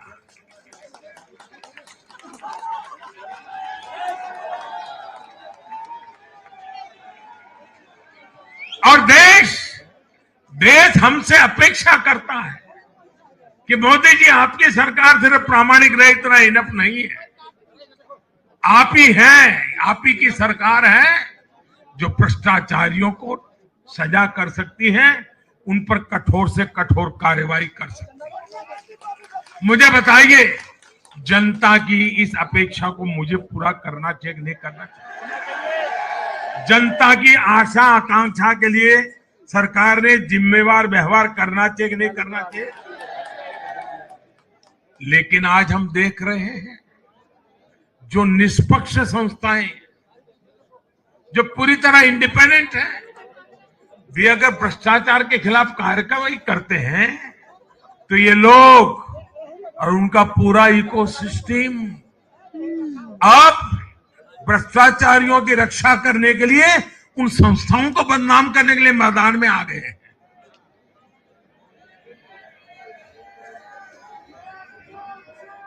ये देश का कितना बड़ा दुर्भाग्य है कि घोटालों से घिरे लोग एकजुट होकर अब अपनी इकोसिस्टम की मदद से इन संस्थाओं पर ही दबाव बनाने लगे हैं।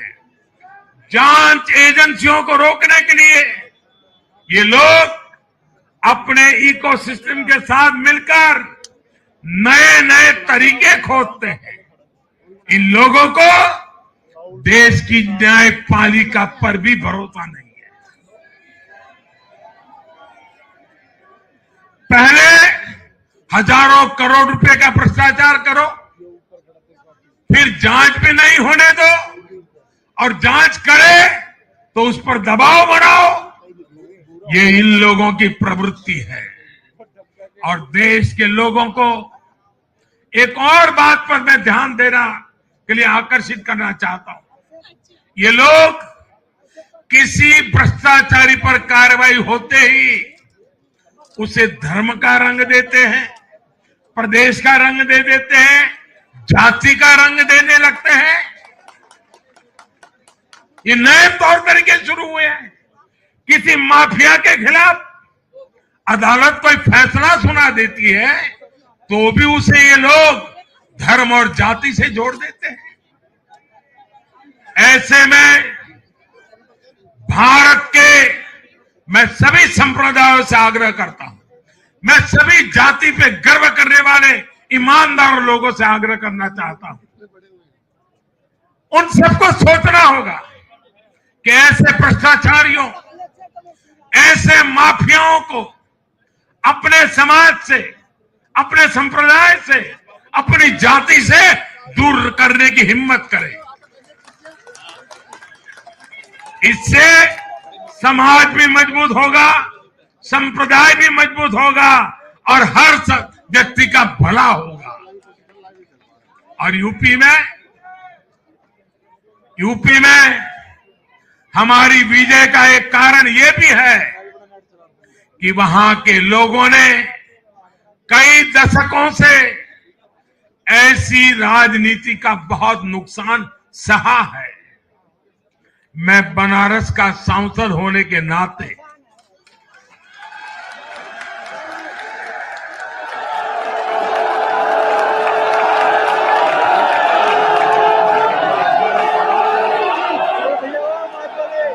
यूपी के लोगों के प्यार और आशीर्वाद ने मुझे भी यूपी वाला बना दिया।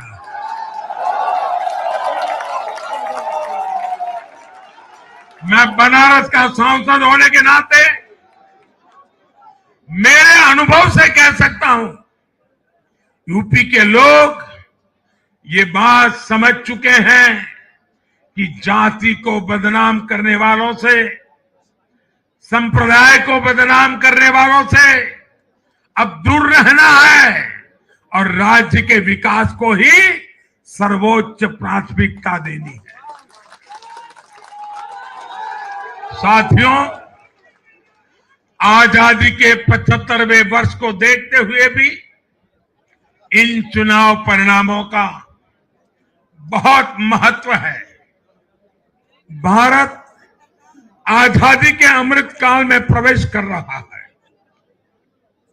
ये चुनाव परिणाम आने वाले 25 वर्षों के हमारे राष्ट्रीय संकल्पों के प्रति देश के मिजाज को, देश के मूड को प्रतिबिंबित करते हैं। यहां से हम दो पटरियों पर एक साथ तेजी से काम करने वाले हैं। एक तरफ गांव, गरीब, छोटे किसान, लघु उद्यमी, उनके कल्याण पर हमारा जोर है। वहीं दूसरी तरफ देश के संसाधनों, देश की युवा शक्ति को नए अवसर देकर हम आत्मनिर्भरता के मिशन को तेज करना चाहते हैं। भारत का युवा आज अपने हुनर से, अपने बुद्धि के बल से और अपनी क्षमता के उपयोग से दुनिया को समाधान दे रहा है। दुनिया का सबसे बड़ा और सबसे तेज टीकाकरण अभियान आज के भारत के सामर्थ्य का बड़ा उदाहरण है। आज भारत डिजिटल पेमेंट सिस्टम में आत्मनिर्भर हो रहा है। स्टार्टअप के क्षेत्र में अपना सामर्थ्य बढ़ा रहा है और तकनीक के क्षेत्र में नई नई उपलब्धियां प्राप्त कर रहा है। और यह सब हो रहा है उसकी युवा शक्ति के कारण। भारत में शिक्षा का स्तर उच्च कोटि का हो, जो देश और दुनिया की जरूरतों को पूरा करने वाली वर्कफोर्स तैयार कर सके, यह हमारा संकल्प है। आज एक ऐसे नए भारत का निर्माण हो रहा है जहां आपकी पहचान आपके काम से होती है, न कि आपके परिवार से होती है। मुझे विश्वास है सबका साथ, सबका विकास, सबका विश्वास और सबका प्रयास के मंत्र पर चलते हुए हम अपने अपने राज्यों को नई ऊंचाई पर लेके जाएंगे। जब देश के हर राज्य का विकास होगा तो देश का भी विकास होगा। और मुझे तो वह गुजरात में इतने साल काम किया, दिल्ली में सरकार भारतीय जनता पार्टी को अच्छा मानने वाली सरकार नहीं थी। हमारी सरकार में रोड़े अटकाने के सोच वाली सरकार थी। फिर भी गुजरात में हमारा मंत्र यही था, भारत के विकास के लिए गुजरात का विकास।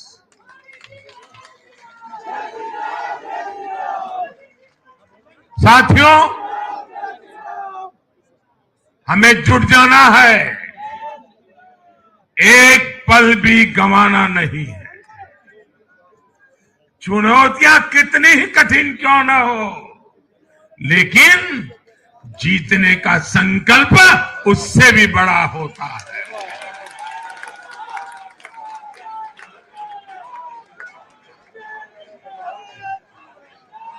बड़े संकल्पों के साथ, बड़े सपनों के साथ ऊंची सी ऊंची ऊंचाइयों को पार करने के इरादे के साथ देश को आगे बढ़ाना है। साथियों, इतना बड़ा भव्य विजय भारत के उज्जवल भविष्य की गारंटी है। मैं एक बार फिर भारत के उज्जवल भविष्य के लिए ये जो निर्णायक मतदान किया है, इसलिए हमारे मतदाता अभिनंदन के बहुत अधिकारी हैं। आइए दोनों हाथ ऊपर करके तालियों के गड़गड़ाहट के साथ सभी मतदाताओं का अभिनंदन करें, मतदाताओं का आभार व्यक्त करें, मतदाताओं का गौरवगान करें।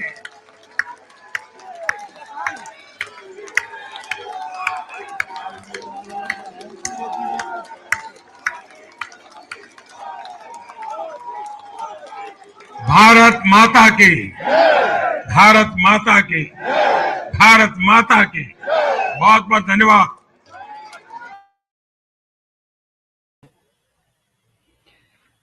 All right, that was the Prime Minister's speech, a victory speech at the BJP headquarters, a speech that covered the entire gamut from COVID, the vaccination program, to India's policy on Ukraine, with several swipes at what the Prime Minister called Gyanis, by which, of course, he means liberal intellectuals, family politics, by which, of course, he means the Congress, and a larger ecosystem that he said even cast aspersions on the institutions of democracy, questioning them when they investigated corruption. He was very, very keen to underline that when he called out family politics, it was not personal enmity, but for the sake of the country. And then, of course, expressing his gratitude to voters.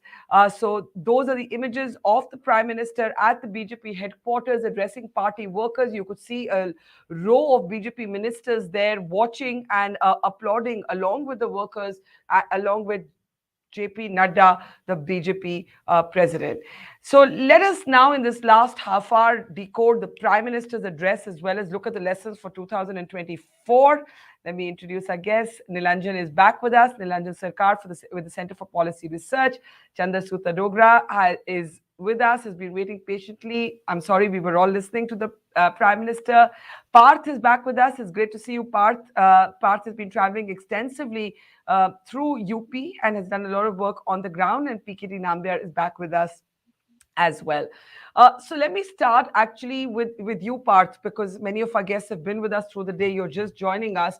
The Prime Minister not missing the opportunity to call out family politics. He didn't name the Congress. The reference was clear. The decimation of the Congress, perhaps the biggest story of today that's going to create a kind of cataclysmic effect for the opposition. Did you sense this in your travels, that this is how bad it would be? For the Congress, I think in UP, everybody expected it, but there were many reporters who came back from UP and said there's a real fight on.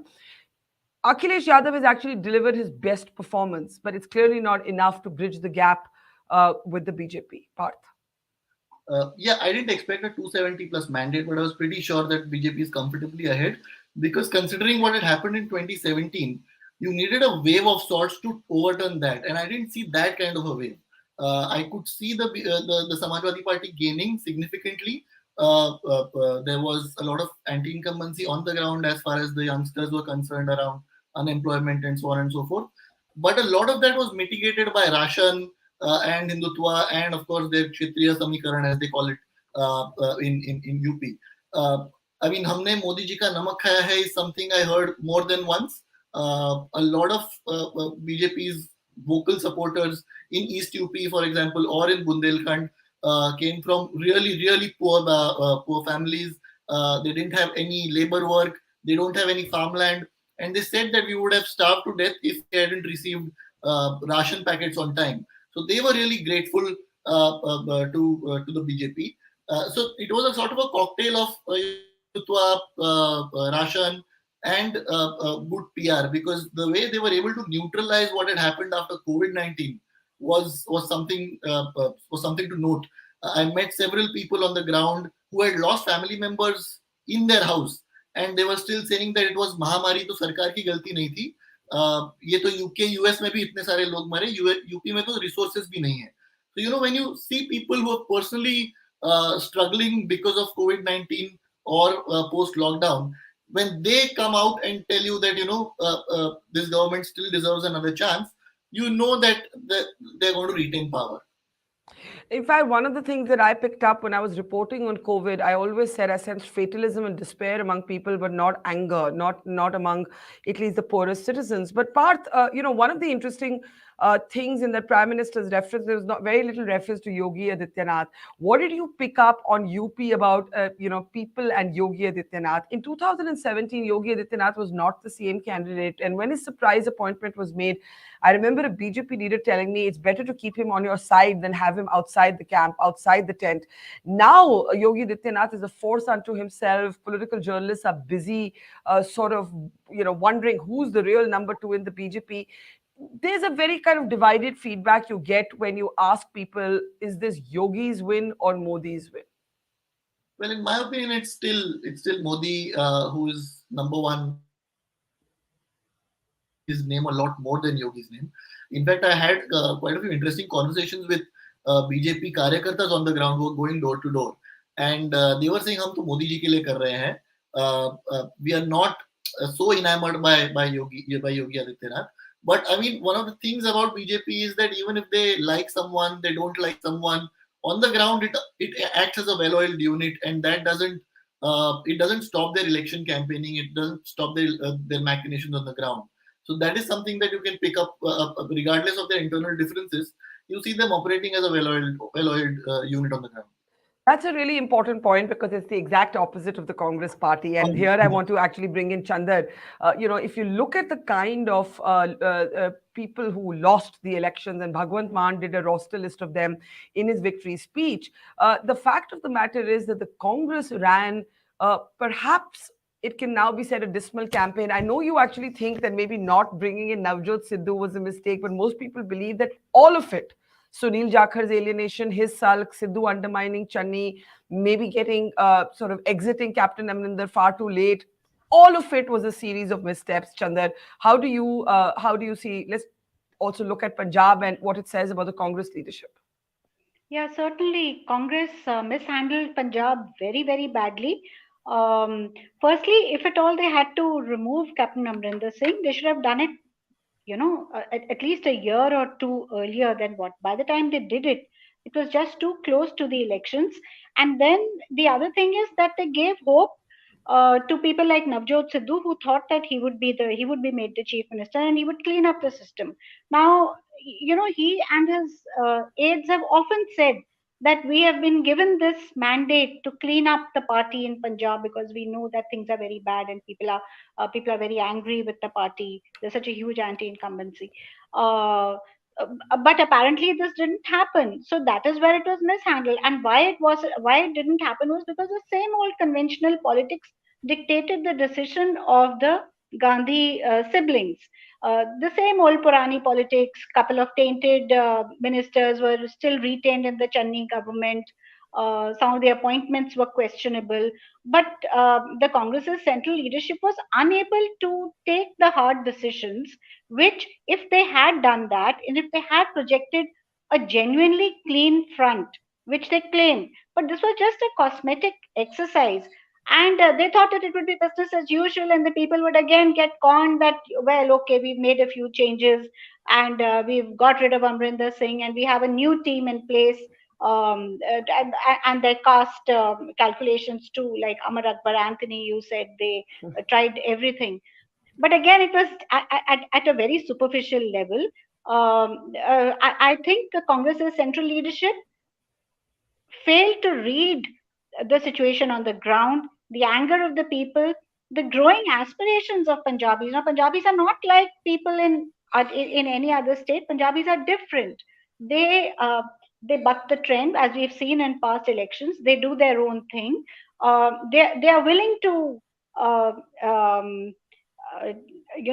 take on an experiment, try out something new, which people in, say, Uttar Pradesh or Madhya Pradesh would be more conservative in their choices, wouldn't really go all out and support a newbie in such a spectacular manner. No. But Punjab is very different. We have this gung-ho population which is always ready to try out new things, and which is the Congress failed to read the mood on the ground. They thought that with just a few little tinkering here and there, they would be able to. And to come back to Navjot Sidhu for a minute, I'd like to point out that the only person who actually read the situation on the ground correctly is Navjot Sidhu, and he was the one who was crying. He called for. He knew there was a mood for change, but he thought he was the change. Yes, exactly. He projected himself as the change, but unfortunately the party did not back him. And the party didn't back him because he had alienated everybody else. Yes, he's not a team player. But one of the reasons is that when you have, he used to openly talk about vested interests in the Punjab cabinet, within the legislators. He says if the same people who are owning liquor licenses, for instance, and you put them in charge of the government, then what kind of revenue can you hope to earn? They will obviously be working for themselves. Yeah. He used to make points like this. So he was fighting against the system, so to say. And it's very difficult to fight for one man to fight against a system. He did see that things need a drastic makeover, but all by himself, he was unable to do it. He didn't have the backing. And even if he had Okay, tried, can I jump in Yeah, there? sure. You and I may not fully agree on Sidhu, but I will, of Yeah. course, always bow to your better understanding of Punjab and politics there. Nitin Tyagi of the Aam Aadmi Party is also with us. PKD Nambiar. Let me, a great day for you, Mr. Tyagi, and congratulations. Just coming to you in a Thank you second. so much. Congratulations. Nilanjan, any takeaways from the Prime Minister's speech? I found it interesting that the first articulation of the Ukraine policy was in that speech. The Prime Minister clearly irritated somewhere. I think he had his "I told you so" moment on COVID, because he repeatedly brought up the success of the vaccination program and how he had been criticized for that COVID handling, as if to say, see, all of you, you intellectuals, you journalists, you writers, commentators who criticize me, here's the answer. I think that's right. So I think he was clearly thumbing it to his critics. But even more than that, a big focus of the speech was the pro-poor policies of the BJP, the role that Modi plays as a guarantor for welfare in the country. And it's crucial to his image, also leading into 2024. I think Parth also talked about this and how much it mattered in the UP campaign. What's important about this speech also is how little Yogi featured in it, right? It was about Modi and what Modi brought to the people and what Modi is continuing to bring to India, right? And this is important because I think for two important reasons. So first is it continues his role as the person in whom you should have Vishwas above all else. But second, I think that somewhere underneath these jibes about Adani, Ambani, the success of the farmers movement, the idea that maybe again back to that, it is a Soot-Put ki Sarkar, he's trying to make sure, he's trying to position himself as, no, I am not that person. I am with the poor. I am with you. And, look, the UP election is proof positive that it's a successful strategy, and they've successfully mobilized and advertised around it. Yeah, I was just going to say that clearly, no matter how many times he's targeted in that Soot-Put ki Sarkar framework, the poor voter is not reacting in that way. And, the whole series of welfare targeted microeconomics has played a huge part in this victory. But PKD Nambiar, do you want to come in on the fact that Mr. Adityanath, who has made history with his second term, barely found a mention in that speech of the Prime Minister?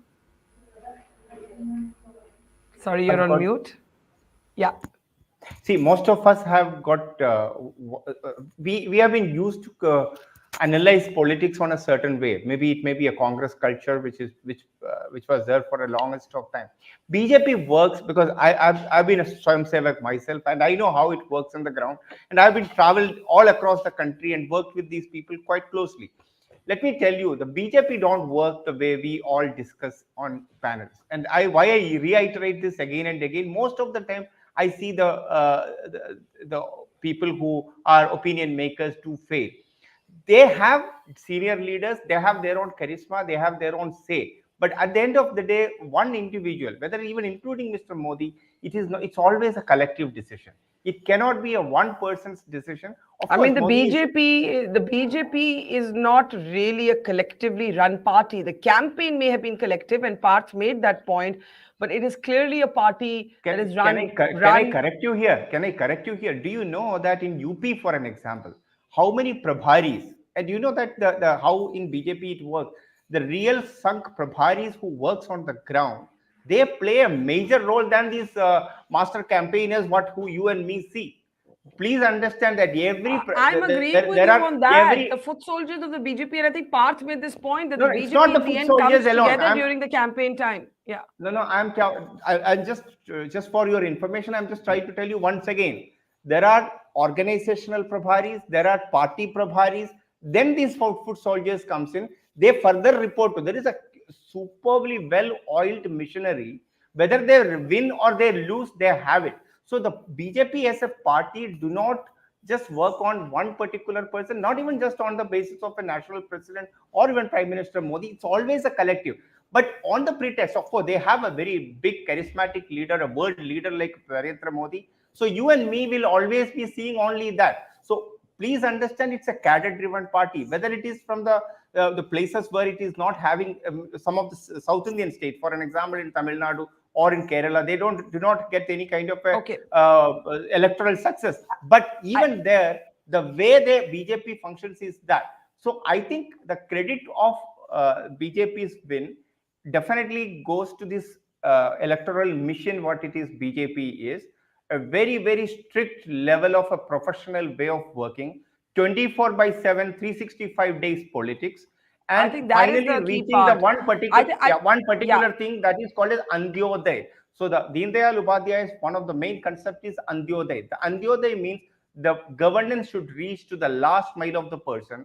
And if at all, if you have to give any I'm going to success interrupt to you Modi, because I haven't gone to Nitin Tyagi yet, and I just want to get a comment from Parth based on his travels in UP. And if we can come out of this, there's a lot of argument that women swung this vote. The Prime Minister repeatedly referred and referenced the female voter, and a lot of his recent, even in the last election in 2019, it was about the gas cylinder, it was about toilets for women, and this time the rations it has been a centerpiece scheme.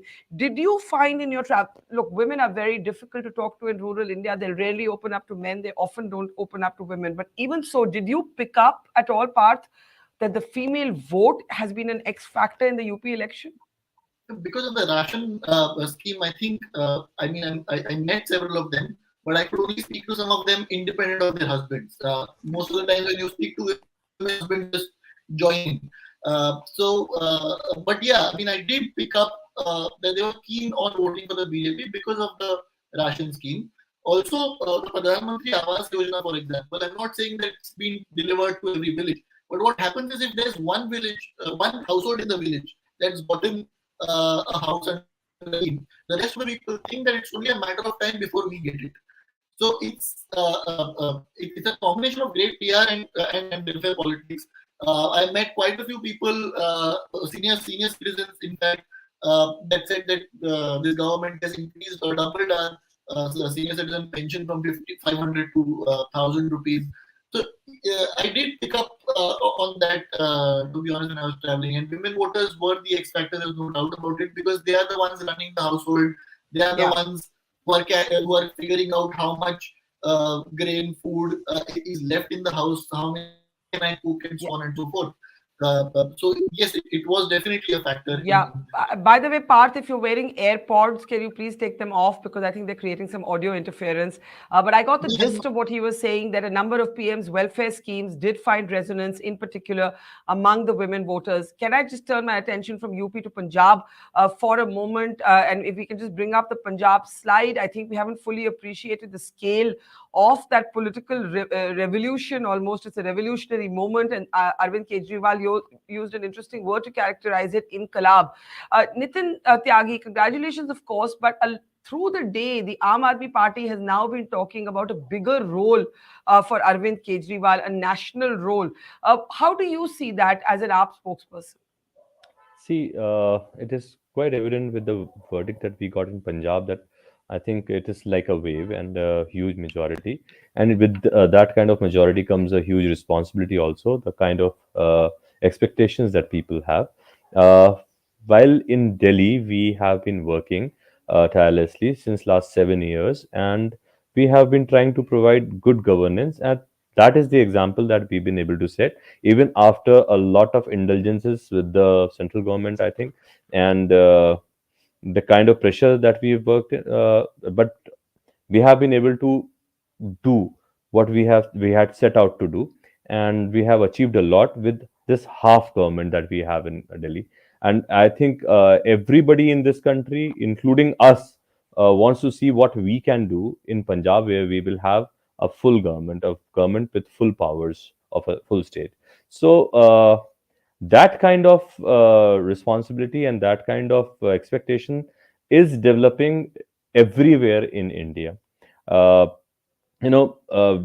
we go, I mean, we contested in 3 other states. We might not have got that kind of result, but we are very new to all these states, and we are still growing, and we are growing very fast for that matter. But even in other states that we go, people are talking about our education policy, people are talking about our health, So you bijli, do pani, and believe, what all. you do believe the Delhi Absolutely. model See, will travel well, is basically the what you're Delhi saying. model will Yeah. travel. The image of a common man. See, if you see what happened today, the bigwigs of the big parties in Punjab have lost to such common people. One of them being a person who uh, has a job in a mobile repair shop. Okay, and Yeah. he beat Channi. Just imagine a very very down to earth kind of our volunteer from Amritsar. She beat Sidhu and Majita both. Can you Yeah. imagine? So Arvind Kejriwal he symbolizes the common man. So does Bhagwant Mann, a common man, and people are looking forward to people coming out of their drawing rooms, and instead of criticizing what's happening around, and becoming a part of the system and changing the system. This is what we had done in Delhi.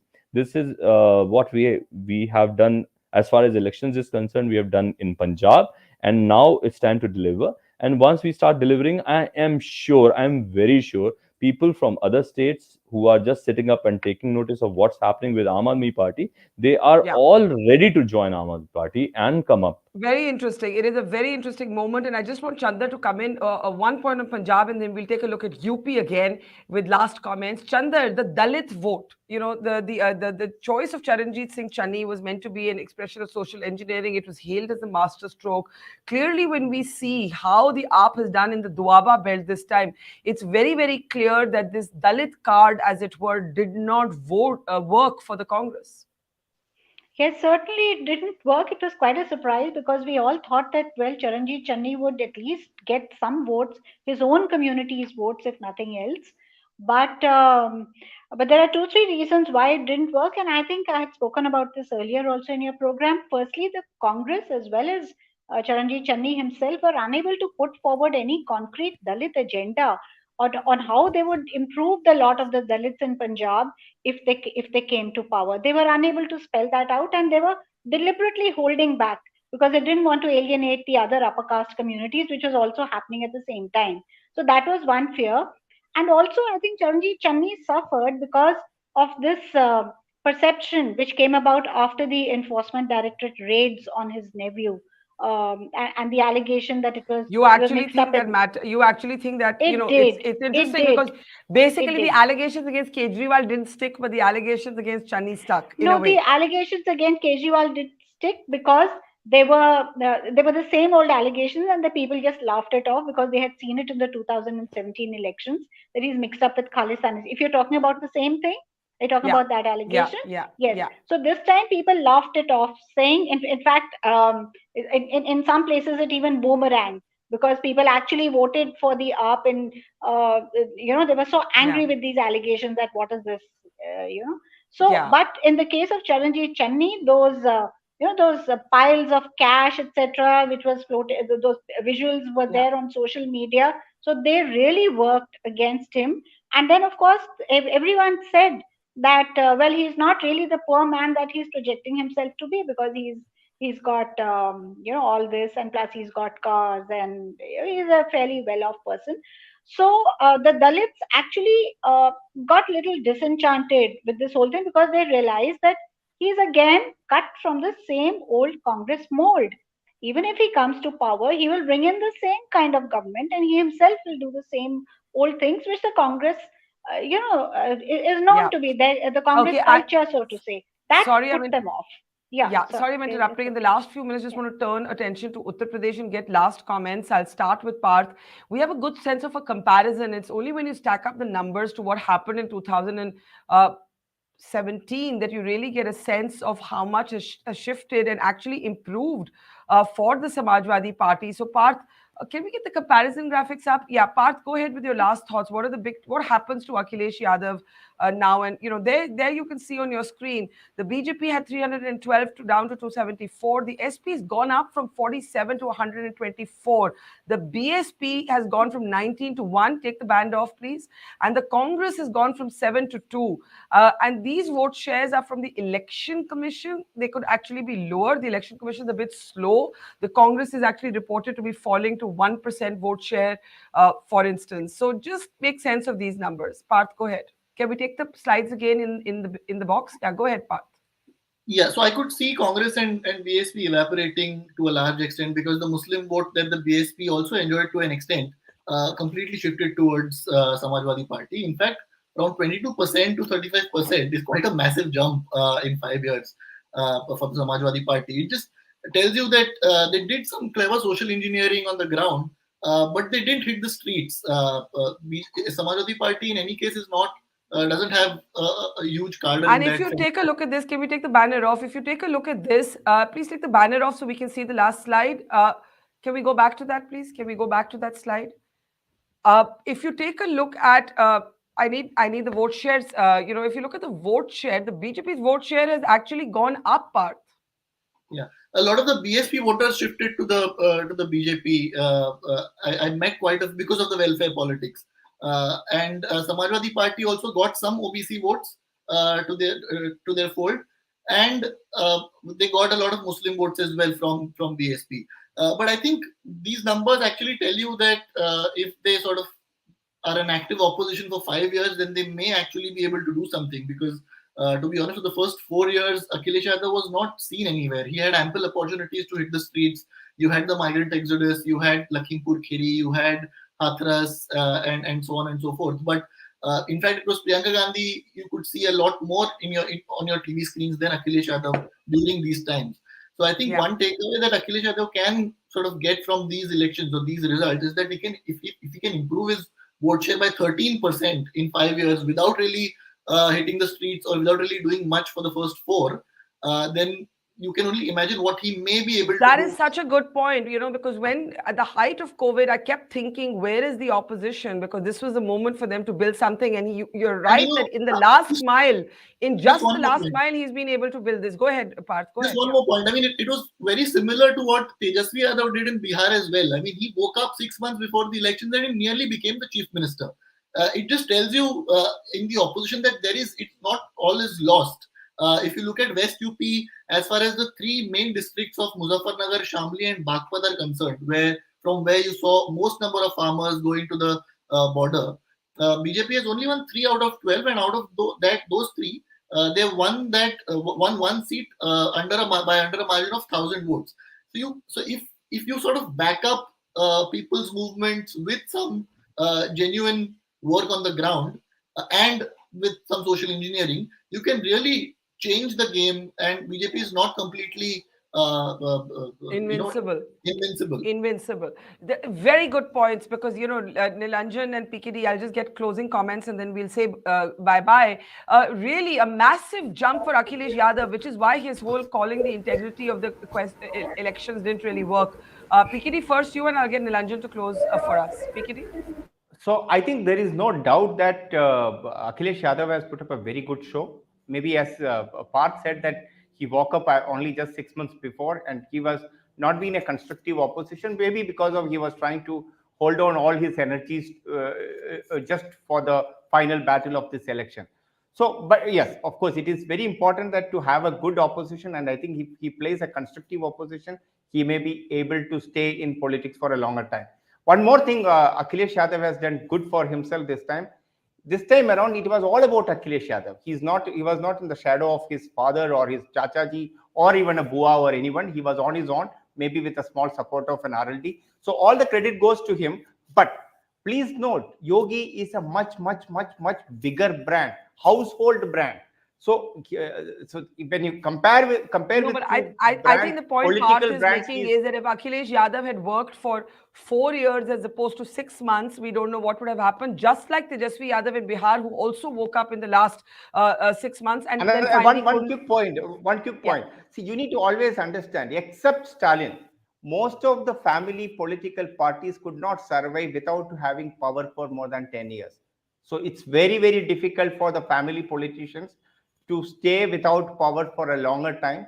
I hope because of his age and the capacity, Akhilesh Yadav stays on, but it's going to be very tough. And most importantly, even in Goa, after if the governments are performing well, The Indian electorates are today giving a third opportunity to in most of the places, including Goa is a right example. Well, I actually just want to say that the very interesting thing is there are states where the chief minister has lost, but the BJP has won, and Uttarakhand is one such state. And so, Nilanjan, I think that brings home the fact that this is still very much a Modi a Modi-oriented win, as much as Yogi Adityanath has been able to claim for himself. Nilanjan, last word to you. No, absolutely. This is a Modi-oriented win. Most people don't realize that even though BSP is seen as having its stronghold in Western UP, 16 out of the 19 seats it won in 2017 came from Phase 4 onward constituencies where Dalit populations are large.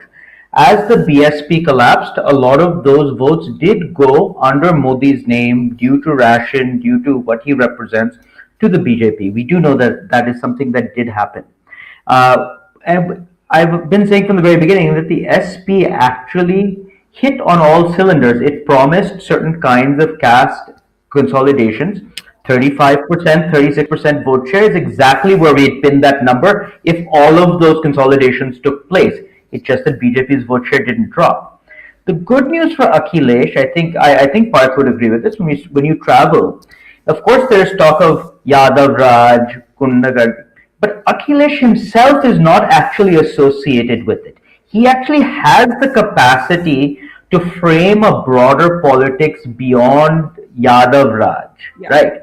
And if he focuses his energy over the next several years on building that broader politics, then he can break this 35% ceiling, get above those 38, 39, 40%. That would be a genuine challenge for the BJP down the line. Of course, he didn't get there this time, but he was also dealing with a crumbling BSP.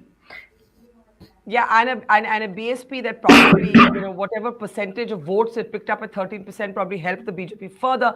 Parth, 30 seconds to you. I was going to close, but if you'd like to respond to that. No, absolutely. In fact, a lot of people who talk about Yadav, Gundaraj and so on and so forth have decent things to say about Akhilesh. So he can actually do it if he sort of works for the next 5 years. And which is what kind of surprises me about Akhilesh as well as Tejasvi, because both these states send out huge number of migrant workers outside, and they should have been the first ones to be on the ground when the migrant exodus happened. Yeah, I mean, what we can sort of take away from from these results is that if there is space for them to expand, it's just that they'll have to put in some legwork. Yeah, and that is the point, that the one thing that the BJP never stops to do is politics 24/7, 7 days a week. No election is considered too small to not go all out for. And I think that remains what separates it from most of the other parties that are seeking to challenge it. We will leave it there. It's been a long and tiring day for all of you. We thank you for having spent some of it with us, and we learned a lot from all of you. And there'll be a lot to unpack in the next few days as we get a chance to go deeper into the data and the numbers. Thank you very much, Chandan, Nitin, PKD, Parth, and Nilanjan, and to our audience for staying with us all day. Thank you for watching, and see you tomorrow. Take care. It's great to see you here. Thank you for watching our work. If you haven't subscribed yet, don't forget to click the bell icon and subscribe to Mojo Story and support independent, robust journalism.